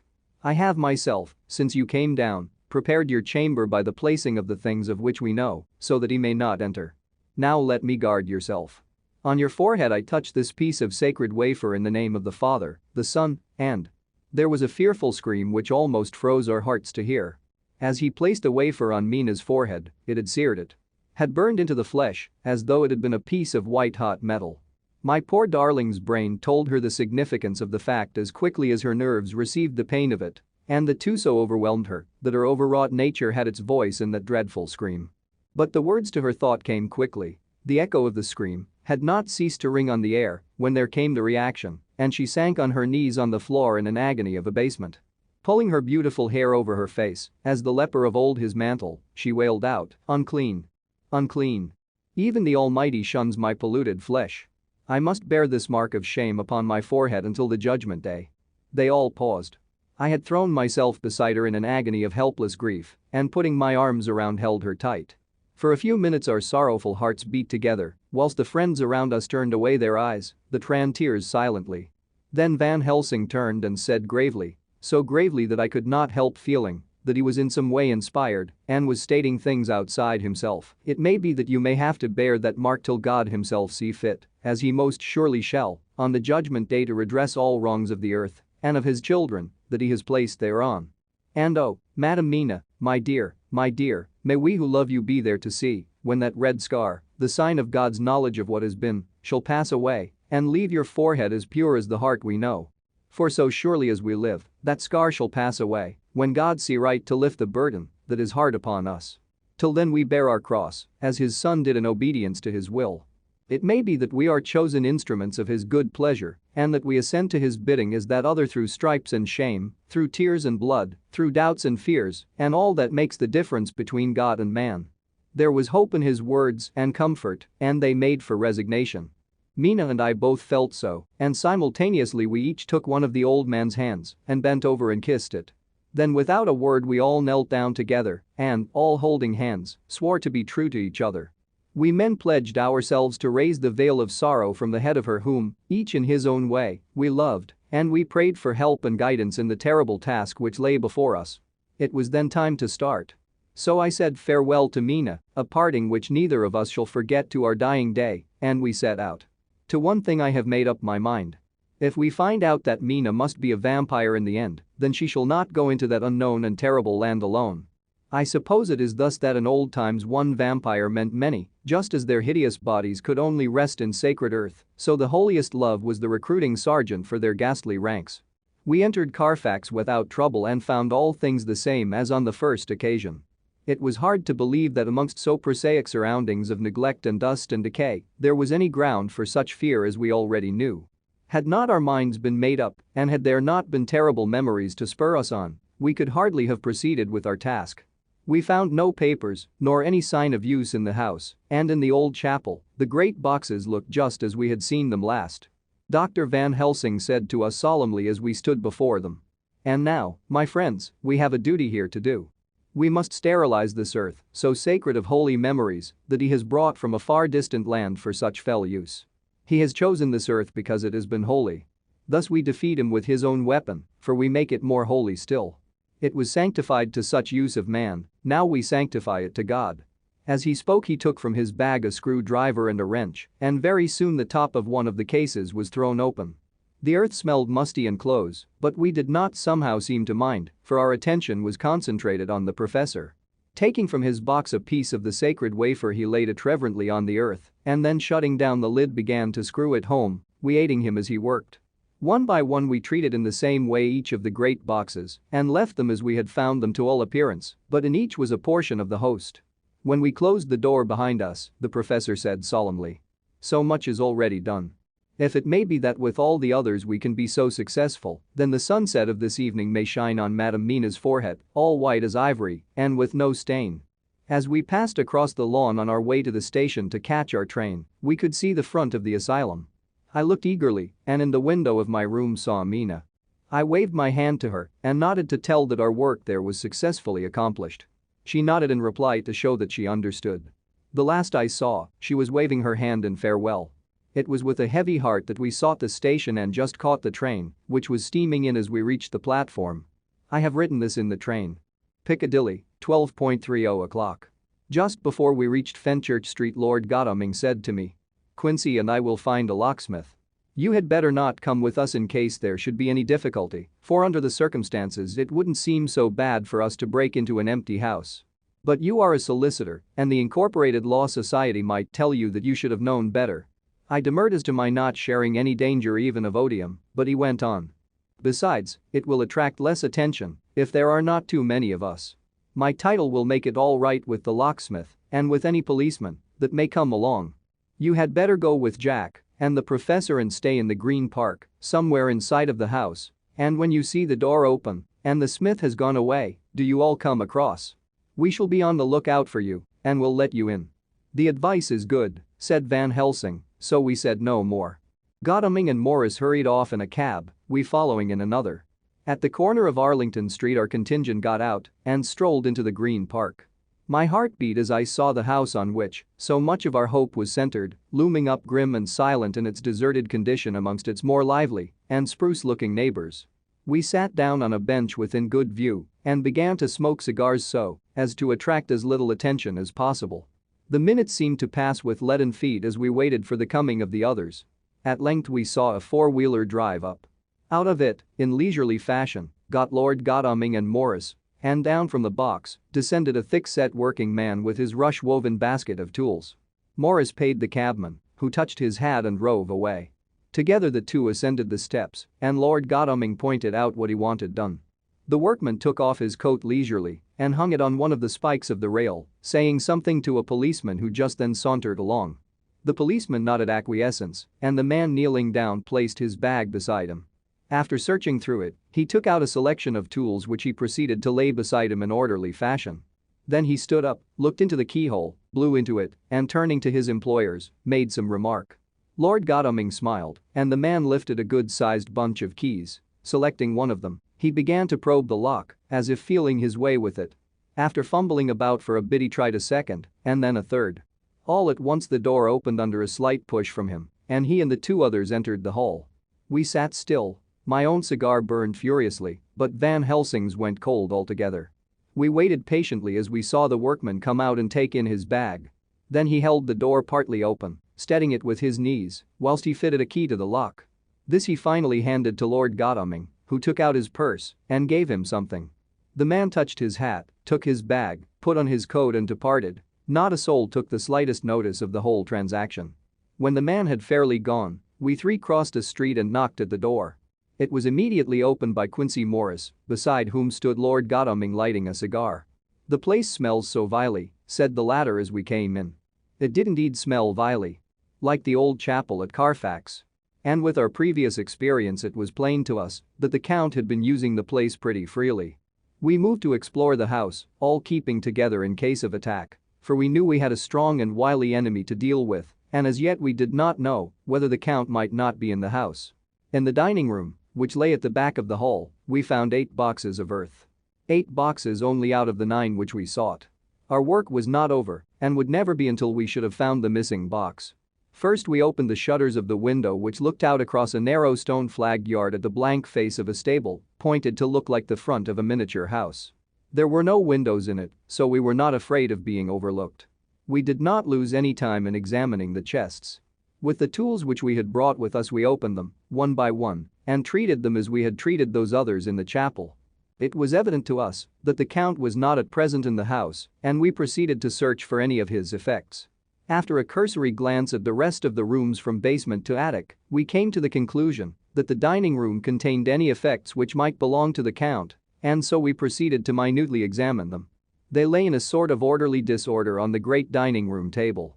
There were title deeds of the Piccadilly house in a great bundle, deeds of the purchase of the houses at Mile End and Bermondsey, notepaper, envelopes, and pens and ink. All were covered up in thin wrapping paper to keep them from the dust. There were also a clothes brush, a brush and comb, and a jug and basin. The latter containing dirty water which was reddened, as if with blood. Last of all was a little heap of keys of all sorts and sizes, probably those belonging to the other houses. When we had examined this last find, Lord Godalming and Quincy Morris, taking accurate notes of the various addresses of the houses in the east and the south, took with them the keys in a great bunch and set out to destroy the boxes in these places. The rest of us are, with what patience we can, awaiting their return. Or the coming of the Count. Chapter 23. Dr. Seward's Diary. 3rd October. The time seemed terribly long whilst we were waiting for the coming of Godalming and Quincy Morris. The professor tried to keep our minds active by using them all the time. I could see his beneficent purpose by the side glances which he threw from time to time at Harker. The poor fellow is overwhelmed in a misery that is appalling to see. Last night he was a frank, happy-looking man, with strong youthful face, full of energy, and with dark brown hair. Today he is a drawn, haggard old man, whose white hair matches well with the hollow burning eyes and grief-written lines of his face. His energy is still intact. In fact, he is like a living flame. This may yet be his salvation, for, if all go well, it will tide him over the despairing period. He will then, in a kind of way, wake again to the realities of life. Poor fellow, I thought my own trouble was bad enough, but his. The professor knows this well enough and is doing his best to keep his mind active. What he has been saying was, under the circumstances, of absorbing interest. As well as I can remember, here it is, I have studied, over and over again, since they came into my hands, all the papers relating to this monster. And the more I have studied, the greater seems the necessity to utterly stamp him out. All through there are signs of his advance, not only of his power, but of his knowledge of it. As I learned from the researches of my friend Arminius of Budapest, he was in life a most wonderful man. Soldier, statesman, and alchemist. Which latter was the highest development of the science knowledge of his time. He had a mighty brain, a learning beyond compare, and a heart that knew no fear and no remorse. He dared even to attend the Charlemagnes, and there was no branch of knowledge of his time that he did not essay. Well, in him the brain powers survived the physical death, though it would seem that memory was not all complete. In some faculties of mind he has been, and is, only a child, but he is growing, and some things that were childish at the first are now of man's stature.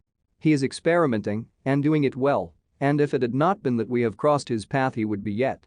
He may be yet if we fail. The father or furtherer of a new order of beings whose road must lead through death, not life. Harker groaned and said, and this is all arrayed against my darling.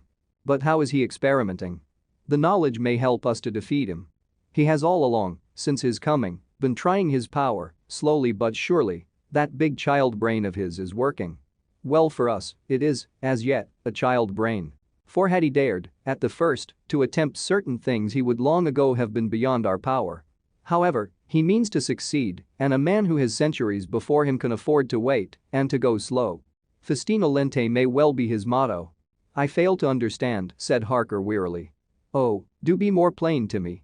Perhaps grief and trouble are dulling my brain. The professor laid his hand tenderly on his shoulder as he spoke. Ah, my child, I will be plain. Do you not see how, of late, this monster has been creeping into knowledge experimentally? How he has been making use of the zoophagous patient to effect his entry into friend John's home. For your vampire, though in all afterwards he can come when and how he will, must at the first make entry only when asked thereto by an inmate. But these are not his most important experiments. Do we not see how at the first all these so great boxes were moved by others? He knew not then, but that must be so. But all the time, that so great child brain of his was growing, and he began to consider whether he might not himself move the box. So he began to help, and then, when he found that this be all right, he try to move them all alone. And so he progress, and he scatter these graves of him, and none but he know where they are hidden. He may have intent to bury them deep in the ground, so that he only use them in the night, or at such time as he can change his form, they do him equal well, and none may know these are his hiding place. But, my child, do not despair, this knowledge come to him just too late. Already all of his lairs, but one be sterilizes for him, and before the sunset this shall be so. Then he have no place where he can move and hide. I delayed this morning, that so we might be sure. Is there not more at stake for us than for him? Then why we not be even more careful than him? By my clock it is 1 hour, and already, if all be well, friend Arthur and Quincy are on their way to us. Today is our day, and we must go sure, if slow, and lose no chance. See, there are 5 of us, when those absent ones return. Whilst he was speaking we were startled by a knock at the hall door, the double postman's knock of the telegraph boy. We all moved out to the hall with one impulse, and Van Helsing, holding up his hand to us to keep silence, stepped to the door and opened it. The boy handed in a dispatch. The professor closed the door again and, after looking at the direction, opened it and read it aloud. Look out for D. He has just now, 12.45, come from Carfax hurriedly and hastened towards the south. He seems to be going the round and may want to see you, Mina. There was a pause, broken by Jonathan Harker's voice. Now, God be thanked, we shall soon meet. Van Helsing turned to him quickly and said, God will act in his own way and time. Do not fear and do not rejoice as yet, for what we wish for at the moment may be our undoings. I care for nothing now, he answered hotly, except to wipe out this brute from the face of creation. I would sell my soul to do it. Oh, hush, hush, my child, said Van Helsing, God does not purchase souls in this wise, and the devil, though he may purchase, does not keep faith. But God is merciful and just, and knows your pain and your devotion to that dear Madam Mina. Think you, how her pain would be doubled, did she but hear your wild words. Do not fear any of us, we are all devoted to this cause, and today shall see the end. The time is coming for action. Today this vampire is limit to the powers of man, and till sunset he may not change. It will take him time to arrive here. See, it is 20 minutes past 1. And there are yet some times, before he can hither come, be he never so quick. What we must hope for is that my Lord Arthur and Quincy arrive first. About half an hour after we had received Mrs. Harker's telegram, there came a quiet resolute knock at the hall door. It was just an ordinary knock, such as is given hourly by thousands of gentlemen, but it made the professor's heart and mind beat loudly. We looked at each other and together moved out into the hall. We each held ready to use our various armaments. The spiritual in the left hand, the moral in the right. Van Helsing pulled back the latch and, holding the door half open, stood back, having both hands ready for action. The gladness of our hearts must have shone upon our faces when on the step, close to the door, we saw Lord Godalming and Quincy Morris. They came quickly in and closed the door behind them, the former saying, as they moved along the hall, it is all right. We found both places, 6 boxes in each, and we destroyed them all. Destroyed? Asked the professor. For him. We were silent for a minute, and then Quincy said, there's nothing to do but to wait here. If, however, he doesn't turn up by 5 o'clock, we must start off, for it won't do to leave Mrs. Harker alone after sunset. He will be here before long now, said Van Helsing, who had been consulting his pocket book. Nota bene, in Madam's telegram he went south from Carfax, that means he went to cross the river, and he could only do so at slack of tide, which should be something before 1 o'clock. That he went south has a meaning for us. He is as yet only suspicious, and he went from Carfax first to the place where he would suspect interference least. You must have been at Bermondsey only a short time before him. That he is not here already shows that he went to Mile End next. This took him some time, for he would then have to be carried over the river in some way. Believe me, my friends, we shall not have long to wait now. We should have ready some plan of attack so that we may throw away no chance. Hush, there is no time now. Have all your arms. Be ready. He held up a warning hand as he spoke, for we all could hear a key softly inserted in the lock of the hall door. I could not but admire, even at such a moment, the way in which a dominant spirit asserted itself. In all our hunting parties and adventures in different parts of the world, Quincy Morris had always been the one to arrange the plan of action, and Arthur and I had been accustomed to obey him implicitly. Now, the old habit seemed to be renewed instinctively. With a swift glance round the room, he at once laid out our plan of attack and, without speaking a word, with a gesture, placed us each in position. Van Helsing, Harker, and I were just behind the door so that when it was opened the professor could guard it, whilst we two stepped between the incomer and the door. Godalming behind and Quincy in front stood just out of sight ready to move in front of the window. We waited in a suspense that made the seconds pass with nightmare slowness. The slow, careful steps came along the hall. The Count was evidently prepared for some surprise. At least he feared it. Suddenly with a single bound he leaped into the room, winning a way past us before any of us could raise a hand to stay him. There was something so panther-like in the movement. Something so unhuman that it seemed to sober us all from the shock of his coming. The first to act was Harker, who, with a quick movement, threw himself before the door leading into the room in the front of the house. As the Count saw us, a horrible sort of snarl passed over his face, showing the eye teeth long and pointed. But the evil smile as quickly passed into a cold stare of lion-like disdain. His expression again changed as, with a single impulse, we all advanced upon him. It was a pity that we had not some better organized plan of attack, for even at the moment I wondered what we were to do. I did not myself know whether our lethal weapons would avail us anything. Harker evidently meant to try the matter, for he had ready his great kukri knife and made a fierce and sudden cut at him. The blow was a powerful one. Only the diabolical quickness of the Count's leap back saved him.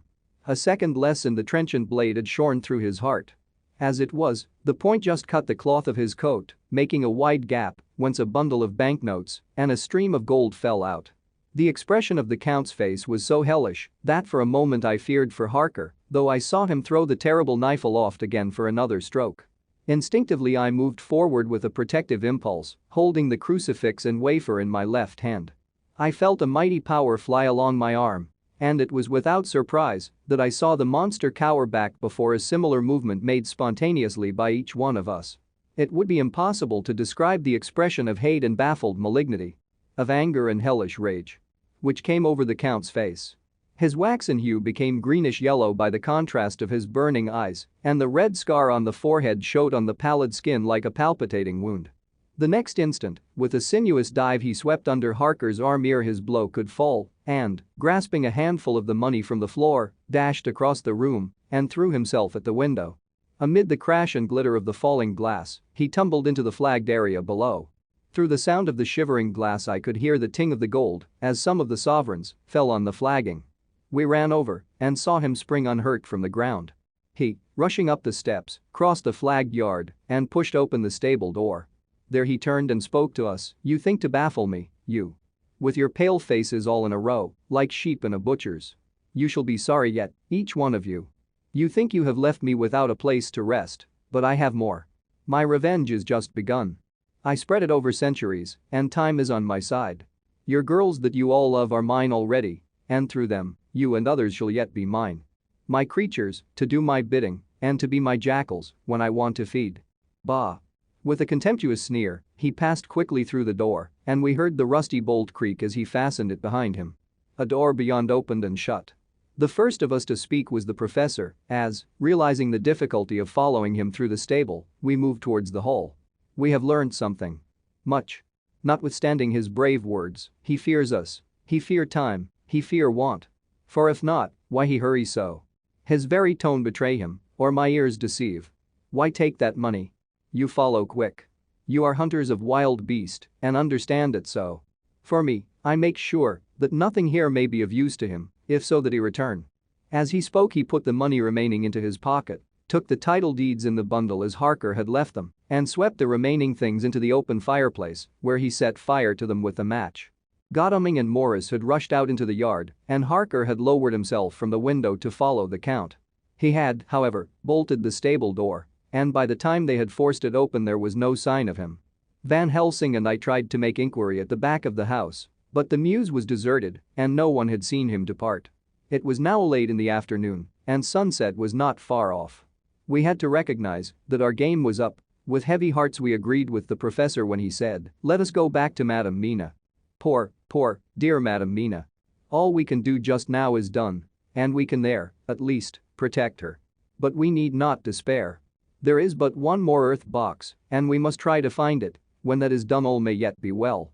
I could see that he spoke as bravely as he could to comfort Harker. The poor fellow was quite broken down. Now and again he gave a low groan which he could not suppress. He was thinking of his wife. With sad hearts we came back to my house, where we found Mrs. Harker awaiting us, with an appearance of cheerfulness which did honor to her bravery and unselfishness. When she saw our faces, her own became as pale as death. For a second or two her eyes were closed, as if she were in secret prayer, and then she said cheerfully, "I can never thank you all enough.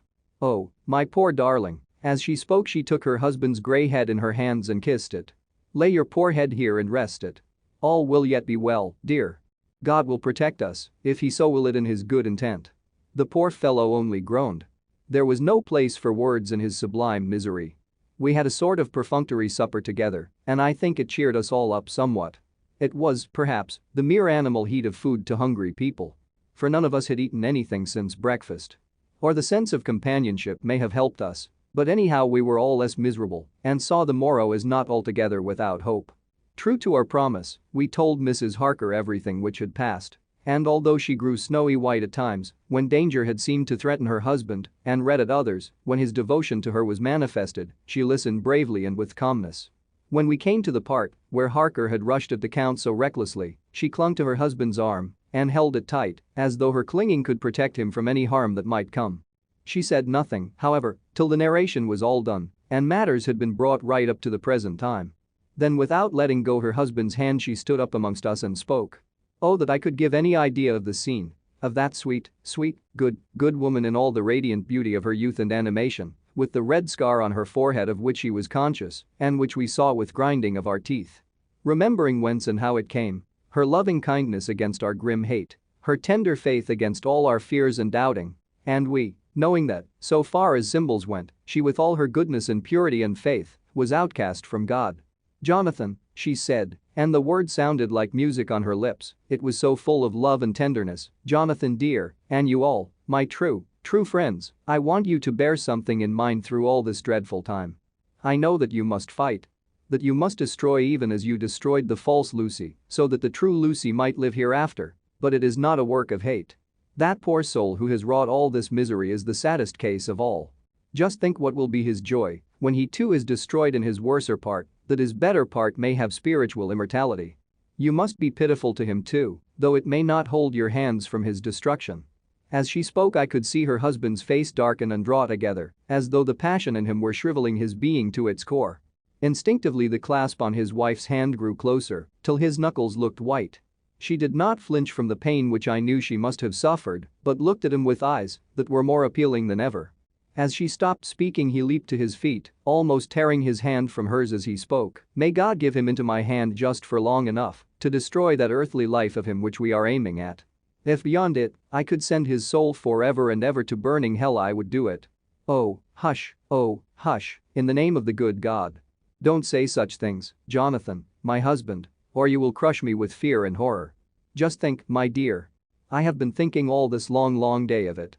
That, perhaps, someday, I too may need such pity, and that some other like you, and with equal cause for anger, may deny it to me.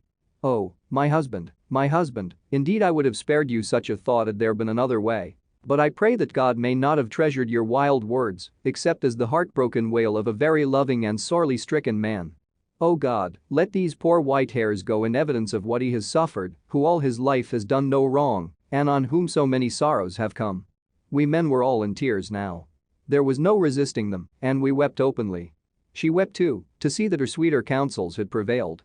Her husband flung himself on his knees beside her and putting his arms round her, hid his face in the folds of her dress. Van Helsing beckoned to us and we stole out of the room, leaving the two loving hearts alone with God.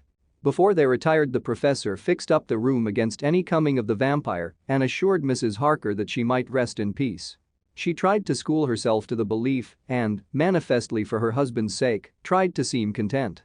It was a brave struggle and was, I think and believe, not without its reward. Van Helsing had placed at hand a bell which either of them was to sound in case of any emergency.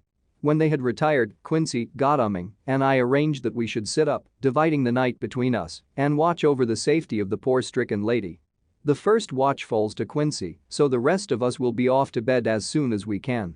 Godalming has already turned in, for his is the second watch. Now that my work is done, I, too, shall go to bed. Jonathan Harker's journal. 3rd to 4th October close to midnight. I thought yesterday would never end. There was over me a yearning for sleep and some sort of blind belief that to wake would be to find things changed, and that any change must now be for the better. Before we parted, we discussed what our next step was to be, but we could arrive at no result. All we knew was that one earth box remained, and that the Count alone knew where it was. If he chooses to lie hidden, he may baffle us for years, and in the meantime. The thought is too horrible, I dare not think of it even now. This I know. That if ever there was a woman who was all perfection, that one is my poor wronged darling. I love her 1,000 times more for her sweet pity of last night, a pity that made my own hate of the monster seem despicable. Surely God will not permit the world to be the poorer by the loss of such a creature. This is hope to me. We are all drifting reefwards now, and faith is our only anchor. Thank God. Mina is sleeping, and sleeping without dreams. I fear what her dreams might be like, with such terrible memories to ground them in. She has not been so calm, within my seeing, since the sunset. Then, for a while, there came over her face a repose which was like spring after the blasts of March. I thought at the time that it was the softness of the red sunset on her face, but somehow now I think it had a deeper meaning. I am not sleepy myself, though I am weary. Weary to death. However, I must try to sleep, for there is tomorrow to think of, and there is no rest for me until later. I must have fallen asleep, for I was awakened by Mina, who was sitting up in bed, with a startled look on her face. I could see easily, for we did not leave the room in darkness, she had placed a warning hand over my mouth, and now she whispered in my ear. Hush. There is someone in the corridor. I got up softly and crossing the room, gently opened the door. Just outside, stretched on a mattress, lay Mr. Morris, wide awake. He raised a warning hand for silence as he whispered to me. Hush. Go back to bed, it is all right. One of us will be here all night. We don't mean to take any chances. His look and gesture forbade discussion, so I came back and told Mina. She sighed, and positively a shadow of a smile stole over her poor, pale face as she put her arms round me and said softly. Oh, thank God for good brave men. With a sigh she sank back again to sleep. I write this as I am not sleepy, though I must try again. 4th October, morning. Once again during the night I was wakened by Mina. This time we had all had a good sleep, for the grey of the coming dawn was making the windows into sharp oblongs, and the gas flame was like a speck rather than a disk of light. She said to me hurriedly. Go call the professor. I want to see him at once. Why? I asked. I have an idea. I suppose it must have come in the night and matured without my knowing it. He must hypnotize me before the dawn, and then I shall be able to speak. Go quick, dearest, the time is getting close. I went to the door. Dr. Seward was resting on the mattress and, seeing me, he sprang to his feet. Is anything wrong? He asked, in alarm. No, I replied, but Mina wants to see Dr. Van Helsing at once. I will go, he said, and hurried into the professor's room. 2 or 3 minutes later Van Helsing was in the room in his dressing gown, and Mr. Morris and Lord Godalming were with Dr. Seward at the door asking questions. When the professor saw Mina a smile. A positive smile. Ousted the anxiety of his face, he rubbed his hands as he said. Oh, my dear Madam Mina, this is indeed a change. See. Friend Jonathan, we have got our dear Madam Mina, as of old, back to us today. Then turning to her, he said cheerfully. And what am I do for you? For at this hour you do not want me for nothings. I want you to hypnotize me. She said. Do it before the dawn, for I feel that then I can speak, and speak freely. Be quick, for the time is short. Without a word he motioned her to sit up in bed. Looking fixedly at her, he commenced to make passes in front of her, from over the top of her head downward, with each hand in turn. Mina gazed at him fixedly for a few minutes, during which my own heart beat like a trip hammer, for I felt that some crisis was at hand. Gradually her eyes closed, and she sat, stock still, only by the gentle heaving of her bosom could one know that she was alive. The professor made a few more passes and then stopped, and I could see that his forehead was covered with great beads of perspiration. Mina opened her eyes, but she did not seem the same woman. There was a faraway look in her eyes, and her voice had a sad dreaminess which was new to me. Raising his hand to impose silence, the professor motioned me to bring the others in. They came on tiptoe, closing the door behind them, and stood at the foot of the bed, looking on. Mina appeared not to see them. The stillness was broken by Van Helsing's voice speaking in a low-level tone, which would not break the current of her thoughts. "Where are you?" The answer came in a neutral way. "I do not know. Sleep has no place it can call its own." For several minutes there was silence. Mina sat rigid, and the professor stood staring at her fixedly. The rest of us hardly dared to breathe. The room was growing lighter. Without taking his eyes from Mina's face, Dr. Van Helsing motioned me to pull up the blind. I did so, and the day seemed just upon us. A red streak shot up, and a rosy light seemed to diffuse itself through the room. On the instant the professor spoke again. "Where are you now?" The answer came dreamily, but with intention. It was as though she were interpreting something. I have heard her use the same tone when reading her shorthand notes. "I do not know. It is all strange to me." "What do you see?" "I can see nothing, it is all dark." "What do you hear?" I could detect the strain in the professor's patient voice. "The lapping of water. It is gurgling by, and little waves leap. I can hear them on the outside." "Then you are on a ship?" We all looked at each other, trying to glean something each from the other. We were afraid to think. The answer came quick. "Oh, yes." "What else do you hear?" "The sound of men stamping overhead as they run about. There is the creaking of a chain, and the loud tinkle as the check of the capstan falls into the ratchet." "What are you doing?" "I am still." "Oh, so still. It is like death." The voice faded away into a deep breath as of one sleeping, and the open eyes closed again. By this time the sun had risen, and we were all in the full light of day. Dr. Van Helsing placed his hands on Mina's shoulders and laid her head down softly on her pillow. She lay like a sleeping child for a few moments and then, with a long sigh, awoke and stared in wonder to see us all around her. "Have I been talking in my sleep?" was all she said. She seemed, however, to know the situation without telling, though she was eager to know what she had told. The professor repeated the conversation, and she said, "Then there is not a moment to lose. It may not be yet too late."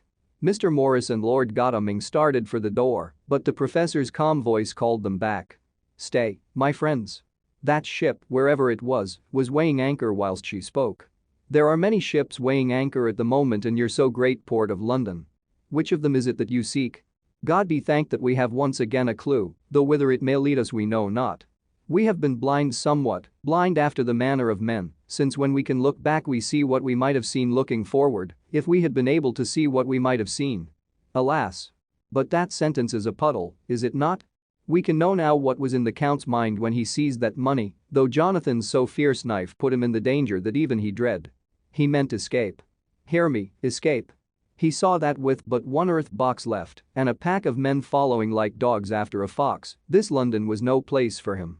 He have take his last earth box on board a ship and he leave the land. He think to escape, but no. We follow him. Tally ho.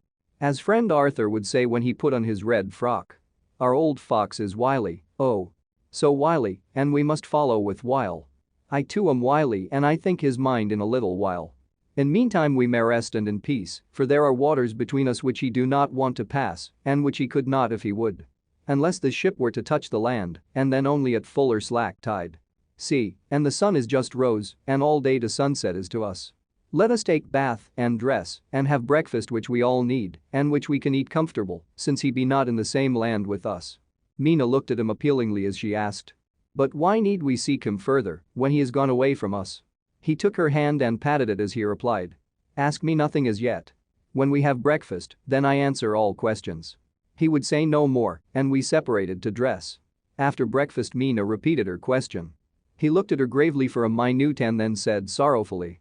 "Because, my dear, dear Madam Mina, now more than ever must we find him even if we have to follow him to the jaws of hell." She grew paler as she asked faintly. "Why?" "Because," he answered solemnly, "he can live for centuries and you are but mortal woman. Time is now to be dreaded. Since once he put that mark upon your throat." I was just in time to catch her as she fell forward in a faint. Chapter 24. Dr. Seward's phonograph diary, spoken by Van Helsing. This to Jonathan Harker. "You are to stay with your dear Madam Mina. We shall go to make our search. If I can call it so, for it is not search but knowing, and we seek confirmation only. But do you stay and take care of her today. This is your best and most holiest office. This day nothing can find him here. Let me tell you that so you will know what we foreknow already, for I have tell them. He, our enemy, have gone away, he have gone back to his castle in Transylvania. I know it so well, as if a great hand of fire wrote it on the wall. He have prepare for this in some way, and that last earth box was ready to ship somewheres. For this he took the money, for this he hurry at the last, lest we catch him before the sun go down. It was his last hope, save that he might hide in the tomb, that he think poor Miss Lucy, being as he thought like him, keep open to him. But there was not of time. When that fail he make straight for his last resource.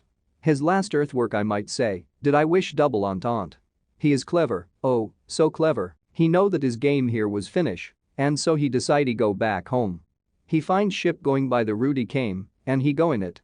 We go off now to find what ship, and whither bound. When we have discovered that, we come back, and tell you all. Then we will comfort you and poor dear Madam Mina with new hope. For it will be hope, when you think it over, that all is not lost. This very creature that we pursue, he take hundreds of years to get so far as London, and yet in one day, when we know of the disposal of him, we drive him out. He is finite, though he is powerful, to do much harm and suffers not as we do. But we are strong, each in our purpose, and we are all more strong together. Take heart afresh, dear husband of Madam Mina. This battle is but begun, and in the end we shall win. So sure as that God sits on high, to watch over his children. Therefore be of much comfort till we return. Van Helsing. Jonathan Harker's Journal. 4th October. When I read to Mina Van Helsing's message in the phonograph, the poor girl brightened up considerably. Already the certainty that the Count is out of the country has given her comfort, and comfort is strength to her. For my own part, now that this horrible danger is not face to face with us, it seems almost impossible to believe in it. Even my own terrible experiences in Castle Dracula seem like a long-forgotten dream. Here in the crisp autumn air, in the bright sunlight. Alas, how can I disbelieve? In the midst of my thought my eye fell on the red scar on my poor darling's white forehead. Whilst that lasts, there can be no disbelief. And afterwards the very memory of it will keep faith crystal clear. Mina and I fear to be idle, so we have been over all the diaries again and again.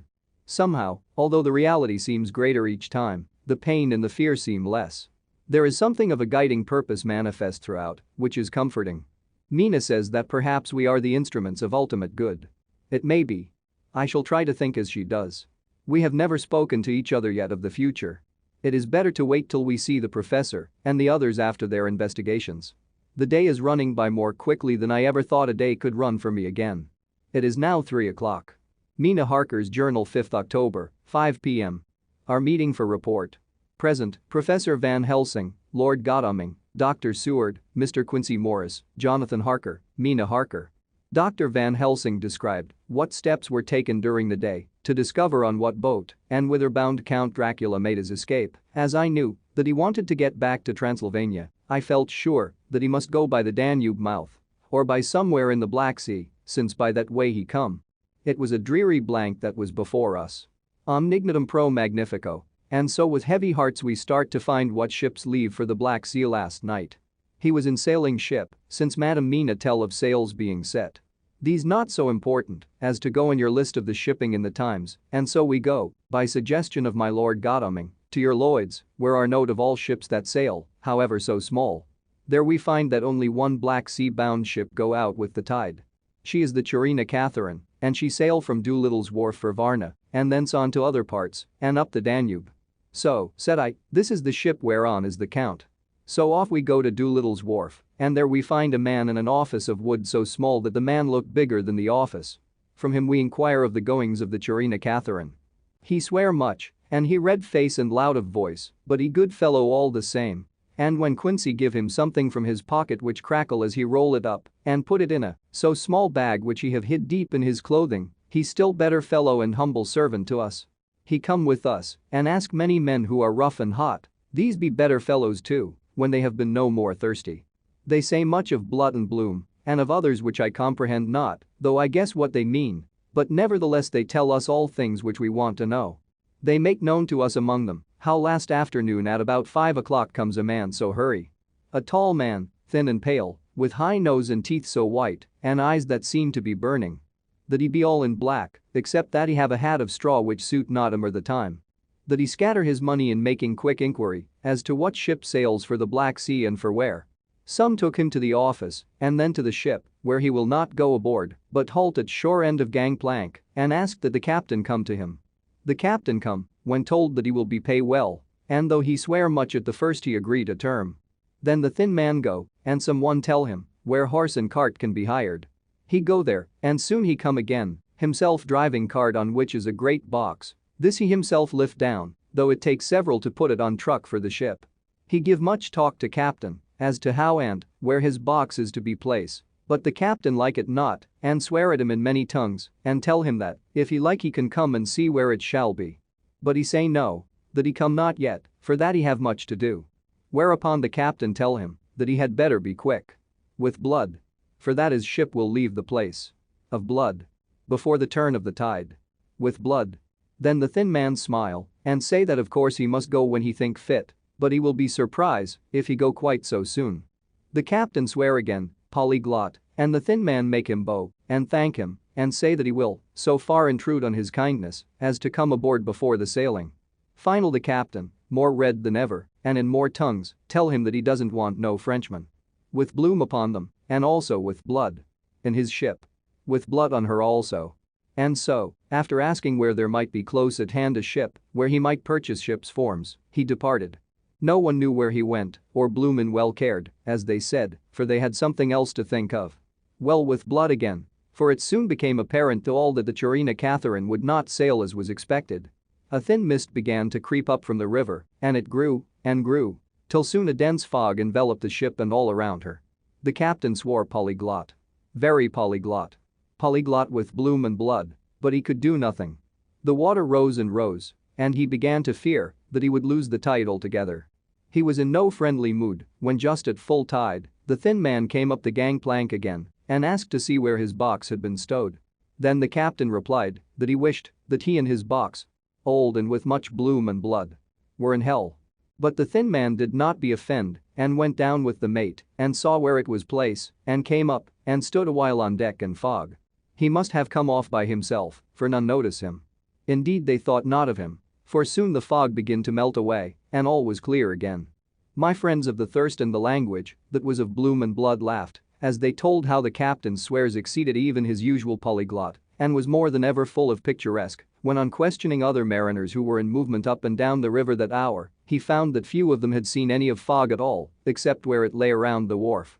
However, the ship went out on the ebb tide and was doubtless by morning far down the river mouth. She was by then, when they told us, well out to sea. And so, my dear Madam Mina, it is that we have to rest for a time, for our enemy is on the sea, with the fog at his command, on his way to the Danube mouth. To sail a ship takes time, go she never so quick, and when we start we go on land more quick, and we meet him there. Our best hope is to come on him, when in the box between sunrise and sunset, for then he can make no struggle, and we may deal with him as we should. There are days for us in which we can make ready our plan. We know all about where he go, for we have seen the owner of the ship, who have shown us invoices and all papers that can be. The box we seek is to be landed in Varna and to be given to an agent, one Ristix, who will there present his credentials, and so our merchant friend will have done his part. When he ask if there be any wrong, for that so, he can telegraph and have inquiry made at Varna, we say no, for what is to be done is not for police or of the customs. It must be done by us alone and in our own way. When Dr. Van Helsing had done speaking, I asked him if it were certain that the Count had remained on board the ship. He replied, we have the best proof of that, your own evidence, when in the hypnotic trance this morning. I asked him again if it were really necessary that they should pursue the Count, for oh, I dread Jonathan leaving me, and I know that he would surely go if the others went. He answered in growing passion, at first quietly. As he went on, however, he grew more angry and more forceful, till in the end we could not but see wherein was at least some of that personal dominance which made him so long a master amongst men. Yes, it is necessary. Necessary. Necessary. For your sake in the first, and then for the sake of humanity.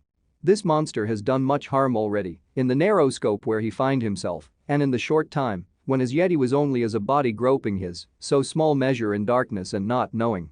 All this have I told these others. You, my dear Madam Mina, will learn it in the phonograph of my friend John, or in that of your husband.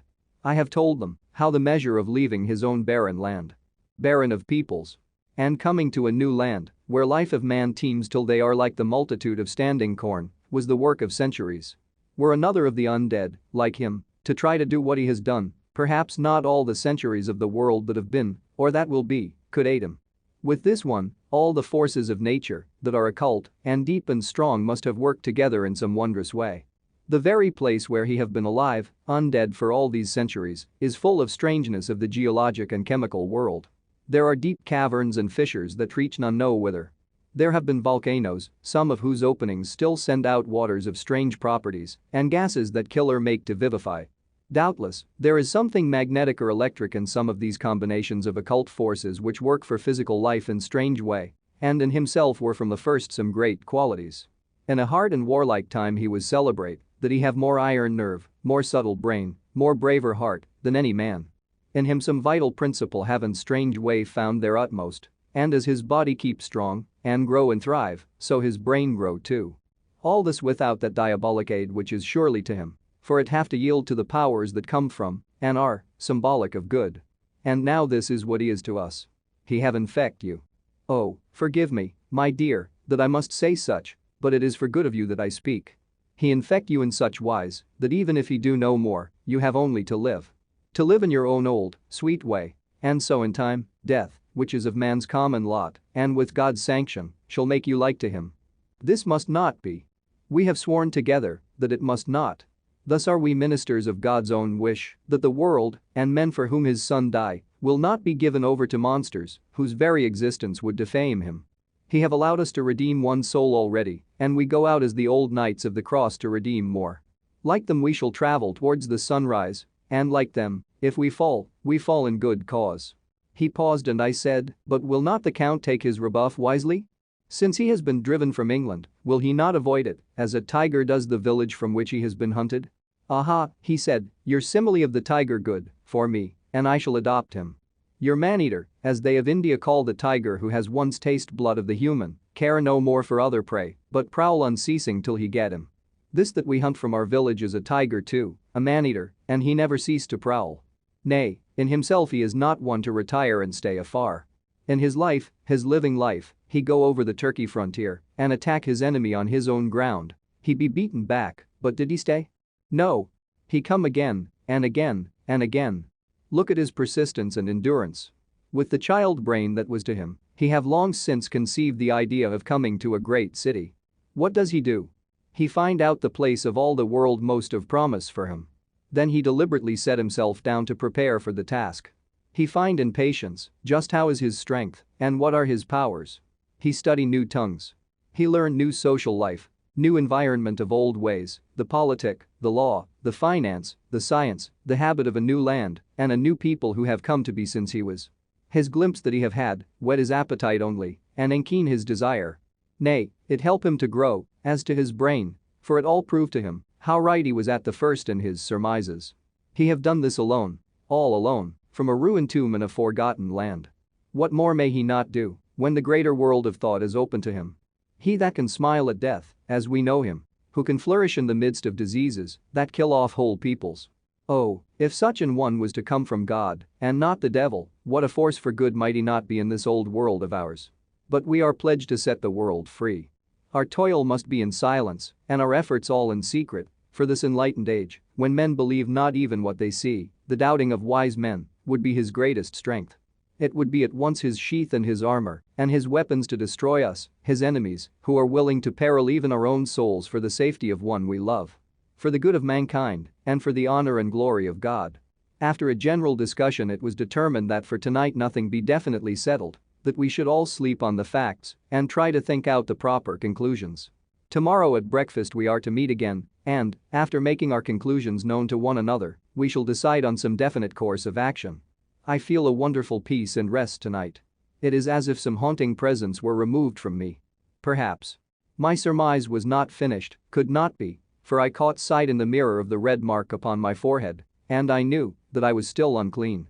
Dr. Seward's Diary. 5th October. We all rose early, and I think that sleep did much for each and all of us. When we met at early breakfast there was more general cheerfulness than any of us had ever expected to experience again. It is really wonderful how much resilience there is in human nature. Let any obstructing cause, no matter what, be removed in any way. Even by death. And we fly back to first principles of hope and enjoyment. More than once as we sat around the table, my eyes opened in wonder whether the whole of the past days had not been a dream.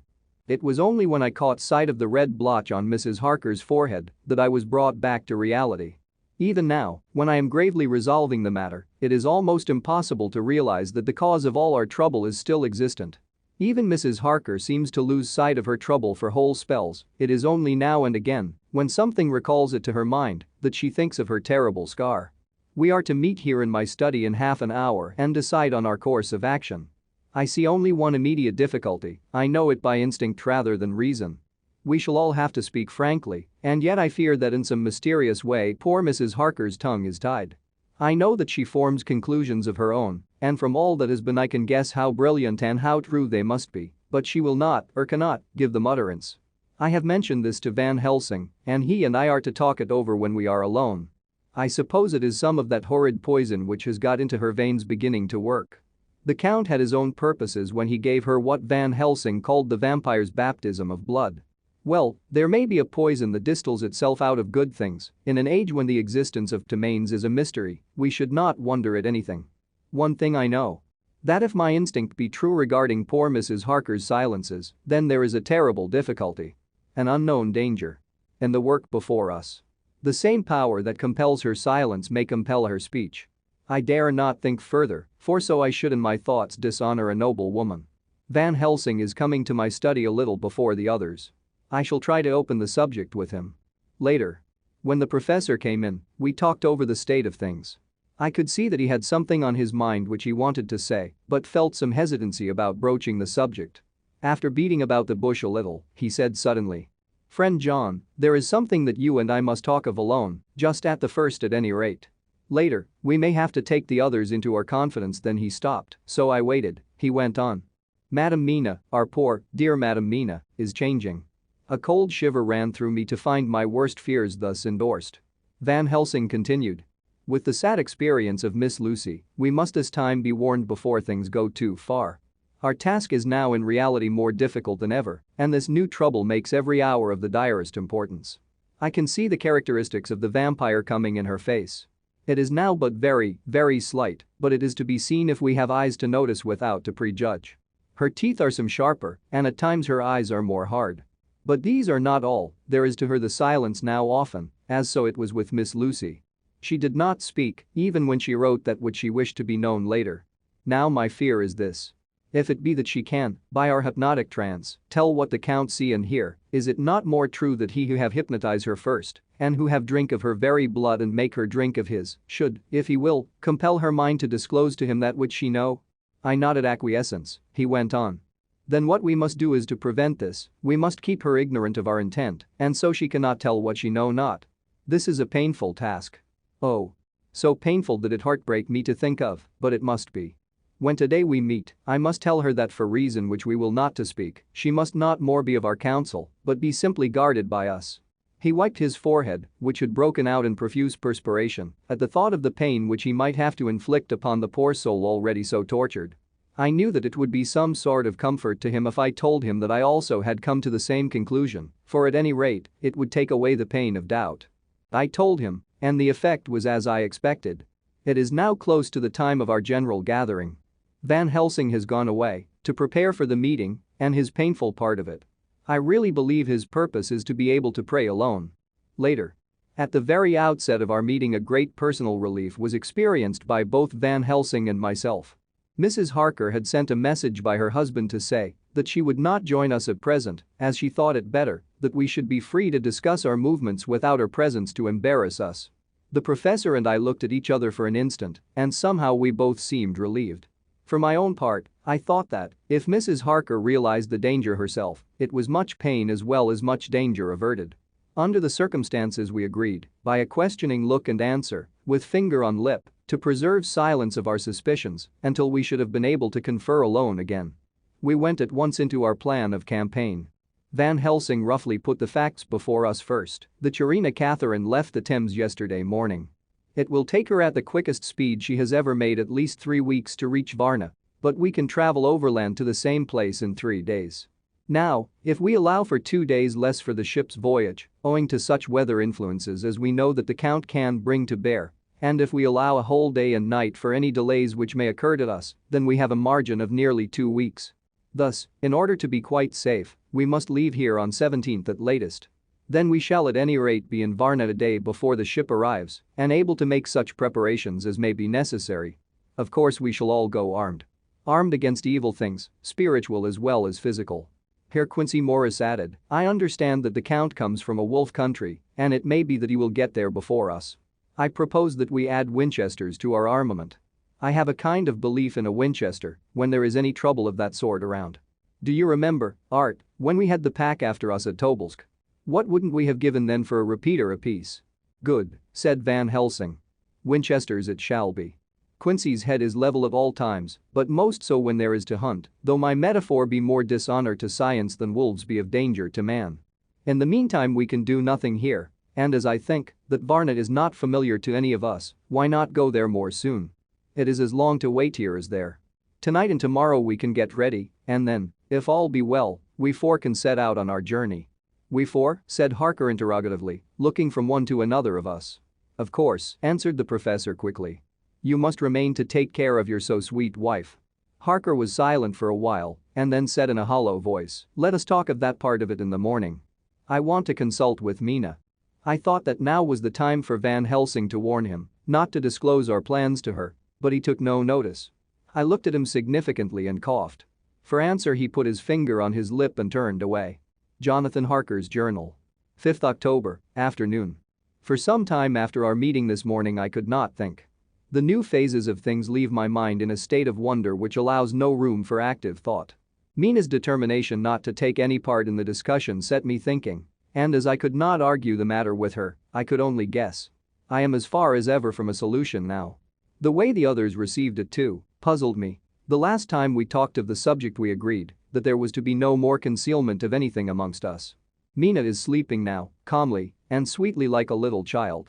Her lips are curved and her face beams with happiness. Thank God there are such moments still for her. Later. How strange it all is. I sat watching Mina's happy sleep and came as near to being happy myself as I suppose I shall ever be. As the evening drew on and the earth took its shadows from the sun sinking lower, the silence of the room grew more and more solemn to me. All at once Mina opened her eyes and looking at me tenderly, said, Jonathan, I want you to promise me something on your word of honor. A promise made to me, but made holily in God's hearing and not to be broken, though I should go down on my knees and implore you with bitter tears. Quick, you must make it to me at once. Mina, I said, a promise like that, I cannot make at once. I may have no right to make it. But, dear one, she said, with such spiritual intensity that her eyes were like pole stars, it is I who wish it, and it is not for myself. You can ask Dr. Van Helsing if I am not right, if he disagrees you may do as you will. Nay, more, if you all agree, later, you are absolved from the promise. I promise. I said, and for a moment she looked supremely happy, though to me all happiness for her was denied by the red scar on her forehead. She said, promise me that you will not tell me anything of the plans formed for the campaign against the Count. Not by word or inference or implication, not at any time whilst this remains to me. And she solemnly pointed to the scar. I saw that she was in earnest and said solemnly, I promise. And as I said it I felt that from that instant a door had been shut between us. Later, midnight. Mina has been bright and cheerful all the evening. So much so that all the rest seemed to take courage, as if infected somewhat with her gaiety. As a result even I myself felt as if the pall of gloom which weighs us down were somewhat lifted. We all retired early. Mina is now sleeping like a little child. It is a wonderful thing that her faculty of sleep remains to her in the midst of her terrible trouble. Thank God for it, for then at least she can forget her care. Perhaps her example may affect me as her gaiety did tonight. I shall try it. Oh. For a dreamless sleep. 6th October, morning.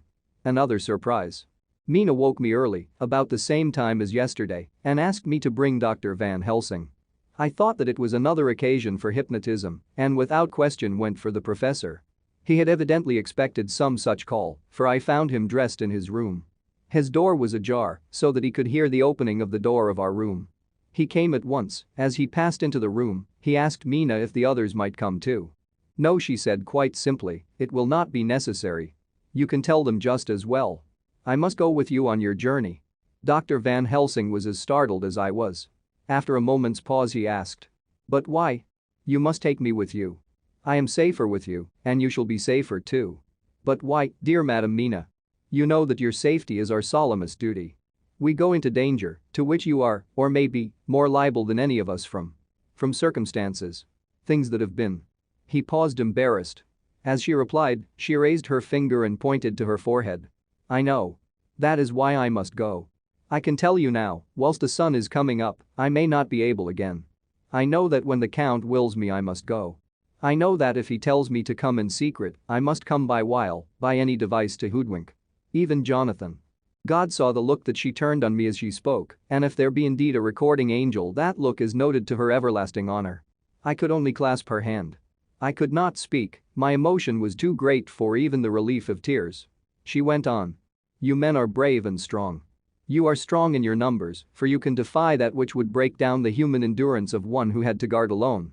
Besides, I may be of service, since you can hypnotize me and so learn that which even I myself do not know."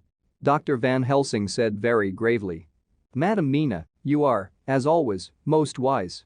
You shall with us come, and together we shall do that which we go forth to achieve." When he had spoken, Mina's long spell of silence made me look at her. She had fallen back on her pillow asleep. She did not even wake when I had pulled up the blind and let in the sunlight which flooded the room. Van Helsing motioned to me to come with him quietly. We went to his room, and within a minute Lord Godalming, Dr. Seward, and Mr. Morris were with us also. He told them what Mina had said and went on, "In the morning we shall leave for Varna. We have now to deal with a new factor, Madam Mina. Oh, but her soul is true. It is to her an agony to tell us so much as she has done, but it is most right, and we are warned in time. There must be no chance lost, and in Varna we must be ready to act the instant when that ship arrives." "What shall we do exactly?" asked Mr. Morris laconically.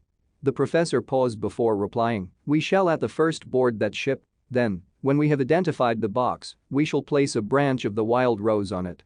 This we shall fasten, for when it is there none can emerge, so at least says the superstition. And to superstition must we trust at the first, it was man's faith in the early, and it have its root in faith still. Then, when we get the opportunity that we seek, when none are near to see, we shall open the box, and all will be well." "I shall not wait for any opportunity," said Morris. "When I see the box I shall open it and destroy the monster, though there were 1,000 men looking on, and if I am to be wiped out for it the next moment." I grasped his hand instinctively and found it as firm as a piece of steel. I think he understood my look. I hope he did. "Good boy," said Dr. Van Helsing. "Brave boy. Quincy is all man, God bless him for it. My child, believe me, none of us shall lag behind or pause from any fear. I do but say what we may do. What we must do. But, indeed we cannot say what we shall do. There are so many things which may happen, and their ways and their ends are so various, that until the moment we may not say. We shall all be armed, in all ways, and when the time for the end has come, our effort shall not be lack. Now let us today put all our affairs in order. Let all things which touch on others dear to us, and who on us depend, be complete, for none of us can tell what, or when, or how, the end may be. As for me, my own affairs are regulate, and as I have nothing else to do, I shall go make arrangement for the travel. I shall have all tickets, and so forth for our journey." There was nothing further to be said, and we parted. I shall now settle up all my affairs of earth, and be ready for whatever may come. Later. It is all done. My will is made, and all complete. Mina, if she survive, is my sole heir. If it should not be so, then the others who have been so good to us will have remainder. It is now drawing towards the sunset. Mina's uneasiness calls my attention to it. I am sure that there is something on her mind which the time of exact sunset will reveal. These occasions are becoming harrowing times for us all, for each sunrise and sunset opens up some new danger. Some new pain, which, however, may in God's will be means to a good end. I write all these things in the diary since my darling must not hear them now, but if it may be that she can see them again, they shall be ready. She is calling to me. Chapter 25. Dr. Seward's Diary. 11th October, evening. Jonathan Harker has asked me to note this, as he says he is hardly equal to the task and he wants an exact record kept. I think that none of us were surprised when we were asked to see Mrs. Harker a little before the time of sunset. We have of late come to understand that sunrise and sunset are to her times of peculiar freedom, when her old self can be manifest without any controlling force subduing or restraining her or inciting her to action.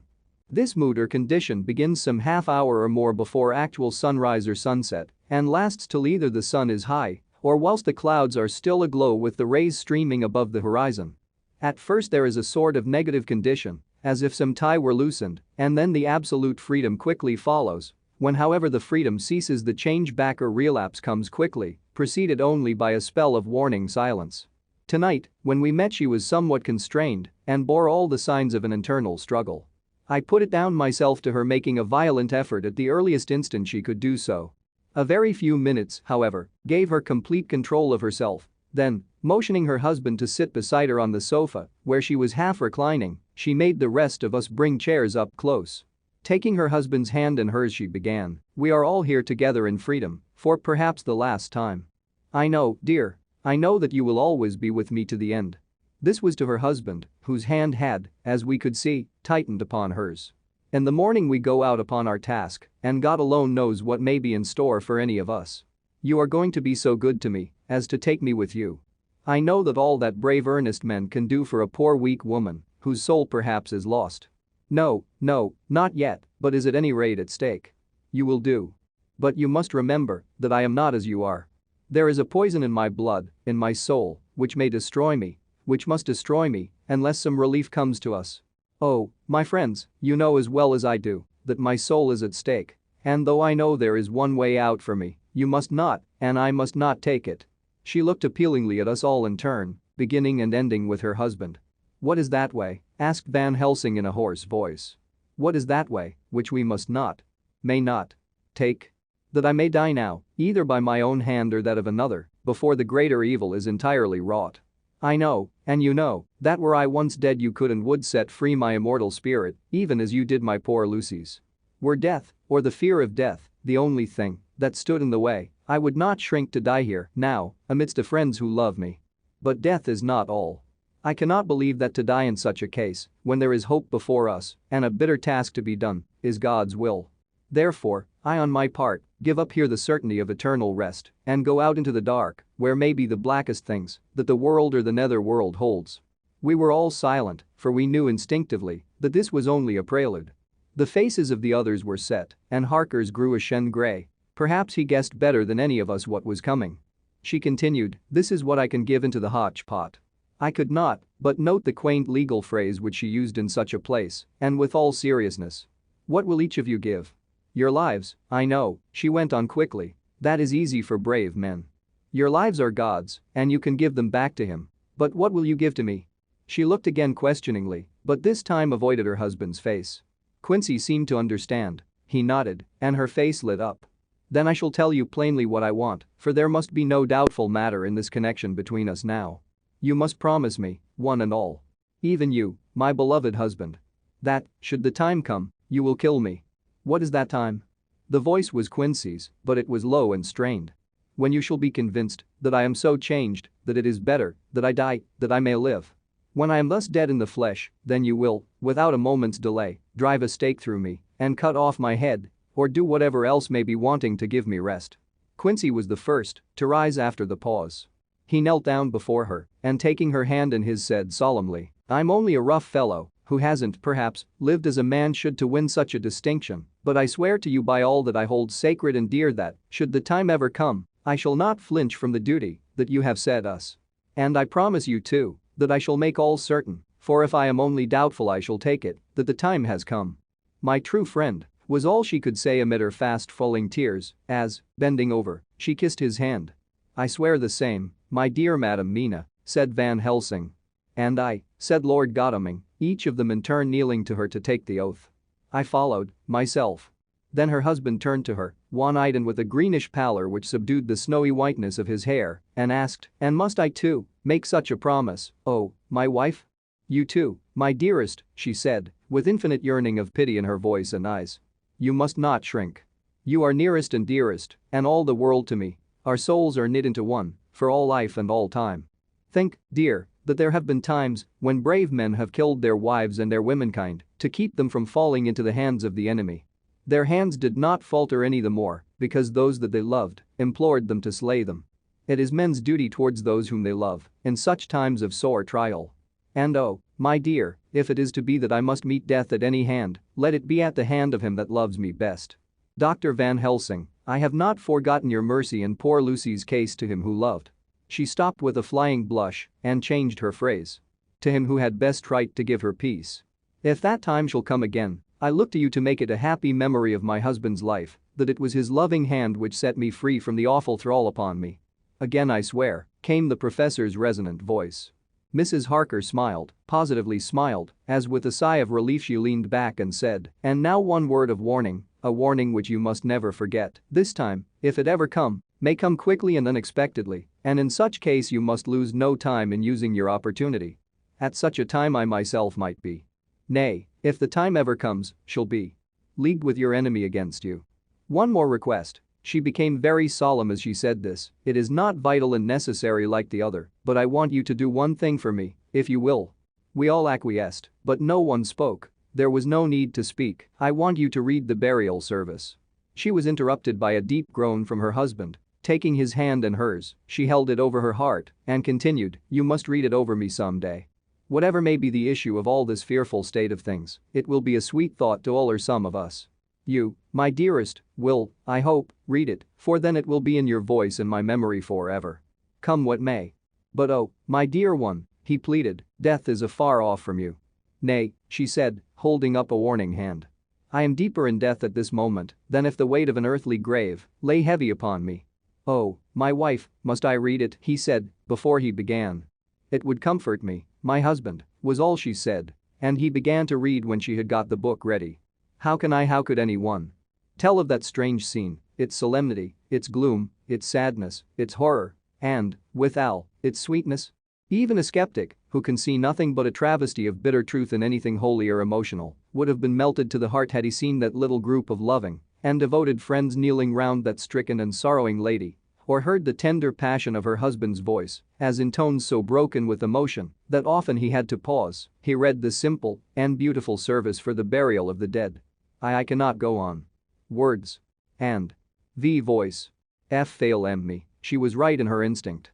Strange as it all was, bizarre as it may hereafter seem even to us who felt its potent influence at the time, it comforted us much. And the silence, which showed Mrs. Harker's coming relapse from her freedom of soul, did not seem so full of despair to any of us as we had dreaded.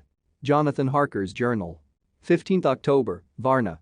We left Charing Cross on the morning of the 12th, got to Paris the same night, and took the places secured for us in the Orient Express.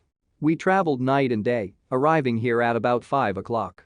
Lord Godalming went to the consulate to see if any telegram had arrived for him, whilst the rest of us came on to this hotel. The Odysseus. The journey may have had incidents. I was, however, too eager to get on to care for them. Until the Tchirina Catherine comes into port there will be no interest for me in anything in the wide world. Thank God. Mina is well and looks to be getting stronger. Her color is coming back. She sleeps a great deal. Throughout the journey she slept nearly all the time. Before sunrise and sunset, however, she is very wakeful and alert, and it has become a habit for Van Helsing to hypnotize her at such times. At first, some effort was needed, and he had to make many passes, but now, she seems to yield at once, as if by habit, and scarcely any action is needed. He seems to have power at these particular moments to simply will, and her thoughts obey him. He always asks her what she can see and hear. She answers to the first, nothing, all is dark. And to the second, I can hear the waves lapping against the ship and the water rushing by. Canvas and cordage strain and masts and yards creak. The wind is high. I can hear it in the shrouds and the boat rows back the foam. It is evident that the Tchirina Catherine is still at sea, hastening on her way to Varna. Lord Godalming has just returned. He had 4 telegrams, one each day since we started, and all to the same effect, that the Tchirina Catherine had not been reported to Lloyd's from anywhere. He had arranged, before leaving London, that his agent should send him every day a telegram saying if the ship had been reported. He was to have a message, even if she were not reported, so that he might be sure that there was a watch being kept at the other end of the wire. We had dinner and went to bed early. Tomorrow we are to see the vice-consul and to arrange, if we can, about getting on board the ship as soon as she arrives. Van Helsing says that our chance will be to get on board between sunrise and sunset. The Count, even if he takes the form of a bat, cannot cross the running water of his own volition and so cannot leave the ship. as he dare not change to man's form without suspicion. Which he evidently wishes to avoid. He must remain in the box. If, then, we can come on board after sunrise, he is at our mercy, for we can open the box and make sure of him, as we did of poor Lucy, before he wakes. What mercy he will get from us will not count for much. We think that we shall not have much trouble with officials or the seamen. Thank God, this is the country where bribery can do anything, and we are well supplied with money. We have only to make sure that the ship cannot come into port between sunset and sunrise without our being warned, and we shall be safe. Judge Moneybag will settle this case, I think. 16th October. Mina's report still the same, lapping waves and rushing water, darkness and favoring winds. We are evidently in good time, and when we hear of the Chirina Catherine we shall be ready. As she must pass the Dardanelles we are sure to have some report. 17th October. Everything is pretty well fixed now, I think, to welcome the Count on his return from his tour. Godalming told the shippers that he fancied that the box sent aboard might contain something stolen from a friend of his and got a half consent that he might open it at his own risk. The owner gave him a paper telling the captain to give him every facility in doing whatever he chose on board the ship and also a similar authorization to his agent at Varna. We have seen the agent, who was much impressed with Godalming's kindly manner to him, and we are all satisfied that whatever he can do to aid our wishes will be done. We have already arranged what to do in case we get the box open. If the Count is there, Van Helsing and Seward will cut off his head at once and drive a stake through his heart. Morris and Godalming and I shall prevent interference, even if we have to use the arms which we shall have ready. The professor says that, if we can so treat the Count's body, it will soon after fall into dust. In such case there would be no evidence against us, in case any suspicion of murder were roused.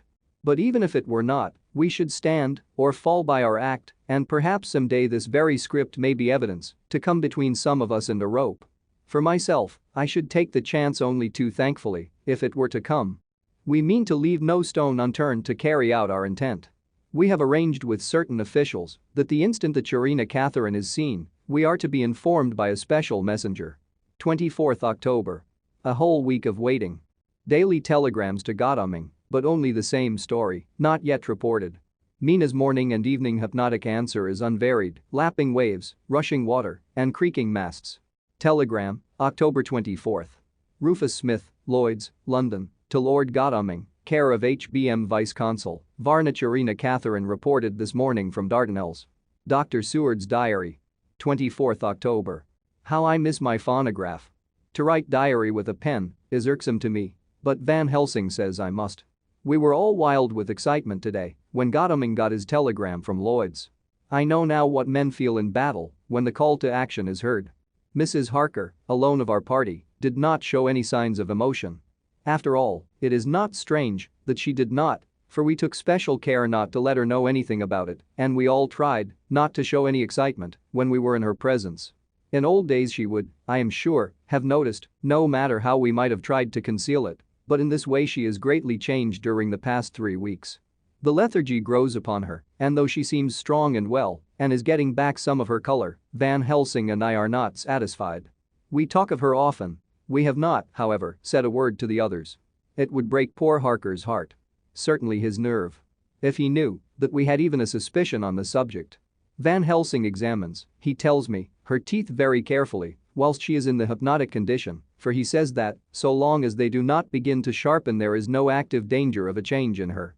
If this change should come, it would be necessary to take steps. We both know what those steps would have to be, though we do not mention our thoughts to each other. We should neither of us shrink from the task. Awful though it be to contemplate. Euthanasia is an excellent and a comforting word. I am grateful to whoever invented it. It is only about 24 hours sail from the Dardanelles to here, at the rate the Chirina Catherine has come from London. She should therefore arrive some time in the morning, but as she cannot possibly get in before then, we are all about to retire early. We shall get up at 1 o'clock, so as to be ready. 25th October, noon. No news yet of the ship's arrival. Mrs. Harker's hypnotic report this morning was the same as usual, so it is possible that we may get news at any moment.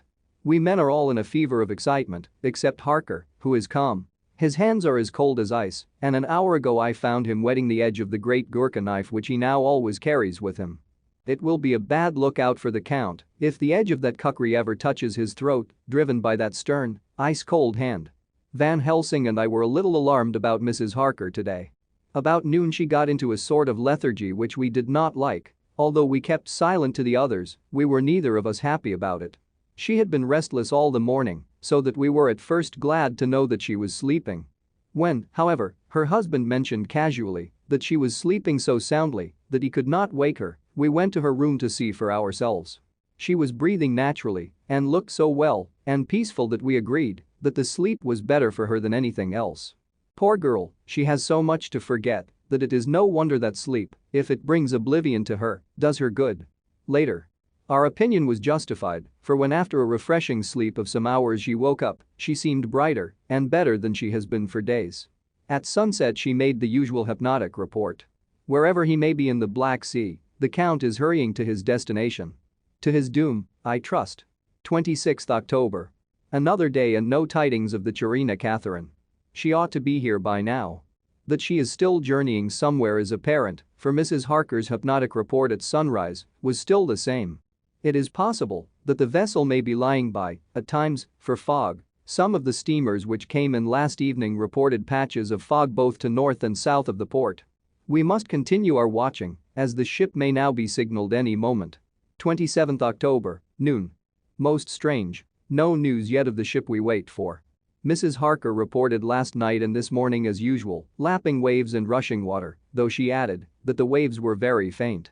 The telegrams from London have been the same, no further report.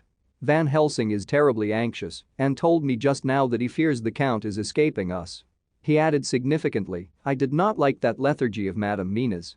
Souls and memories can do strange things during trance. I was about to ask him more, but Harker just then came in and he held up a warning hand. We must try tonight, at sunset, to make her speak more fully when in her hypnotic state. 28th October. Telegram.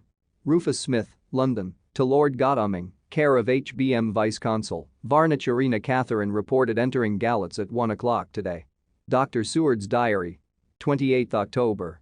When the telegram came announcing the arrival in Galats, I do not think it was such a shock to any of us as might have been expected. True, we did not know whence, or how, or when the bolt would come, but I think we all expected that something strange would happen. The delay of arrival at Varna made us individually satisfied that things would not be just as we had expected. We only waited to learn where the change would occur. Nonetheless, however, was it a surprise?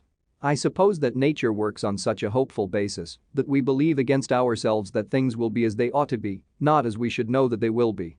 Transcendentalism is a beacon to the angels, even if it be a will-o'-the-wisp to man.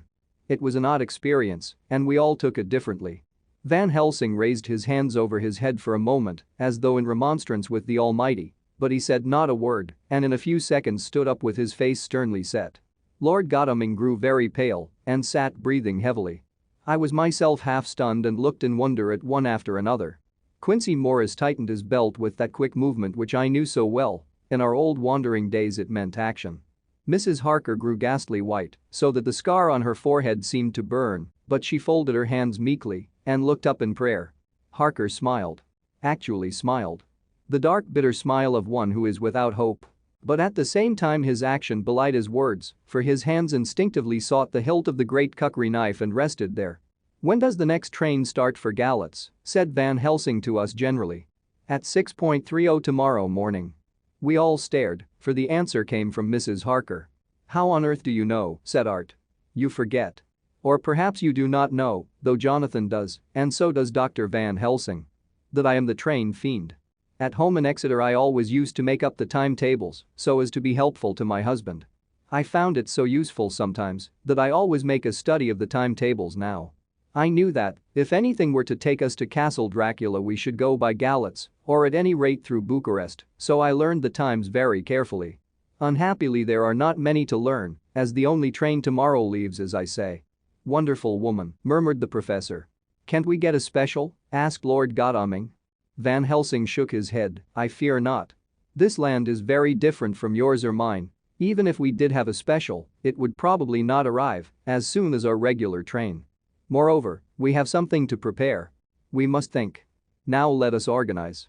You, friend Arthur, go to the train and get the tickets and arrange that all be ready for us to go in the morning. Do you, friend Jonathan, go to the agent of the ship and get from him letters to the agent in Galats with authority to make search the ship just as it was here. Quincy Morris, you see the vice-consul and get his aid with his fellow in Galats and all he can do to make our way smooth so that no times be lost when over the Danube. John will stay with Madam Mina and me and we shall consult. For so if time be long you may be delayed. And it will not matter when the sun set, since I am here with Madam to make report. And I, said Mrs. Harker brightly, and more like her old self than she had been for many a long day, shall try to be of use in all ways, and shall think and write for you as I used to do. Something is shifting from me in some strange way, and I feel freer than I have been of late. The three younger men look happier at the moment as they seemed to realize the significance of her words, but Van Helsing and I, turning to each other, met each a grave and troubled glance. We said nothing at the time, however. When the three men had gone out to their tasks, Van Helsing asked Mrs. Harker to look up the copy of the diaries and find him the part of Harker's journal at the castle. She went away to get it. When the door was shut upon her, he said to me, "We mean the same. Speak out. There is some change. It is a hope that makes me sick, for it may deceive us." Quite so. Do you know why I asked her to get the manuscript? No, said I, unless it was to get an opportunity of seeing me alone. You are in part right, friend John, but only in part. I want to tell you something. And oh, my friend, I am taking a terrible risk, but I believe it is right. In the moment when Madam Mina said those words that arrest both our understanding, an inspiration come to me. In the trance of 3 days ago the Count sent her his spirit to read her mind, or more like he took her to see him in his earth box in the ship with water rushing, just as it go free at rise and set of sun. He learned then that we are here, for she have more to tell in her open life with eyes to see and ears to hear than he, shut, as he is, in his coffin box. Now he make his most effort to escape us. At present he want her not. He is sure with his so great knowledge that she will come at his call, but he cut her off. Take her, as he can do, out of his own power, that so she come not to him. Ah. There I have hope that our man brains that have been of man so long and that have not lost the grace of God will come higher than his child brain, that he in his tomb for centuries that grow not yet to our stature and that do only work selfish and therefore small. Here comes Madam Mina, not a word to her of her trance. She know it not, and it would overwhelm her and make despair just when we want all her hope, all her courage, when most we want all her great brain which is trained like man's brain but is of sweet woman and have a special power which the Count give her and which he may not take away altogether. Though he think not so. Hush, let me speak, and you shall learn. Oh, John, my friend, we are in awful straits. I fear, as I never feared before. We can only trust the good God. Silence, here she comes. I thought that the professor was going to break down and have hysterics, just as he had when Lucy died, but with a great effort he controlled himself and was at perfect nervous poise when Mrs. Harker tripped into the room, bright and happy looking, and, in the doing of work, seemingly forgetful of her misery. As she came in, she handed a number of sheets of typewriting to Van Helsing. He looked over them gravely, his face brightening up as he read. Then, holding the pages between his finger and thumb, he said, "Friend John, to you with so much of experience already. And you too, dear Madam Mina, that are young. Here is a lesson, do not fear ever to think. A half-thought has been buzzing often in my brain, but I fear to let him loose his wings. Here now, with more knowledge, I go back to where that half-thought come from, and I find that he be no half-thought at all, that he be a whole thought, though so young, that he is not yet strong to use his little wings. Nay, like the ugly duck of my friend Hans Andersen, he be no duck thought at all, but a big swan thought that sail nobly on big wings when the time come for him to try them. See, I read here what Jonathan have written, that other of his race who, in a later age, again and again, brought his forces over the great river into Turkey land, who, when he was beaten back, came again, and again, and again, though he had to come alone from the bloody field where his troops were being slaughtered, since he knew that he alone could ultimately triumph. What does this tell us? Not much, no. The Count's child thought see nothing, therefore he speaks so free. Your man thought see nothing, my man thought see nothing, till just now. No. But there comes another word from someone who speak without thought, because she too know not what it mean. What it might mean. Just as there are elements which rest, yet when in nature's course they move on their way and they touch. Then poof, and there comes a flash of light, heavens wide, that blind and kill and destroy some, but that show up all earth below for leagues and leagues. Is it not so? Well, I shall explain. To begin, have you ever studied the philosophy of crime? Yeses and no. You, John, yes, for it is a study of insanity. You, no, Madam Mina, for crime touch you not. Not but once. Still, your mind works true and argues not a particulari ad universale. There is this peculiarity in criminals. It is so constant, in all countries, and at all times, that even police, who know not much from philosophy, come to know it empirically, that it is. That is to be empiric. The criminal always work at one crime. That is the true criminal who seems predestinate to crime, and who will of none other. This criminal has not full man brain. He is clever and cunning and resourceful, but he be not of man's stature as to brain.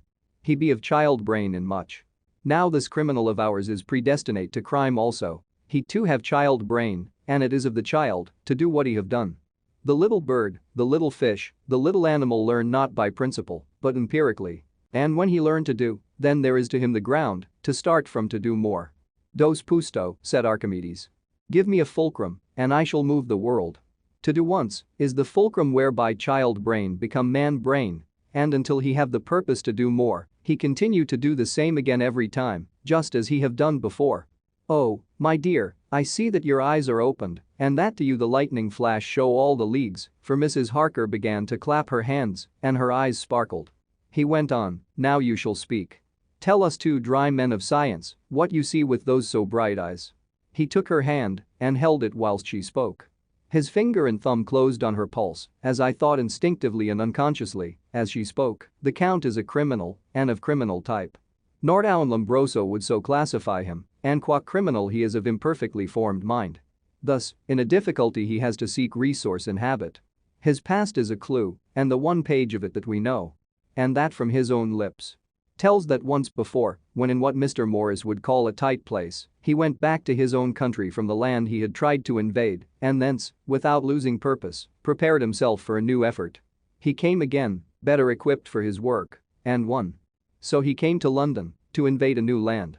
He was beaten, and when all hope of success was lost, and his existence in danger, he fled back over the sea to his home, just as formerly he had fled back over the Danube from Turkey land. Good, good, oh, you so clever lady, said Van Helsing, enthusiastically, as he stooped and kissed her hand. A moment later he said to me, as calmly as though we had been having a sick room consultation, 72 only, and in all this excitement. I have hope. Turning to her again, he said with keen expectation, but go on. Go on, there is more to tell if you will. Be not afraid, John, and I know. I do in any case, and shall tell you, if you are right. Speak, without fear. I will try to, but you will forgive me if I seem egotistical. Nay, fear not, you must be egotist, for it is of you that we think. Then, as he is criminal he is selfish, and as his intellect is small, and his action is based on selfishness, he confines himself to one purpose. That purpose is remorseless. As he fled back over the Danube, leaving his forces to be cut to pieces, so now he is intent on being safe, careless of all. So, his own selfishness frees my soul somewhat of the terrible power which he acquired over me on that dreadful night. I felt it, oh. I felt it. Thank God for his great mercy. My soul is freer than it has been since that awful hour, and all that haunts me is a fear lest in some trance or dream he may have used my knowledge for his ends. The professor stood up, he has so used your mind, and by it, he has left us here in Varna, whilst a ship that carried him rushed through enveloping fog up to Galatz, where, doubtless, he had made preparation for escaping from us.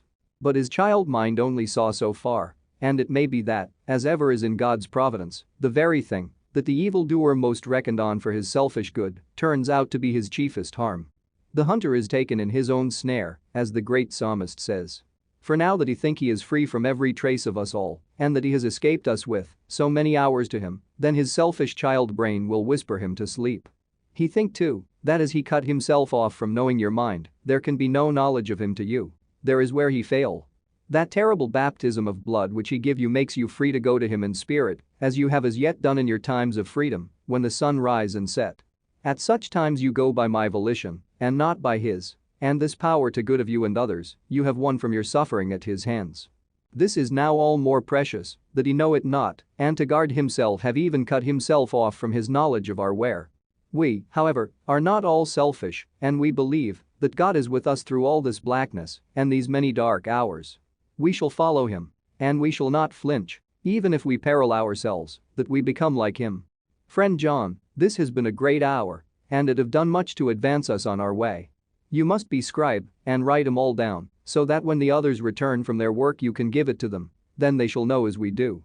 And so I have written it, whilst we wait their return, and Mrs. Harker has written with her typewriter all, since she brought the MS. To us. Chapter 26. Dr. Seward's Diary. 29th October. This is written in the train from Varna to Galatz.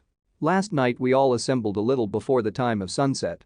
Each of us had done his work as well as he could. So far as thought and endeavor and opportunity go, we are prepared for the whole of our journey and for our work when we get to Galatz. When the usual time came round, Mrs. Harker prepared herself for her hypnotic effort, and after a longer and more strenuous effort on the part of Van Helsing than has been usually necessary, she sank into the trance. Usually she speaks on a hint, but this time the professor had to ask her questions and to ask them pretty resolutely before we could learn anything. At last her answer came. I can see nothing. We are still. There are no waves lapping, but only a steady swirl of water softly running against the hawser. I can hear men's voices calling, near and far, and the roll and creak of oars in the rowlocks. A gun is fired somewhere, the echo of it seems far away. There is tramping of feet overhead, and ropes and chains are dragged along. What is this? There is a gleam of light. I can feel the air blowing upon me. Here she stopped. She had risen, as if impulsively, from where she lay on the sofa and raised both her hands, palms upwards, as if lifting a weight. Van Helsing and I looked at each other with understanding. Quincy raised his eyebrows slightly and looked at her intently, whilst Harker's hand instinctively closed round the hilt of his kukri. There was a long pause. We all knew that the time when she could speak was passing, but we felt that it was useless to say anything. Suddenly she sat up and, as she opened her eyes, said sweetly, "Would none of you like a cup of tea? You must all be so tired." We could only make her happy, and so acquiesced. She bustled off to get tea. When she had gone, Van Helsing said, "You see, my friends. He is close to land. He has left his earth chest. But he has yet to get on shore. In the night he may lie hidden somewhere, but if he be not carried on shore, or if the ship do not touch it, he cannot achieve the land. In such case he can, if it be in the night, change his form, and can jump or fly on shore, as he did at Whitby. But if the day come, before he get on shore, then, unless he be carried, he cannot escape. And if he be carried, then the customs men may discover what the box contains. Thus, in fine, if he escape not on shore tonight, or before dawn, there will be the whole day lost to him. We may then arrive in time, for if he escape, not at night we shall come on him in daytime, boxed up and at our mercy, for he dare not be his true self, awake and visible, lest he be discovered." There was no more to be said, so we waited in patience until the dawn, at which time we might learn more from Mrs. Harker. Early this morning we listened, with breathless anxiety, for her response in her trance. The hypnotic stage was even longer in coming than before, and when it came the time remaining until full sunrise was so short that we began to despair. Van Helsing seemed to throw his whole soul into the effort. At last, in obedience to his will, she made reply, "All is dark. I hear lapping water, level with me, and some creaking, as of wood on wood." She paused, and the red sun shot up. "We must wait till tonight. And so it is that we are traveling towards Galatz in an agony of expectation. We are due to arrive between 2 and 3 in the morning, but already, at Bucharest, we are 3 hours late, so we cannot possibly get in till well after sun up. Thus we shall have 2 more hypnotic messages from Mrs. Harker. Either or both may possibly throw more light on what is happening. Later. Sunset has come and gone.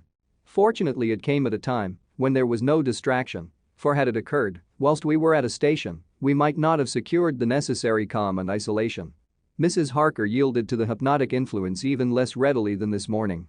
I am in fear that her power of reading the Count's sensations may die away just when we want it most. It seems to me that her imagination is beginning to work. Whilst she has been in the trance hitherto, she has confined herself to the simplest of facts. If this goes on, it may ultimately mislead us. If I thought that the Count's power over her would die away equally with her power of knowledge, it would be a happy thought, but I am afraid that it may not be so. When she did speak, her words were enigmatical. Something is going out. I can feel it pass me like a cold wind. I can hear, far off, confused sounds. As of men talking in strange tongues, fierce falling water, and the howling of wolves. She stopped, and a shudder ran through her, increasing in intensity for a few seconds, till, at the end, she shook as though in a palsy. She said no more, even in answer to the professor's imperative questioning. When she woke from the trance, she was cold and exhausted and languid, but her mind was all alert. She could not remember anything, but asked what she had said. When she was told, she pondered over it deeply for a long time and in silence. 30th October, 7 a.m. We are near Galatz now, and I may not have time to write later. Sunrise this morning was anxiously looked for by us all. Knowing of the increasing difficulty of procuring the hypnotic trance, Van Helsing began his passes earlier than usual. They produced no effect, however, until the regular time, when she yielded with a still greater difficulty, only a minute before the sun rose. The professor lost no time in his questioning. Her answer came with equal quickness: all is dark. I hear the water swirling by, level with my ears, and the creaking of wood on wood. Cattle low far off. There is another sound, a queer one like. She stopped and grew white, and whiter still. Go on. Go on. Speak, I command you, said Van Helsing in an agonized voice. At the same time there was despair in his eyes, for the risen sun was reddening even Mrs. Harker's pale face. She opened her eyes, and we all started as she said, sweetly and seemingly with the utmost concern, "Oh, Professor, why ask me to do what you know I can't? I don't remember anything." Then, seeing the look of amazement on our faces, she said, turning from one to the other with a troubled look, "What have I said? What have I done? I know nothing, only that I was lying here, half asleep, and I heard you say go on, speak, I command you. It seemed so funny to hear you order me about, as if I were a bad child." "Oh, Madam Mina," he said sadly, "it is proof, if proof be needed, of how I love and honor you, when a word for your good, spoken more earnest than ever, can seem so strange, because it is to order her whom I am proud to obey. The whistles are sounding. We are nearing Galatz. We are on fire with anxiety and eagerness." Mina Harker's journal. 30th October. Mr. Morris took me to the hotel, where our rooms had been ordered by telegraph, he being the one who could best be spared, since he does not speak any foreign language. The forces were distributed much as they had been at Varna, except that Lord Godalming went to the vice-consul as his rank might serve as an immediate guarantee of some sort to the official, we being in extreme hurry. Jonathan and the two doctors went to the shipping agent to learn particulars of the arrival of the Czarina Catherine. Later. Lord Godalming has returned. The consul is away, and the vice-consul sick, so the routine work has been attended to by a clerk. He was very obliging and offered to do anything in his power. Jonathan Harker's journal.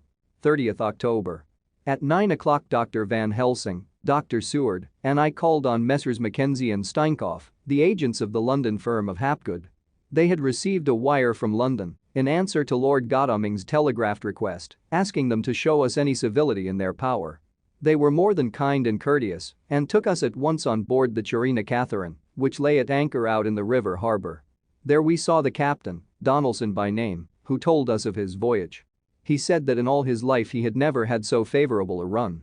"Man," he said, "but it made us afeard, for we expected that we should have to pay for it why some rare piece o' ill luck, so as to keep up the average. It's no canny to run frae London to the Black Sea why a wind a hinty, as though the Dale himself were blawin' on yer sail for his ain purpose. And a' the time we could no speer a thing. Gin we were nigh a ship, or a port, or a headland, a fog fell on us, and travelled wy us, till when after it had lifted, and we looked out, the Dale a thing could we see. We ran by Gibraltar without being able to signal, and till we came to the Dardanelles, and had to wait to get our permit to pass, we never were within hail o' aught.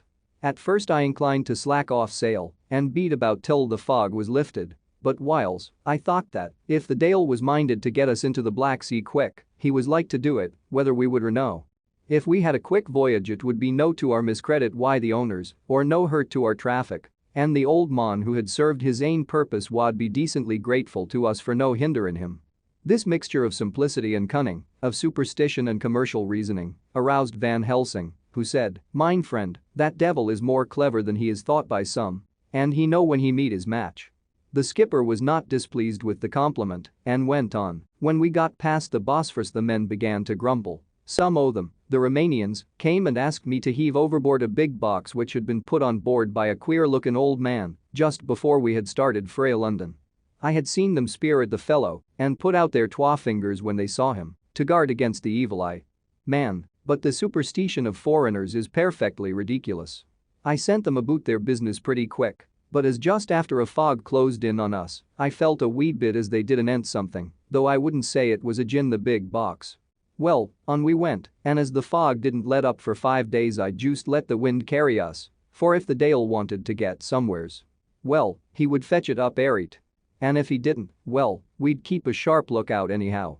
Sure enough, we had a fair way in deep water all the time. And 2 days ago, when the mornin' sun came through the fog, we found ourselves just in the river opposite Galatz. The Romanians were wild and wanted me right or wrong to take out the box and fling it in the river. I had to argy why them about it why a handspike, and when the last o' them rose off the deck, why his head in his hand, I had convinced them that, evil eye or no evil eye, the property and the trust of my owners were better in my hands than in the river Danube. They had, mind ye, taken the box on the deck ready to fling in, and as it was marked Galatz via Varna, I thought I'd let it lie till we discharged in the port and get rid o' Athagither.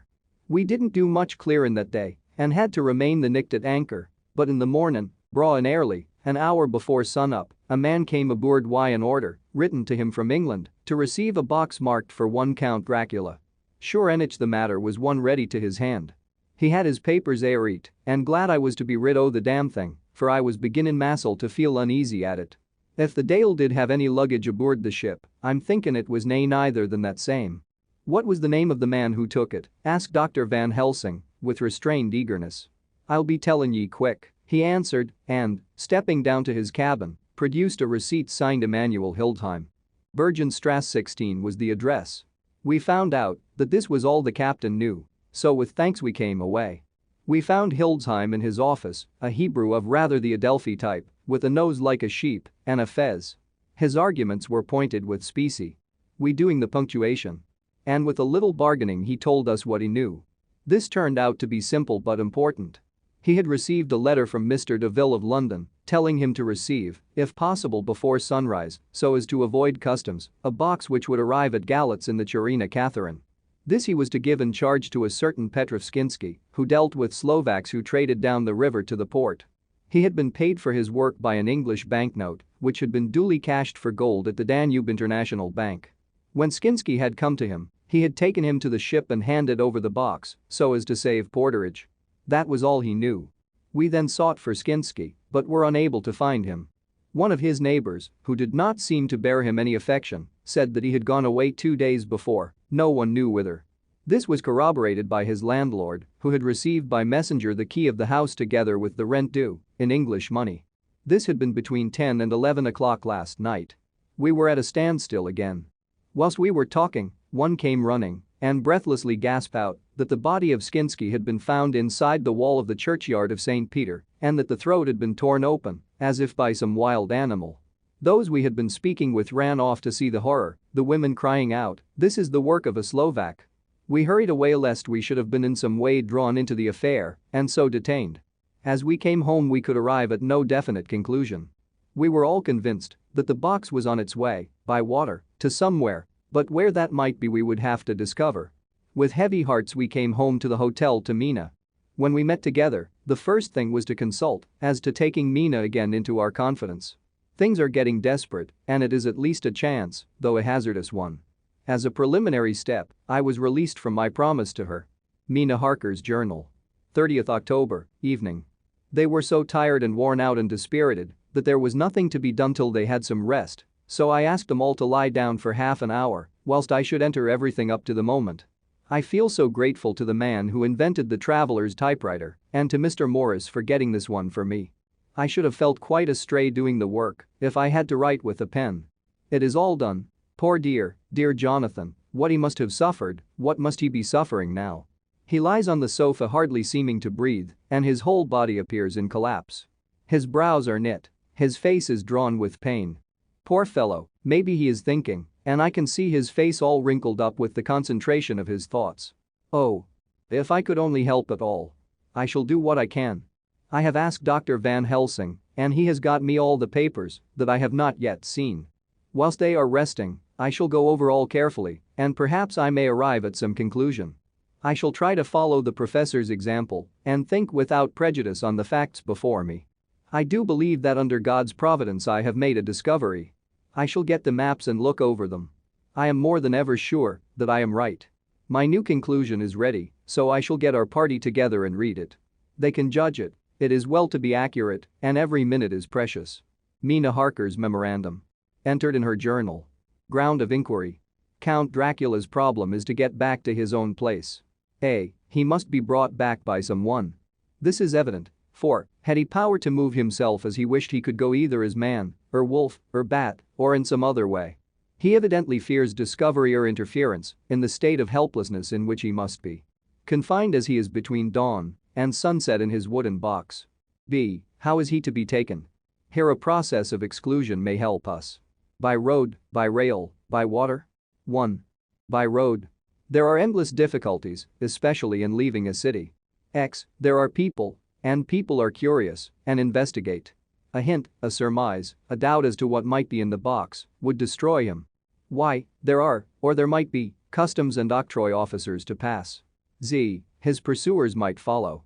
This is his greatest fear, and in order to prevent his being betrayed he has repelled, so far as he can, even his victim. 2. By rail. There is no one in charge of the box. It would have to take its chance of being delayed, and delay would be fatal, with enemies on the track. True, he might escape at night, but where would he be if left in a strange place with no refuge that he could fly to? This is not what he intends, and he does not mean to risk it. 3. By water. Here is the safest way, in one respect, but with most danger in another. On the water he is powerless except at night, even then he can only summon fog and storm and snow and his wolves. But were he wrecked, the living water would engulf him, helpless, and he would indeed be lost. He could have the vessel drive to land, but if it were unfriendly land, wherein he was not free to move, his position would still be desperate. We know from the record that he was on the water, so what we have to do is to ascertain what water. The first thing is to realize exactly what he has done as yet. We may, then, get a light on what his later task is to be. Firstly, we must differentiate between what he did in London as part of his general plan of action, when he was pressed for moments and had to arrange as best he could. Secondly, we must see, as well as we can surmise it from the facts we know of, what he has done here. As to the first, he evidently intended to arrive at Galatz and sent invoice to Varna to deceive us lest we should ascertain his means of exit from England. His immediate and sole purpose then was to escape. The proof of this is the letter of instructions sent to Emanuel Hildheim to clear and take away the box before sunrise. There is also the instruction to Petrov Skinsky. This we must only guess at, but there must have been some letter or message since Skinsky came to Hildheim. That, so far, his plans were successful we know. The Cherina Catherine made a phenomenally quick journey. So much so that Captain Donaldson's suspicions were aroused, but his superstition united with his canniness played the Count's game for him, and he ran with his favoring wind through fogs and all till he brought up blindfold at Galatz. That the Count's arrangements were well made has been proved. Hildheim cleared the box, took it off, and gave it to Skinsky. Skinsky took it. And here we lose the trail. We only know that the box is somewhere on the water, moving along. The customs and the octroi, if there be any, have been avoided. Now we come to what the Count must have done after his arrival. On land, at Galatz. The box was given to Skinsky before sunrise.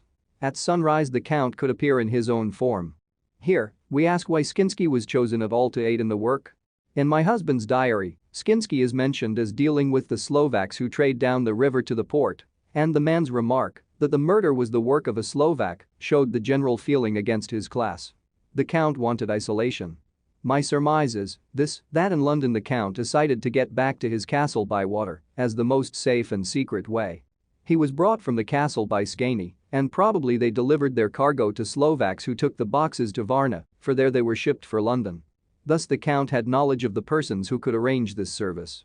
When the box was on land, before sunrise or after sunset, he came out from his box, met Skinsky and instructed him what to do as to arranging the carriage of the box up some river. When this was done, and he knew that all was in train, he blotted out his traces, as he thought, by murdering his agent. I have examined the map and find that the river most suitable for the Slovaks to have ascended is either the Pruth or the Sureth. I read in the typescript that in my trance I heard cows low and water swirling level with my ears and the creaking of wood. The Count in his box, then, was on a river in an open boat. Propelled probably either by oars or poles, for the banks are near and it is working against stream. There would be no such sound if floating downstream. Of course it may not be either the Sureth or the Pruth, But we may possibly investigate further. Now of these two, the Pruth is the more easily navigated, but the Surith is, at Fundu, joined by the Bistritza, which runs up round the Borgo Pass. The loop it makes is manifestly as close to Dracula's castle as can be got by water. Mina Harker's journal. Continued. When I had done reading, Jonathan took me in his arms and kissed me. The others kept shaking me by both hands, and Dr. Van Helsing said, "Our dear Madam Mina is once more our teacher. Her eyes have seen where we were blinded. Now we are on the track once again, and this time we may succeed. Our enemy is at his most helpless, and if we can come on him by day, on the water, our task will be over. He has a start, but he is powerless to hasten, as he may not leave his box lest those who carry him may suspect. For them to suspect would be to prompt them to throw him in the stream, where he perish. This he knows, and will not. Now, men, to our council of war, for, here and now, we must plan what each and all shall do." "I shall get a steam launch and follow him," said Lord Godalming. "And I, horses to follow on the bank lest by chance he land," said Mr. Morris. "Good," said the professor, "both good. But neither must go alone. There must be force to overcome force if need be. The Slovak is strong and rough, and he carries rude arms." All the men smiled, for amongst them, they carried a small arsenal. Said Mr. Morris, "I have brought some Winchesters. They are pretty handy in a crowd, and there may be wolves." The Count, if you remember, took some other precautions. He made some requisitions on others that Mrs. Harker could not quite hear or understand. "We must be ready at all points." Dr. Seward said, "I think I had better go with Quincy. We have been accustomed to hunt together, and we too, well armed, will be a match for whatever may come along. You must not be alone, Art. It may be necessary to fight the Slovaks and a chance thrust. For I don't suppose these fellows carry guns. Wouldn't do all our plans. There must be no chances, this time. We shall not rest until the Count's head and body have been separated, and we are sure that he cannot reincarnate." He looked at Jonathan as he spoke, and Jonathan looked at me. I could see that the poor dear was torn about in his mind. Of course he wanted to be with me, but then the boat service would, most likely, be the one which would destroy the vampire. Why did I hesitate to write the word? He was silent a while, and during his silence Dr. Van Helsing spoke. "Friend Jonathan, this is to you for twice reasons. First, because you are young and brave and can fight, and all energies may be needed at the last, and again that it is your right to destroy him. That which has wrought such woe to you and yours. Be not afraid for Madam Mina, she will be my care, if I may. I am old. My legs are not so quick to run as once, and I am not used to ride so long or to pursue as need be, or to fight with lethal weapons. But I can be of other service, I can fight another way. And I can die, if need be, as well as younger men. Now let me say that what I would is this. While you, my Lord Godalming, and friend Jonathan go in your so swift little steamboat up the river, and whilst John and Quincy guard the bank where perchance he might be landed, I will take Madam Mina right into the heart of the enemy's country. Whilst the old fox is tied in his box, floating on the running stream whence he cannot escape to land. Where he dares not raise the lid of his coffin box, lest his Slovak carriers should in fear leave him to perish. We shall go in the track where Jonathan went. From Bistritz over the Borgo. And find our way to the castle of Dracula. Here, Madam Mina's hypnotic power will surely help, and we shall find our way. All dark and unknown otherwise. After the first sunrise when we near that fateful place. There is much to be done, and other places to be made sanctify, so that nest of vipers be obliterated." Here Jonathan interrupted him hotly. "Do you mean to say, Professor Van Helsing, that you would bring Mina, in her sad case, and tainted as she is with that devil's illness, right into the jaws of his death trap? Not for the world. Not for heaven or hell." He became almost speechless for a minute and then went on. "Do you know what the place is? Have you seen that awful den of hellish infamy? With the very moonlight alive with grisly shapes, and every speck of dust that whirls in the wind a devouring monster in embryo? Have you felt the vampire's lips upon your throat?" Here he turned to me, and as his eyes lit on my forehead, he threw up his arms with a cry. "Oh, my God, what have we done to have this terror upon us?" And he sank down on the sofa in a collapse of misery. The professor's voice, as he spoke in clear, sweet tones, which seemed to vibrate in the air, calmed us all. "Oh, my friend, it is because I would save Madam Mina from that awful place that I would go. God forbid that I should take her into that place. There is work. Wild work. To be done there that our eyes may not see. We men here, all save Jonathan, have seen with our own eyes what is to be done before that place can be purified. Remember that we are in terrible straits. If the Count escape us this time. And he is strong and subtle and cunning. He may choose to sleep him for a century, and then in time our dear one. He took my hand. Would come to him to keep him company, and would be as those others that you, Jonathan, saw. You have told us of their gloating lips, you heard their ribald laugh as they clutched the moving bag that the Count threw to them. You shudder, and well may it be. Forgive me that I make you so much pain, but it is necessary. My friend, is it not a dire need for the which I am giving, if need be, my life? If it were that anyone went into that place to stay, it is I who would have to go, to keep them company. Do as you will, said Jonathan, with a sob that shook him all over, we are in the hands of God. Later. Oh, it did me good to see the way that these brave men worked. How can women help loving men when they are so earnest, and so true, and so brave? And, too, it made me think of the wonderful power of money. What can it not do when it is properly applied, and what might it do when basely used?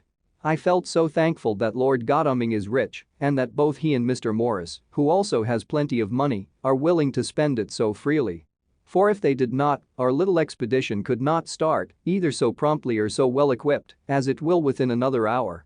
It is not 3 hours since it was arranged what part each of us was to do. Now Lord Godalming and Jonathan have a lovely steam launch, with steam up ready to start at a moment's notice.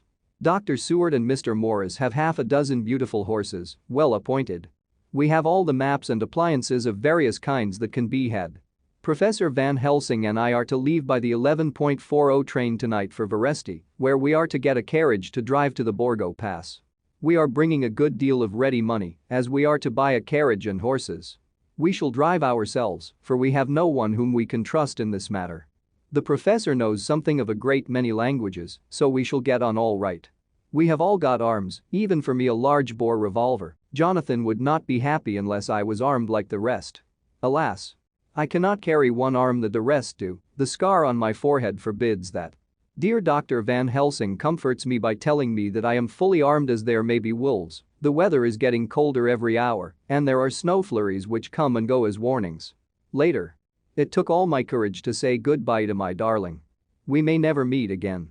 Courage, Mina. The professor is looking at you keenly, his look is a warning. There must be no tears now. Unless it may be that God will let them fall in gladness. Jonathan Harker's Journal. October 30th. Night. I am writing this in the light from the furnace door of the steam launch. Lord Godalming is firing up.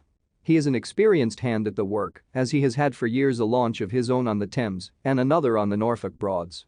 Regarding our plans, we finally decided that Mina's guess was correct, and that if any waterway was chosen for the Count's escape back to his castle, the Surrey, and then the Bistritz at its junction, would be the one. We took it that somewhere about the 47th degree, north latitude, would be the place chosen for crossing the country between the river and the Carpathians. We have no fear in running at good speed up the river at night, there is plenty of water, and the banks are wide enough apart to make steaming, even in the dark, easy enough. Lord Godalming tells me to sleep for a while, as it is enough for the present for one to be on watch. But I cannot sleep. How can I with the terrible danger hanging over my darling and her going out into that awful place? My only comfort is that we are in the hands of God. Only for that faith it would be easier to die than to live, and so be quit of all the trouble. Mr. Morris and Dr. Seward were off on their long ride before we started. They are to keep up the right bank, far enough for us to get on higher lands, where they can see a good stretch of river and avoid the following of its curves. They have, for the first stages, 2 men to ride and lead their spare horses. Far and all, so as not to excite curiosity. When they dismiss the men, which will be shortly, they will themselves look after the horses. It may be necessary for us to join forces, if so they can mount our whole party. One of the saddles has a movable horn and can be easily adapted for Mina, if required. It is a wild adventure we are on. Here, as we are rushing along through the darkness, with the cold from the river seeming to rise up and strike us, with all the mysterious voices of the night around us, it all comes home. We seem to be drifting into unknown places and unknown ways. Into a whole world of dark and dreadful things. Godalming is shutting the furnace door. 31st October. Still hurrying along. The day has come, and Godalming is sleeping. I am on watch. The morning is bitterly cold. The furnace heat is grateful, though we have heavy fur coats. As yet we have passed only a few open boats, but none of them had on board any box or package of anything like the size of the one we seek. The men were scared every time we turned our electric lamp on them and fell on their knees and prayed. 1st November, evening. No news all day. We have found nothing of the kind we seek. We have now passed into the Bistritza, and if we are wrong in our surmise our chance is gone. We have overhauled every boat, big and little. Early this morning, one crew took us for a government boat and treated us accordingly. We saw in this a way of smoothing matters, so at Fundu, where the Bistritza runs into the Sureth, we got a Romanian flag which we now fly conspicuously. With every boat which we have overhauled, since then this trick has succeeded, we have had every deference shown to us and not once any objection to whatever we chose to ask or do. Some of the Slovaks tell us that a big boat passed them, going at more than usual speed as she had a double crew on board. This was before they came to Fundu, so they could not tell us whether the boat turned into the Bistritza or continued on up the Sureth. At Fundu we could not hear of any such boat, so she must have passed there in the night. I am feeling very sleepy. The cold is perhaps beginning to tell upon me, and nature must have rest some time. Godalming insists that he shall keep the first watch. God bless him for all his goodness to poor dear Mina and me. 2nd November, morning. It is broad daylight. That good fellow would not wake me. He says it would have been a sin to, for I slept so peacefully and was forgetting my trouble. It seems brutally selfish of me to have slept so long and let him watch all night, but he was quite right. I am a new man this morning, and, as I sit here and watch him sleeping, I can do all that is necessary both as to minding the engine, steering, and keeping watch. I can feel that my strength and energy are coming back to me. I wonder where Mina is now and Van Helsing. They should have got to Veresti about noon on Wednesday. It would take them some time to get the carriage and horses, so if they had started and traveled hard, they would be about now at the Borgo Pass. God guide and help them. I am afraid to think what may happen. If we could only go faster, but we cannot. The engines are throbbing and doing their utmost. I wonder how Dr. Seward and Mr. Morris are getting on. There seem to be endless streams running down from the mountains into this river, but as none of them are very large. At present, at all events, though they are terrible doubtless in winter and when the snow melts. The horsemen may not have met much obstruction. I hope that, before we get to Strasbourg we may see them, for if by that time we have not overtaken the Count, it may be necessary to take counsel together what to do next. Dr. Seward's diary. 2nd November. 3 days on the road. No news and no time to write it, if there had been, for every moment is precious. We have had only the rest needful for the horses, but we are both bearing it wonderfully. Those adventurous days of ours are turning up useful. We must push on. We shall never feel happy till we get the launch in sight again. 3rd November. We heard at Fundu that the launch had gone up the Bistritza. I wish it wasn't so cold. There are signs of snow coming, and if it falls heavy it will stop us. In such case we must get a sledge and go on, Russian fashion. 4th November. Today we heard of the launch having been detained by an accident when trying to force a way up the rapid. The Slovak boats get up all right by aid of a rope and steering with knowledge. Some went up only a few hours before. Godalming is an amateur fitter himself, and evidently it was he who put the launch in trim again. Finally, they got up the rapids all right with local help and are off on the chase afresh. I fear that the boat is not any better for the accident. The peasantry tell us that after she got upon the smooth water again, she kept stopping every now and again, so long as she was in sight. We must push on harder than ever, our help may be wanted soon. Mina Harker's journal. 31st October. Arrived at Veresti at noon. The professor tells me that this morning at dawn he could hardly hypnotize me at all, and that all I could say was, "Dark and quiet." He is off now buying a carriage and horses. He says that he will later on try to buy additional horses so that we may be able to change them on the way. We have something more than 70 miles before us. The country is lovely and most interesting. If only it were under different conditions, how delightful it would be to see it all. If Jonathan and I were driving through it alone, what a pleasure it would be. To stop and see people and learn something of their life and to fill our minds and memories with all the color and picturesqueness of the whole wild, beautiful country and the quaint people. But, alas. Later. Dr. Van Helsing has returned. He has got the carriage and horses. We are to have some dinner and to start in an hour. The landlady is putting us up a huge basket of provisions. It seems enough for a company of soldiers. The professor encourages her and whispers to me that it may be a week before we can get any good food again.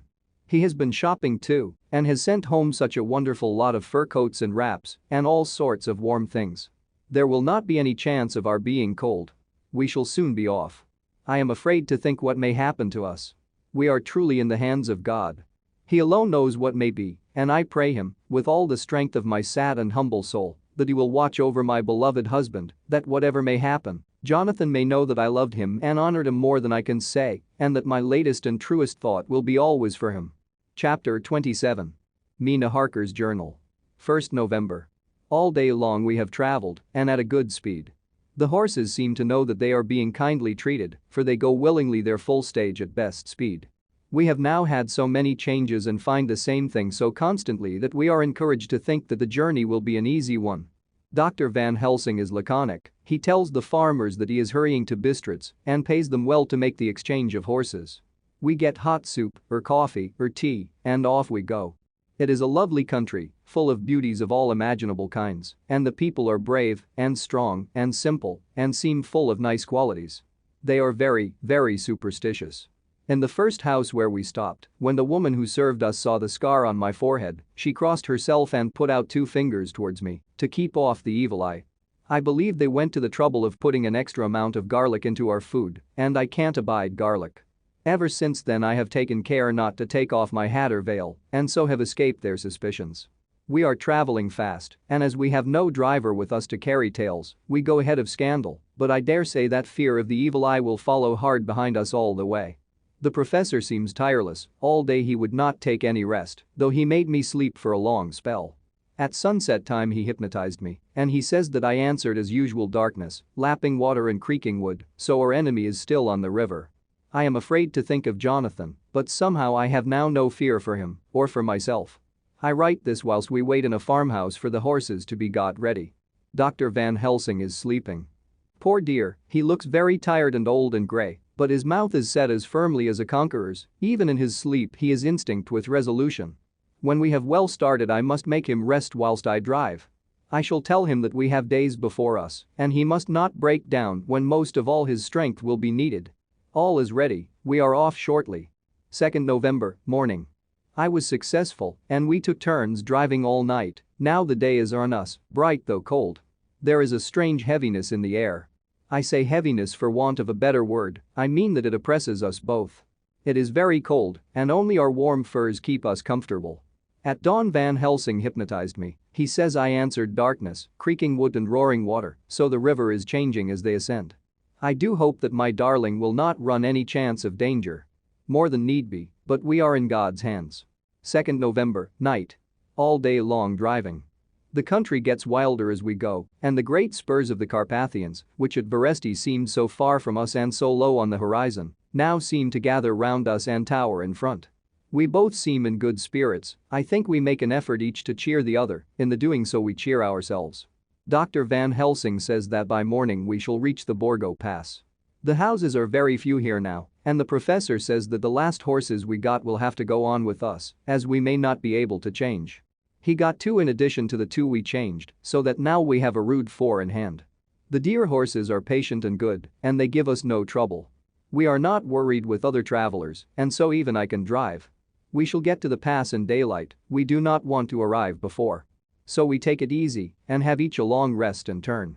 Oh, what will tomorrow bring to us? We go to seek the place where my poor darling suffered so much. God grant that we may be guided aright, and that he will deign to watch over my husband and those dear to us both, and who are in such deadly peril. As for me, I am not worthy in his sight. Alas! I am unclean to his eyes, and shall be until he may deign to let me stand forth in his sight as one of those who have not incurred his wrath. Memorandum by Abraham Van Helsing. 4th November. This to my old and true friend John Seward MD, of Purfleet, London, in case I may not see him. It may explain. It is morning, and I write by a fire which all the night I have kept alive. Madam Mina aiding me. It is cold, cold, so cold that the grey heavy sky is full of snow, which when it falls will settle for all winter, as the ground is hardening to receive it. It seems to have affected Madam Mina. She has been so heavy of head all day that she was not like herself. She sleeps and sleeps and sleeps. She, who is usual so alert, have done literally nothing all the day. She even have lost her appetite. She make no entry into her little diary, she who writes so faithful at every pause. Something whisper to me that all is not well. However, tonight she is more vif. Her long sleep all day have refresh and restore her, for now she is all sweet and bright as ever. At sunset I try to hypnotize her, but alas! With no effect. The power has grown less and less with each day, and tonight it failed me altogether. Well, God's will be done. Whatever it may be, and whithersoever it may lead. Now to the historical, for as Madam Mina write not in her stenography, I must, in my cumbrous old fashion, that so each day of us may not go unrecorded. We got to the Borgo Pass just after sunrise yesterday morning. When I saw the signs of the dawn I got ready for the hypnotism. We stopped our carriage and got down so that there might be no disturbance. I made a couch with furs, and Madam Mina, lying down, yielded herself as usual, but more slow and more short time than ever, to the hypnotic sleep. As before, came the answer. Darkness and the swirling of water. Then she woke, bright and radiant, and we go on our way and soon reach the pass. At this time and place she become all on fire with zeal, some new guiding power be in her manifested, for she point to a road and say, "This is the way." "How know you it?" I ask. "Of course I know it," she answer, and with a pause, add, "Have not my Jonathan travel it, and wrote of his travel?" At first I think somewhat strange, but soon I see that there be only one such by-road. It is used but little, and very different from the coach road from Bukovina to Bistritz, which is more wide and hard, and more of use. So we came down this road, when we meet other ways. Not always were we sure that they were roads at all, for they be neglect, and light snow have fallen. The horses know and they only. I give rein to them, and they go on so patient. By and by we find all the things which Jonathan have noted in that wonderful diary of him. Then we go on for long hours and hours. At the first, I tell Madam Mina to sleep, she try, and she succeed. She sleep all the time, till at the last, I feel myself to suspicious grow, and attempt to wake her. But she sleep on, and I may not wake her though I try. I do not wish to try too hard lest I harm her, for I know that she have suffer much, and sleep at times be all to her. I think I drowse myself, for all of sudden I feel guilt, as though I have done something. I find myself bolt up, with the reins in my hand, and the good horses go along jog, just as ever. I look down and find Madam Mina still sleep. It is now not far off sunset time, and over the snow the light of the sun flow in big yellow flood, so that we throw great long shadow on where the mountain rise so steep. For we are going up, and all is so wild and rocky, as though it were the end of the world. Then I arouse Madam Mina. This time she wake with not much trouble, and then I try to put her to hypnotic sleep. But she sleep not, being as though I were not. Still I try and try, till all at once I find her and myself in dark, so I look round, and find that the sun have gone down. Madam Mina laugh, and I turn, and look at her. She is now quite awake, and looks so well as I never saw her since that night at Carfax, when we first entered the Count's house. I am amazed, and not at ease then, but she is so bright, and tender and thoughtful for me, that I forget all fear. I light a fire, for we have brought supply of wood with us, and she prepare food, while I undo the horses and set them, tethered in shelter, to feed. Then when I return to the fire she have my supper ready. I go to help her, but she smile, and tell me, that she have eat already. That she was so hungry, that she would not wait. I like it not, and I have grave doubts, but I fear to affright her, and so I am silent of it. She help me, and I eat alone. And then we wrap in fur and lie beside the fire, and I tell her to sleep while I watch. But presently I forget all of watching, and when I sudden remember that I watch, I find her lying quiet, but awake, and looking at me with so bright eyes. Once, twice more the same occur, and I get much sleep till before morning. When I wake I try to hypnotize her, but alas, though she shut her eyes obedient, she may not sleep. The run rise up, and then sleep come to her too late, but so heavy that she will not wake. I have to lift her up and place her sleeping in the carriage when I have harnessed the horses and made all ready. Madam still sleep, and she look in her sleep more healthy and more redder than before. And I like it not. And I am afraid. I am afraid of all things. Even to think, but I must go on my way. The stake we play for is life and death, or more than these, and we must not flinch. 5th November, morning. Let me be accurate in everything, for though you and I have seen some strange things together, you may at the first think that I, Van Helsing, am mad. That the many horrors and the so long strain on nerves has at the last turned my brain. All yesterday we travel, ever getting closer to the mountains and moving into a more and more wild and desert land. There are great frowning precipices and much falling water, and nature seemed to have held sometime her carnival. Madam Mina still sleep, and though I did have hunger and appeased it, I could not waken her. Even for food. I began to fear that the fatal spell of the place was upon her, tainted as she is with that vampire baptism. Well, said I to myself, if it be that she sleep all the day, it shall also be that I do not sleep at night. As we travel on the rough road, for a road of an ancient and imperfect kind there was, I held down my head and slept. Again I waked with a sense of guilt and of time past and found Madam Mina still sleeping and the sun low down. But all was indeed changed, the frowning mountains seemed further away and we were near the top of a steep rising hill, on summit of which was such a castle as Jonathan tell of in his diary. At once I exulted and feared, for now, for good or ill, the end was near. I woke Madam Mina and again tried to hypnotize her, but alas! Unavailing till too late. Then, ere the great dark came upon us. For even after down sun the heavens reflected the gone sun on the snow, and all was for a time in a great twilight. I took out the horses and fed them in what shelter I could. Then I make a fire, and near it I made Madam Mina, now awake and more charming than ever, sit comfortable amid her rugs. I got ready food. But she would not eat, simply saying that she had not hunger. I did not press her, knowing her unavailingness. But I myself eat, for I must needs now be strong for all. Then, with the fear on me of what might be, I drew a ring so big for her comfort, round where Madam Mina sat, and over the ring I passed some of the wafer, and I broke it fine, so that all was well guarded. She sat still all the time. So still as one dead, and she grew whiter and ever whiter till the snow was not more pale, and no word she said. But when I drew near, she clung to me, and I could know that the poor soul shook her from head to feet with a tremor that was pain to feel. I said to her presently, when she had grown more quiet, "Will you not come over to the fire?" For I wished to make a test of what she could.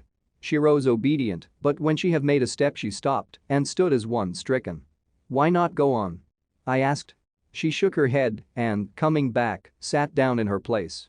Then, looking at me with open eyes, as of one waked from sleep, she said simply, "I cannot," and remained silent. I rejoiced, for I knew that what she could not, none of those that we dreaded could. Though there might be danger to her body, yet her soul was safe. Presently the horses began to scream and tore at their tethers till I came to them and quieted them. When they did feel my hands on them, they whinnied low as in joy and licked at my hands and were quiet for a time.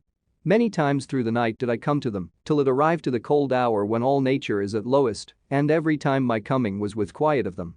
In the cold hour the fire began to die, and I was about stepping forth to replenish it, for now the snow came in flying sweeps, and with it a chill mist.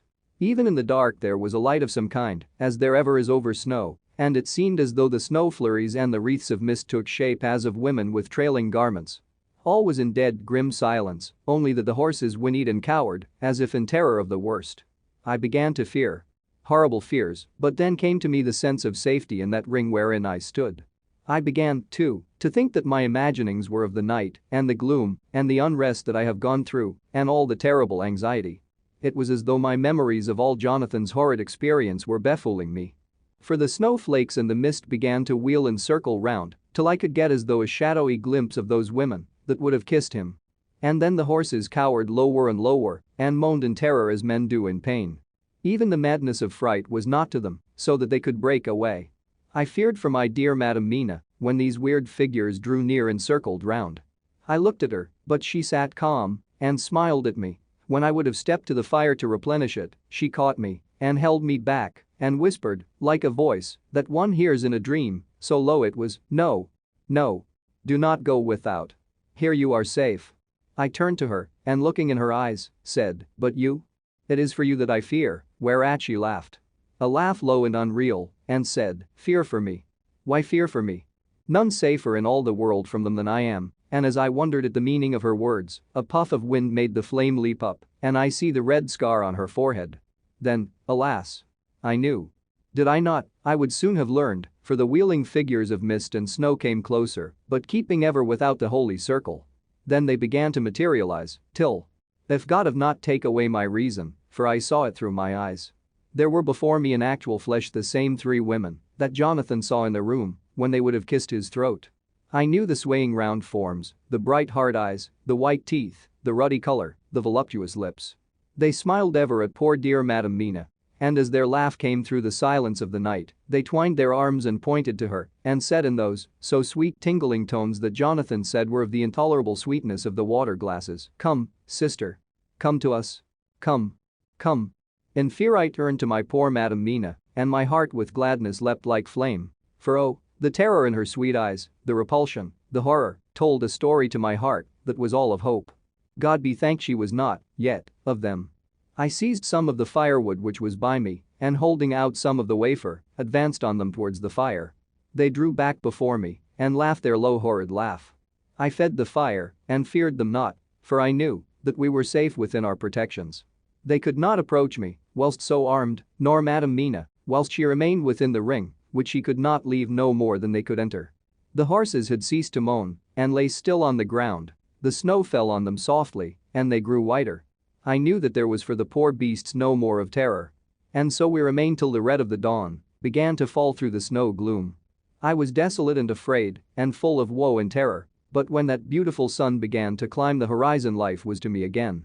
At the first coming of the dawn, the horrid figures melted in the whirling mist and snow. The wreaths of transparent gloom moved away towards the castle and were lost. Instinctively, with the dawn coming, I turned to Madam Mina, intending to hypnotize her, but she lay in a deep and sudden sleep from which I could not wake her. I tried to hypnotize through her sleep, but she made no response, none at all, and the day broke. I fear yet to stir. I have made my fire and have seen the horses, they are all dead. Today I have much to do here, and I keep waiting till the sun is up high, for there may be places where I must go, where that sunlight, though snow and mist obscure it, will be to me a safety. I will strengthen me with breakfast, and then I will to my terrible work. Madam Mina still sleeps, and, God be thanked, she is calm in her sleep. Jonathan Harker's Journal. 4th November, evening. The accident to the launch has been a terrible thing for us. Only for it, we should have overtaken the boat long ago, and by now my dear Mina would have been free. I fear to think of her, off on the wolds near that horrid place. We have got horses, and we follow on the track. I note this, whilst Godalming is getting ready. We have our arms. The Skaney must look out if they mean to fight. Oh, if only Morris and Seward were with us. We must only hope. If I write no more, goodbye, Mina. God bless and keep you. Dr. Seward's Diary. 5th November. With the dawn we saw the body of Skaney before us dashing away from the river with their leader wagon. They surrounded it in a cluster and hurried along as though beset. The snow is falling lightly, and there is a strange excitement in the air. It may be our own excited feelings, but the depression is strange. Far off I hear the howling of wolves. The snow brings them down from the mountains, and there are dangers to all of us, and from all sides. The horses are nearly ready, and we are soon off. We ride to death of someone. God alone knows who, or where, or what, or when, or how it may be. Dr. Van Helsing's Memorandum. 5th November, afternoon. I am at least sane. Thank God for that mercy at all events, though the proving it has been dreadful. When I left Madam Mina sleeping within the holy circle, I took my way to the castle. The blacksmith hammer which I took in the carriage from Veresti was useful. Though the doors were all open, I broke them off the rusty hinges, lest some ill intent or ill chance should close them, so that being entered I might not get out. Jonathan's bitter experience served me here. By memory of his diary I found my way to the old chapel, for I knew that here my work lay. The air was oppressive. It seemed as if there was some sulphurous fume, which at times made me dizzy. Either there was a roaring in my ears or I heard afar off the howl of wolves. Then I bethought me of my dear Madam Mina, and I was in terrible plight. The dilemma had me between his horns. Her, I had not dared to take into this place, but left safe from the vampire in that holy circle, and yet even there would be the wolf. I resolved me that my work lay here, and that as to the wolves we must submit, if it were God's will. At any rate it was only death and freedom beyond. So did I choose for her. Had it but been for myself the choice had been easy. The maw of the wolf were better to rest in than the grave of the vampire. So I make my choice to go on with my work. I knew that there were at least 3 graves to find. Graves that are inhabited, so I search, and I find one of them. She lay in her vampire sleep, so full of life and voluptuous beauty, that I shudder, as though I have come to do murder. Ah, I doubt not that in old time, when such things were, many a man who set forth to do such a task as mine, found at the last his heart fail him, and then his nerve. So he delay, and delay, and delay, till the mere beauty and the fascination of the wanton undead have hypnotized him. And he remain on, till sunset come, and the vampire sleep be over. Then the beautiful eyes of the fair woman open and look love, and the voluptuous mouth present to a kiss. And man is weak. And there remain one more victim in the vampire fold, one more to swell the grim and grisly ranks of the undead.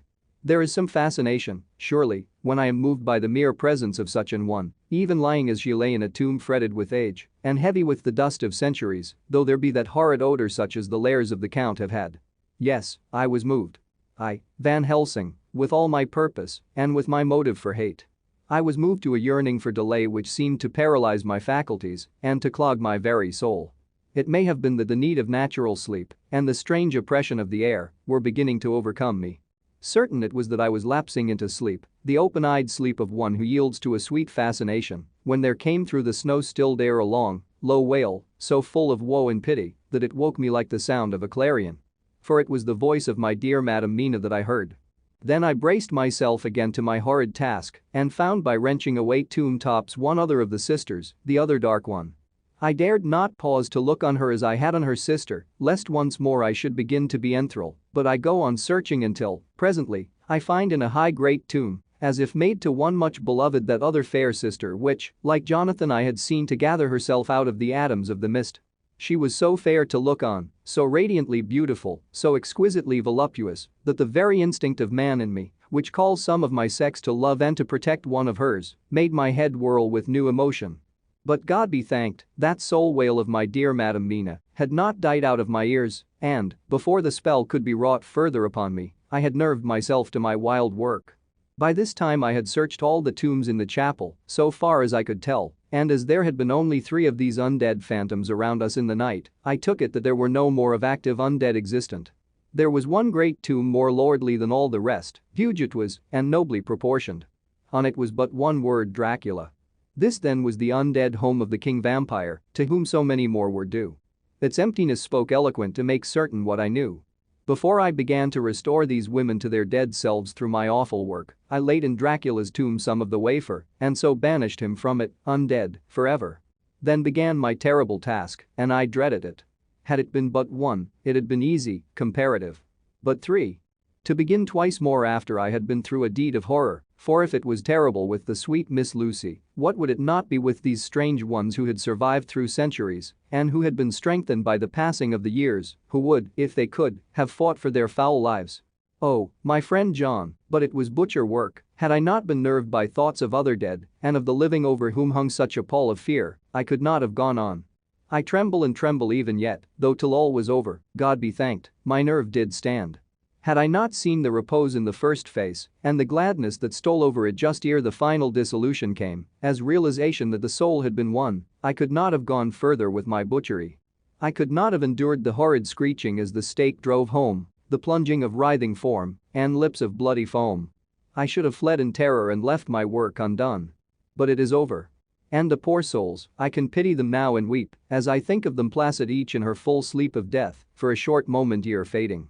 For, friend John, hardly had my knife severed the head of each before the whole body began to melt away and crumble into its native dust, as though the death that should have come centuries agone had at last assert himself and say at once and loud, I am here. Before I left the castle I so fixed its entrances that never more can the Count enter there undead. When I stepped into the circle where Madam Mina slept, she woke from her sleep and seeing me, cried out in pain that I had endured too much. Come, she said, come away from this awful place. Let us go to meet my husband, who is, I know, coming towards us. She was looking thin and pale and weak, but her eyes were pure and glowed with fervor. I was glad to see her paleness and her illness, for my mind was full of the fresh horror of that ruddy vampire sleep. And so with trust and hope, and yet full of fear, we go eastward to meet our friends. And him. Whom Madam Mina tell me that she know are coming to meet us. Mina Harker's Journal. 6th November. It was late in the afternoon when the professor and I took our way towards the east whence I knew Jonathan was coming. We did not go fast, though the way was steeply downhill, for we had to take heavy rugs and wraps with us. We dared not face the possibility of being left without warmth in the cold and the snow. We had to take some of our provisions too, for we were in a perfect desolation, and, so far as we could see through the snowfall, there was not even the sign of a habitation. When we had gone about a mile, I was tired with the heavy walking and sat down to rest. Then we looked back and saw where the clear line of Dracula's castle cut the sky, for we were so deep under the hill whereon it was set that the angle of perspective of the Carpathian Mountains was far below it. We saw it in all its grandeur, perched 1,000 feet on the summit of a sheer precipice, and with seemingly a great gap between it and the steep of the adjacent mountain on any side. There was something wild and uncanny about the place. We could hear the distant howling of wolves. They were far off, but the sound, even though coming muffled through the deadening snowfall, was full of terror. I knew from the way Dr. Van Helsing was searching about that he was trying to seek some strategic point where we would be less exposed in case of attack. The rough roadway still led downwards. We could trace it through the drifted snow. In a little while the professor signaled to me, so I got up and joined him. He had found a wonderful spot, a sort of natural hollow in a rock, with an entrance like a doorway between two boulders. He took me by the hand and drew me in. "See," he said, "here you will be in shelter, and if the wolves do come I can meet them one by one." He brought in our furs and made a snug nest for me and got out some provisions and forced them upon me. But I could not eat. To even try to do so was repulsive to me, and, much as I would have liked to please him, I could not bring myself to the attempt. He looked very sad, but did not reproach me. Taking his field glasses from the case, he stood on the top of the rock and began to search the horizon. Suddenly he called out, "Look! Madam Mina, look, look!" I sprang up and stood beside him on the rock. He handed me his glasses and pointed. The snow was now falling more heavily and swirled about fiercely, for a high wind was beginning to blow. However, there were times when there were pauses between the snow flurries and I could see a long way around. From the height where we were it was possible to see a great distance, and far off, beyond the white waste of snow, I could see the river lying like a black ribbon in kinks and curls as it wound its way. Straight in front of us, and not far off. In fact so near that I wondered we had not noticed before. Came a group of mounted men hurrying along. In the midst of them was a cart, a long leader wagon, which swept from side to side like a dog's tail wagging, with each stern inequality of the road. Outlined against the snow as they were, I could see from the men's clothes that they were peasants or gypsies of some kind. On the cart was a great square chest. My heart leaped as I saw it, for I felt that the end was coming. The evening was now drawing close, and well I knew that at sunset the thing, which was till then imprisoned there, would take new freedom and could in any of many forms elude all pursuit. In fear I turned to the professor. To my consternation, however, he was not there.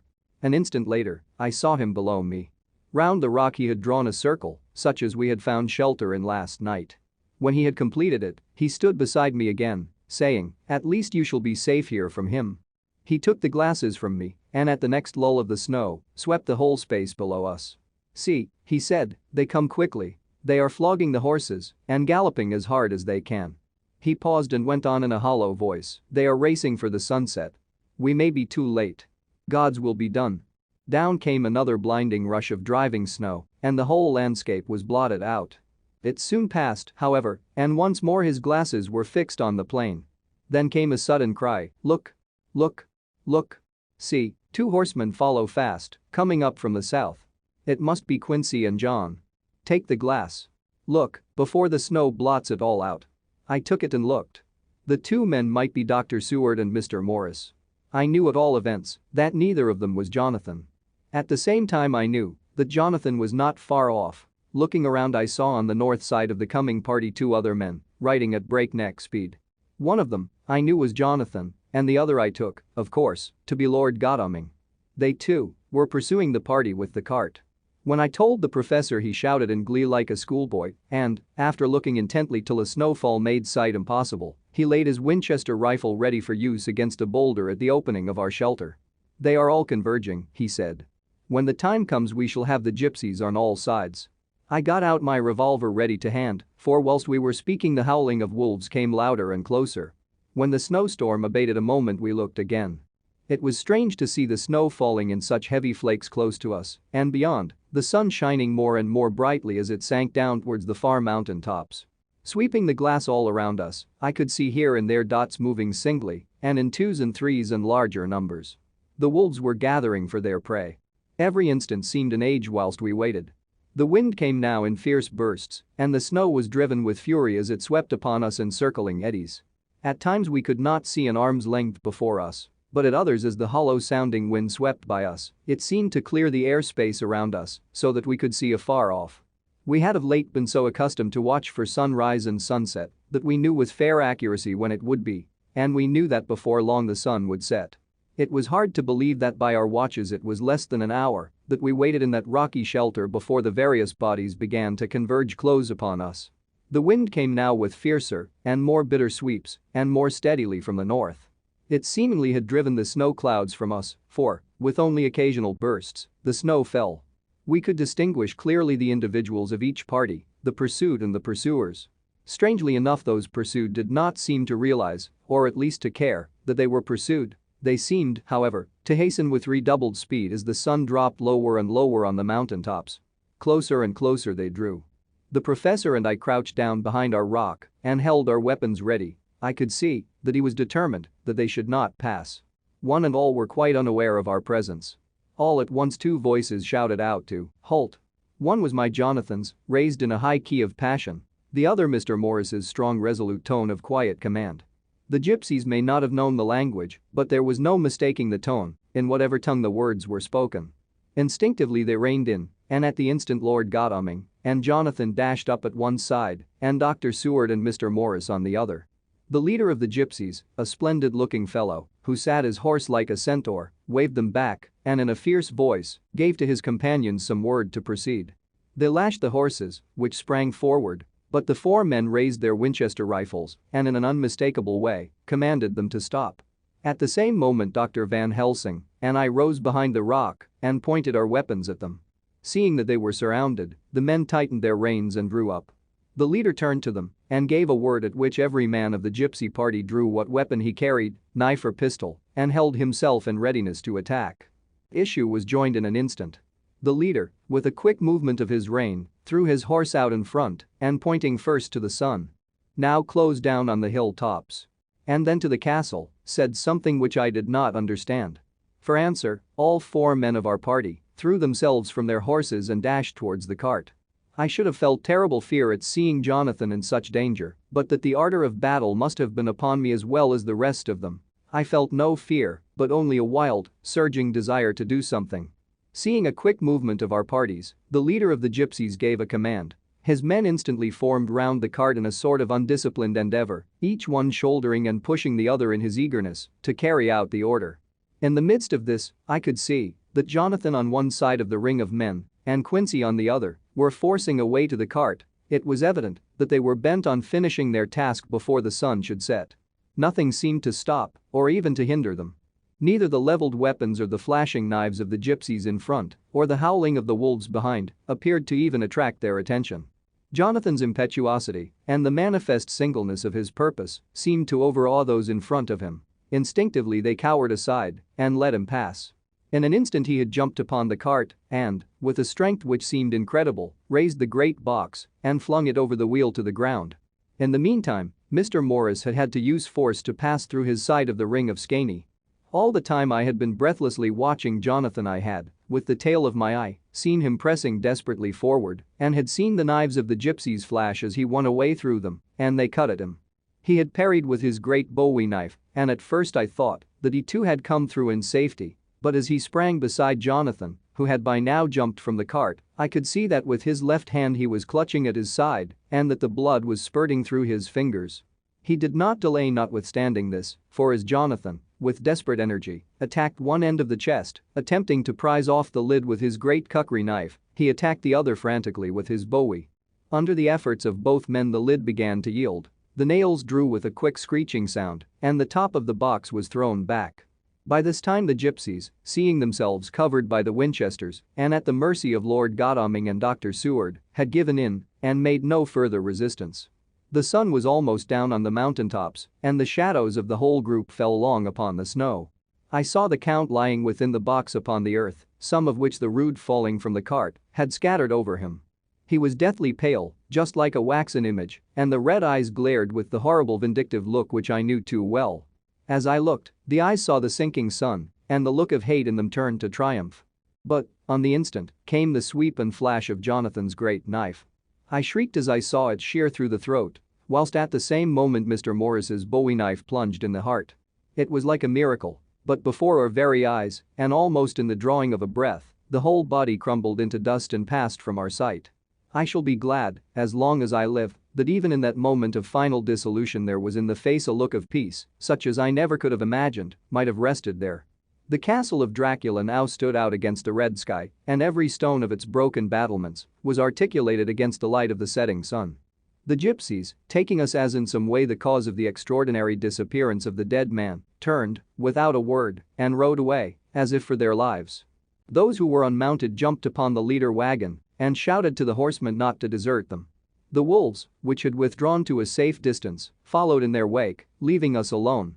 Mr. Morris, who had sunk to the ground, leaned on his elbow, holding his hand pressed to his side. The blood still gushed through his fingers. I flew to him, for the holy circle did not now keep me back, so did the two doctors. Jonathan knelt behind him, and the wounded man laid back his head on his shoulder. With a sigh he took, with a feeble effort, my hand in that of his own which was unstained. He must have seen the anguish of my heart in my face, for he smiled at me and said, "I am only too happy to have been of any service." "Oh, God," he cried suddenly, struggling up to a sitting posture and pointing to me, "it was worth this to die. Look, look." The sun was now right down upon the mountaintop, and the red gleams fell upon my face so that it was bathed in rosy light. With one impulse the men sank on their knees, and a deep and earnest amen broke from all as their eyes followed the pointing of his finger as the dying man spoke. "Now God be thanked that all has not been in vain. See, the snow is not more stainless than her forehead. The curse has passed away." And, to our bitter grief, with a smile and in silence, he died, a gallant gentleman. Note: 7 years ago we all went through the flames, and the happiness of some of us since then is, we think, well worth the pain we endured. It is an added joy to Mina and to me that our boy's birthday is the same day as that on which Quincy Morris died. His mother holds, I know, the secret belief that some of our brave friend's spirit has passed into him. His bundle of names links all our little band of men together, but we call him Quincy. In the summer of this year we made a journey to Transylvania and went over the old ground which was, and is, to us so full of vivid and terrible memories. It was almost impossible to believe that the things which we had seen with our own eyes and heard with our own ears were living truths. Every trace of all that had been was blotted out. The castle stood as before, reared high above a waste of desolation. When we got home we got to talking of the old time, which we could all look back on without despair, for Godalming and Seward are both happily married. I took the papers from the safe, where they have been ever since our return so long ago. We were struck with the fact that in all the mass of material, of which the record is compassed, there is hardly one authentic document, nothing but a mass of typewriting, except the later notebooks of Mina and Seward and myself, and Van Helsing's memorandum. We could hardly ask anyone, even did we wish to accept these as proofs of so wild a story. Van Helsing summed it all up as he said, with our boy on his knee, "We want no proofs. We ask none to believe us.